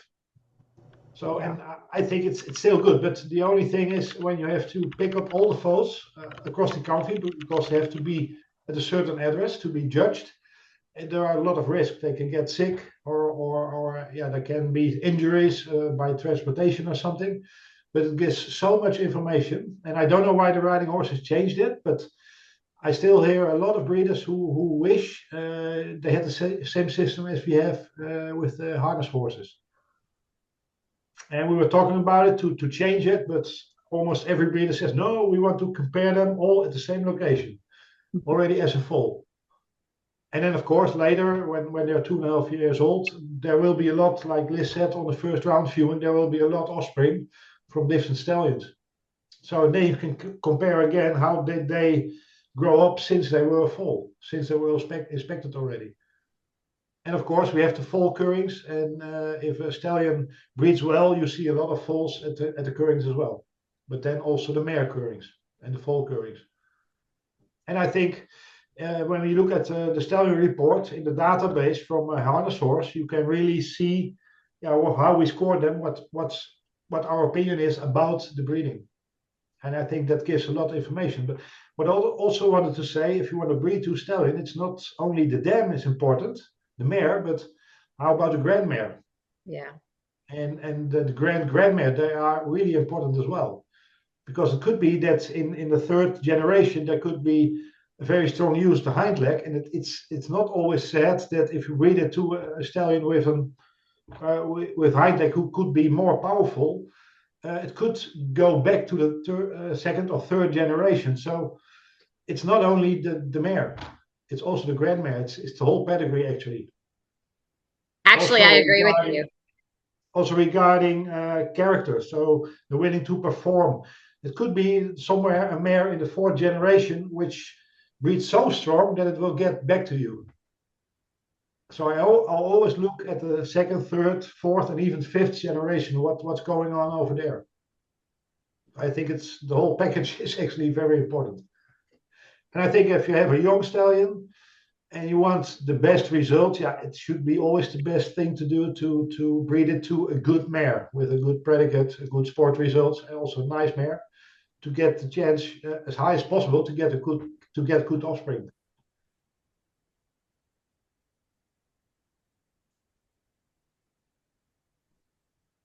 No, I agree with what Vigon said, and sometimes I've had that happen. If you have to look at the back pedigree and stallion and the mare, because, you know, I've bred for something where I'm like, oh, I'm looking for a modern foal, and then if something comes out that looks a little bit more older in type, and it's like, how did that happen? I have a pretty modern looking mare and it's a pretty modern looking sire, but then the generations from behind come forward. So yeah, you do need to know deep in the pedigree as well. A good example for that is also height from horses. Sometimes you think, okay, the sire is big, the mare is big, but they have a small foal. How is that possible? Maybe the third generation or second. There could be a smaller horse which has a lot of influence. So that might be possible. So, but you never know. You can't calculate anything, but you will know once you are 2.5 years old. Then you will know. But that's what's so nice about breeding. It's really, yeah, it's amazing what sometimes happens. Sometimes you expect a lot of things, nothing happens, and sometimes you don't expect anything and everything happens. And that's what makes us going around, I think. So yeah, a lot of discussion points or evaluation points to think about while breeding.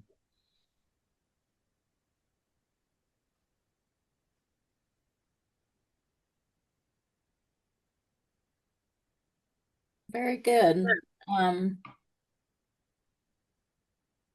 so if we want to go on. Kelly, can I say one thing? Yes, ma'am. That actually Judy Riggio mentioned in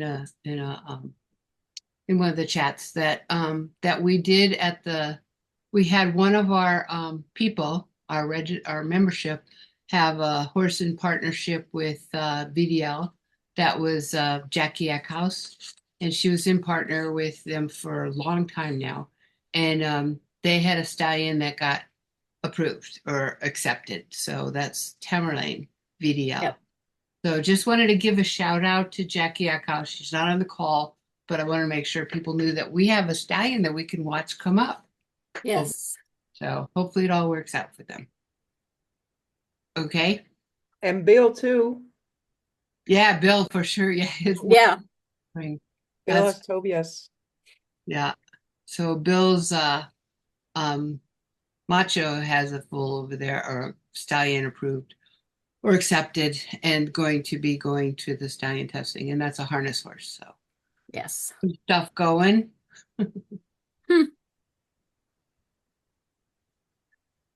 So Bill needs to answer us as to who he's driving. He's entertaining us all.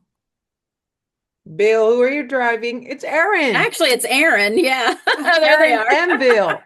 Who are you guys driving? Macho? They're muted. It's got to be Macho. Unmute here. Let me see if I can. He's doing it. There he goes. There we go. Who you got there?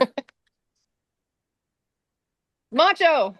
Yay! Yay! So I said Bill's giving us a earlier, treat. but it was too windy, so we had the microphone off. Oh, okay. Well, I've been enjoying watching your adventure.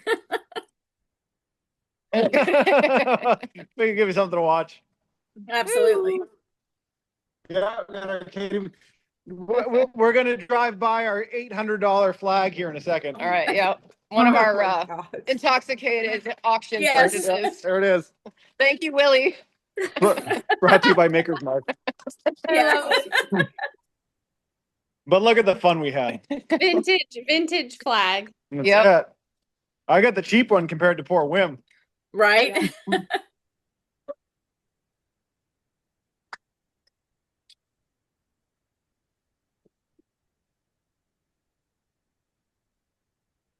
I just looking around at our attendees, I got to thank our diehards. I think I can say I know personally just about every single person on this call. So thank you all. Thank you, Kelly. We couldn't do it without you. And Drew and everybody, Liz and everybody. Thank you. So I was thinking, Kelly and everyone, Lisa, because you posted the discussion question about where do I find information about available stallions. Probably muted. So I was wondering, does everybody know how to look that up in the database? I think you want to pull up that and show like how to do it? I think it might be nice because we never did that before. So yeah, I can screen share it. Here, are you still co-host? I think so. Hold on. Yeah. I'll stop sharing mine, so. Okay. Or do I need to make you the host? I don't know. I'm going to try and share. Hold on. Oh, yeah, you need to make me a host. Okay, hang on. Or I send a request for multiple sharing. There you go. All yours, I think. Okay. Oh, yeah, there you go. Here you go. So can everyone see this? Yep. So I just posted in the chat the link to go to the KWPN database, and I put it up here. You see the two flags? I put them on English. And then it goes to English. Hold on. Hold on. So you're in the database now. If you start the page for new, you just go to KWPN horse and then you see here database. Okay. So if a stallion is approved KWPN, so I wanted to take as an example Nightlife VDL, because that's a stallion that's available at Kathy Hickerson's, and that's approved KWPN and activated with us. You see, then you fill that in the search. Of course, you need to make sure that you write it correctly, because I first wrote it as Nightlife and one word, and then it doesn't find it, but it's 2 words.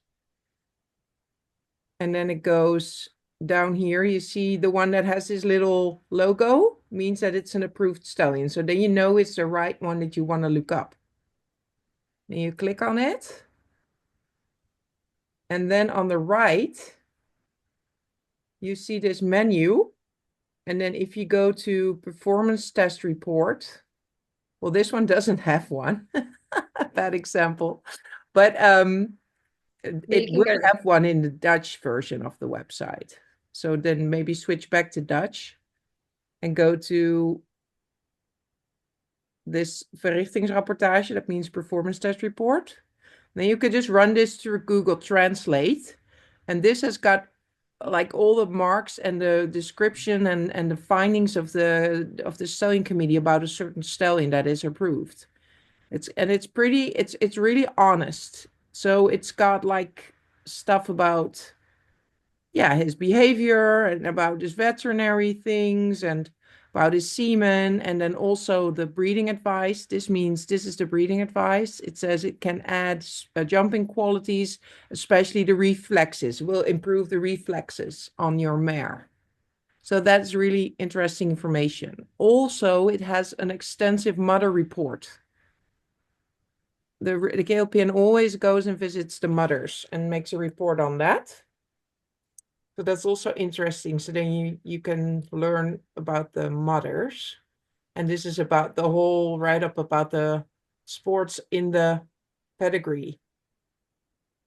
And this got the marks. Verrichtingscijfers, that means the marks. And then here at the afstammelingenrapportage, you can see, you can click on it. And it's got the report on the offspring. And this is very interesting because there you can see, obviously, or unfortunately it's in Dutch, but you can translate it, I think, with it's pretty easy these days. You can see the linear scoring, how they came out, or like the Vigon, are you still on there? You're muted. You have to unmute yourself. Yes, we do it a little bit different by the harness horse. Maybe you can show one harness horse as well regarding offspring report. But Vigon, can you translate how this scores like this? Is this based on the linear scoring of all the offspring, right? Yeah, to see like true. Yeah. Those are all the lower beam scores actually from each foal, from each scored horse, and they will be added in an overview. And if you look at average is the middle. So it's, let's say average is 100. And if you go to the left or you go to the right, it says, okay, it's not as average, it goes the right way or the wrong way. If you look at size, for example, and a stallion will score maybe 110, it means the offspring will be small. Yeah, this And is if you go size. to 90, yes, Yeah, if you go to the left, it will be small. If you go to the right, it will be big. yeah. And in this So case, if you look average, at the yeah, length of the neck, so it's the fifth scoring point, yeah. it says it goes to the black boxes go to the right, so it means they go too short. So in general, the neck could be longer.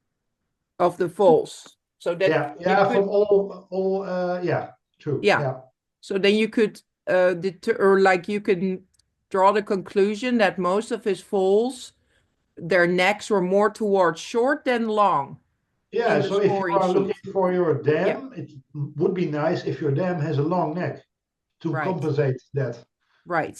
Yeah, that's And very, isn't there Actually, a reliability that goes with that too? Because like as the horses get older, you get more and more data. yeah, true. yeah, Yeah, because they develop. So Yeah. sometimes you see.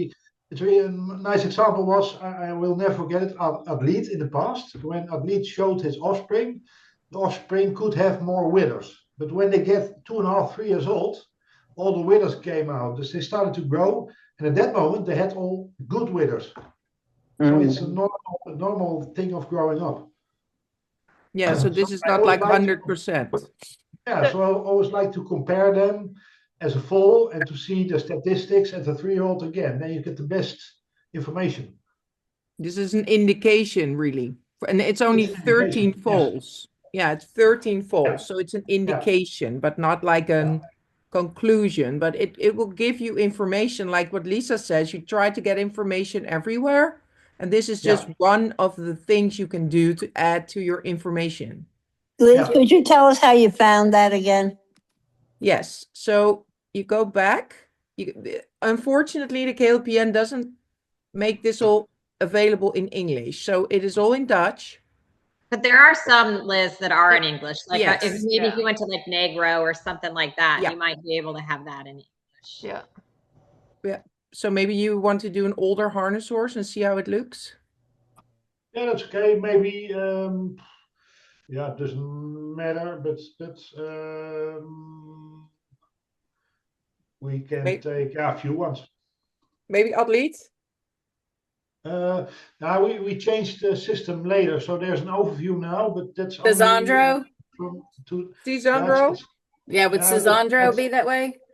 now let's take some from 2025, for example. Oh, So we have a new system with an overview. So let's, for example, Latino.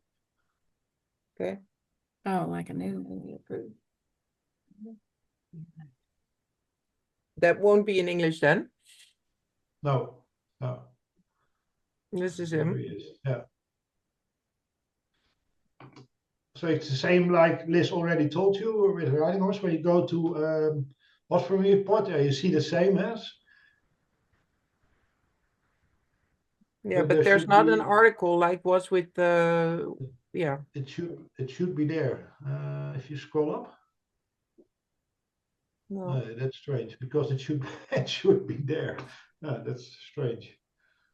We can, well, maybe it's nice to show them if there is indeed an older stallion that has an English one. Let me see. That's really strange because there should be an overview. Yeah. Well, maybe we should just make the translation available somewhere so you can easily know what it means. Yeah, Google Translate does a pretty good job. Yeah, if you just right click and say tell it to translate, it's you're looking at it in Chrome, sorry. Yeah. I go into this quite a bit, looking at stallions and stuff. And one of the ones that I found very handy, and I recently asked Ari about, was on the height. They can give you whether they deviate on the height. I don't know if you see that in there for taller than the average or less than the average, because often people say I don't want one that's too tall or too or I want to add height or I don't want to add height. And I asked Ari what the average height is that it was based off of, and I think the last time I had talked to Bart, it was 164, which is really not that tall. And nowadays you're seeing stallions that are, at the stallion show, they're really big at 3 years old. So it seems like they're getting bigger and bigger. So I was asking if the height average had gone up, and he thought it hadn't, but he didn't really get an answer back. But it's interesting to know that these are based on averages. So when you go down to free movement, like a lot of times, let's say dressage, any of the dressage breeders on there, sometimes I'll look at that. Like, let's say I want to improve a canter, you know, and whereas this is for, is this for Jennifer?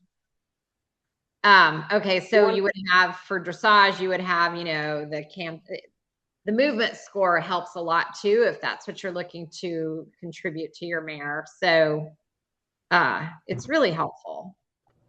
Right. Maybe if you go to a stallion that, because vegan, if you have a stallion that is older and there's more information, then it gets a more reliable genetic profile, because you can press genetic profile, what I just did, and then you get the sports index and all these genetic traits, right? Yeah, it's also to do with getting a predicate for approved stallion. So there are some rules to get, for example, a cur predicate for a stallion. You need to have a certain liability. So it's not possible to give a cur predicate to a stallion which only has false offspring. So you want to have, for example, with harness horses, the oldest offspring has to be 7 years old or older. And to become preferred, it even has to be 11 years old or older. At that time, you have a lot of information. So the liability is very good. You have to have above 80%. And sometimes you don't see an offspring report, or you don't see a breeding index, because there is too less information at that moment. Right. And then you get a mark about, okay, what do we think the results will be? And then it will be an estimated point for that. Right. Based on the stallion itself and on the dam line, but not on the offspring at that moment. So it could change. It could go up, but it also could go down.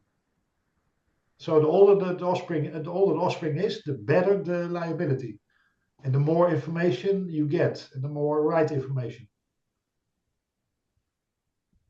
Right. So it's just all more reliable for older stallions, which makes sense, of course, because then you know much better how they produced. I miss this. How do you access this? Do you have to be a KWPN or can you an do NA? not. It's all free. You can just go in and look this all up. It's free for everyone. Okay. Like you can Google KWPN database and then it'll pop up. Liz, I sent it to you on WhatsApp, an overview how we do that with the harness horses. Okay. Maybe you can show that, because you can see the linear scores from each foal from an offspring curving. Okay. But I don't know if you can post it.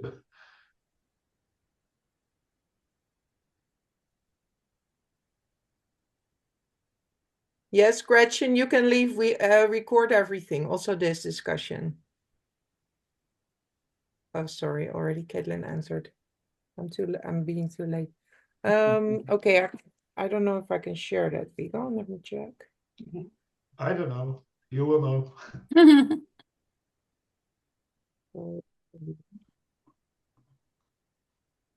And I will note, you have to be careful when you search the database, because there are several horses with the same name. Yes. So you have to make sure you're looking for, you know, double check the pedigree to make sure you've got the stallion. Yeah, or if you have the right live number, you can also search on chip or live number. So live number is actually the year the stallion or mare was born. Huh? So 22 or 2021 or something. It's also, you can You search see that like little logo. You see that little KWPN logo if they're approved. You see that in the database. So then you know if it's the stallion. There's not like stallions with the same name approved. That's not allowed. Only if they're like 30 years older, I think, right, Vigo? Yeah. If they already passed away, you can name your stallion the same if it gets approved, but not if the stallion is still alive. Mm-hmm. I don't think like you can name your approved stallion Negro again. I don't think.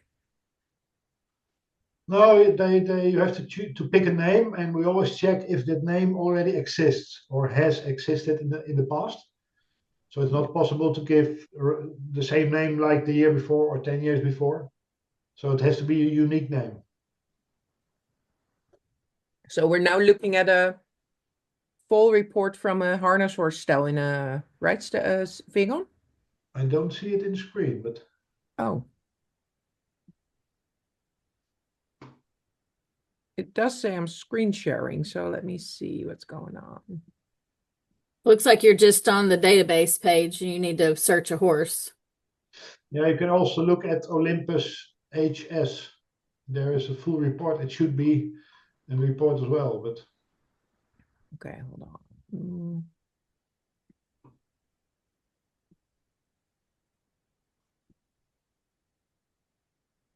So I don't know, maybe if it's because it's in English, but when I go to Offspring Report, it's not available. Yeah. Do you see it now?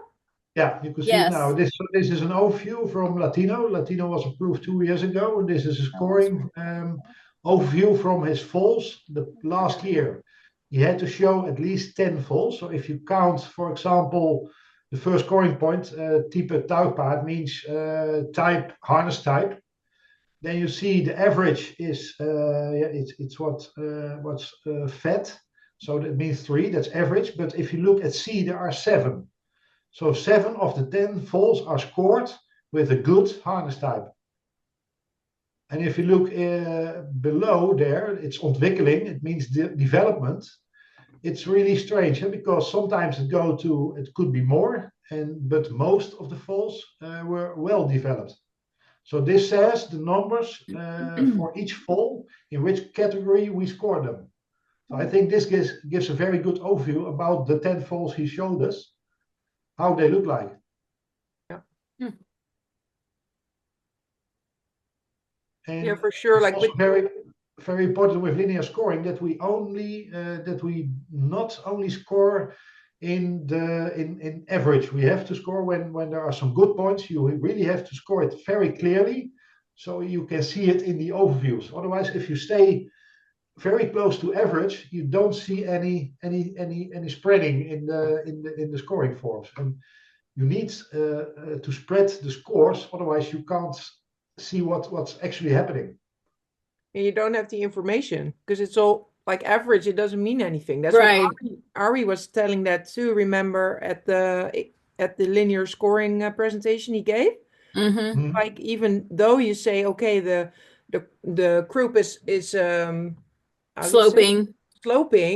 It's not that bad, but you would still have to score it sloping because else I was actually going to bring that up because to me, especially with the questions that I get in the office after an inspection, people get upset because maybe their mare wasn't straight down the middle or something, but it really struck me because, like I said, just because this horse scores over here, sloping or whatever, it doesn't mean it's bad. It's just what it is, Well, it's information. Yes.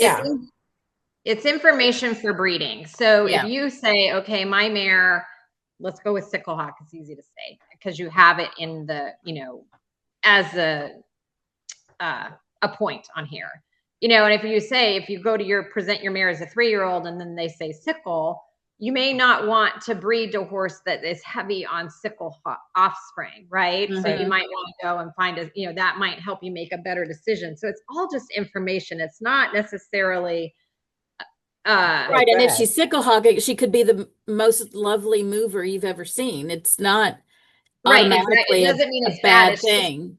Just a comment on something to help you make a better decision for breeding. I think that's all this is information to help you make the best breeding choices to further your breeding program, further the breed. I think that's really what it is. It's not good, bad. It's just what it is.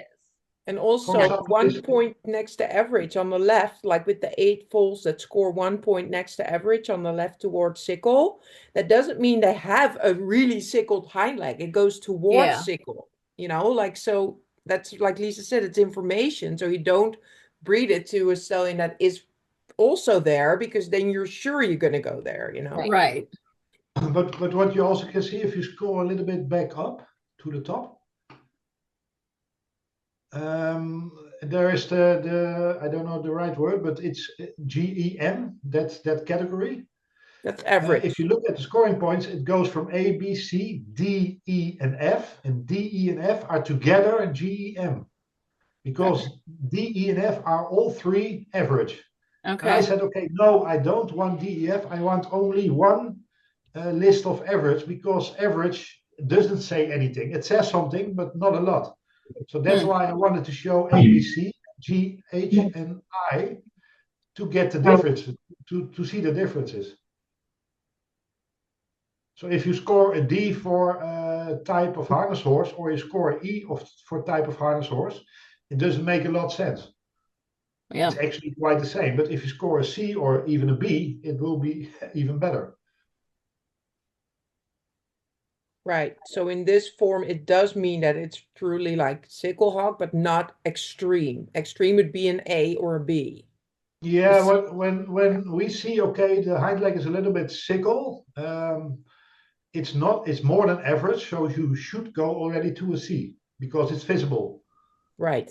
And when you with sickle and you go to an A, it is really sickle. Yeah, too sickle actually.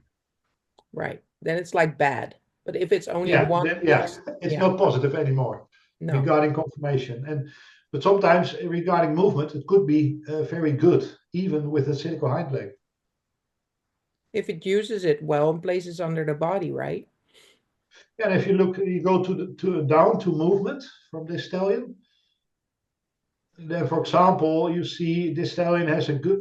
The stallion itself has a good walk, but also his offspring has a more than average good walk. Yeah.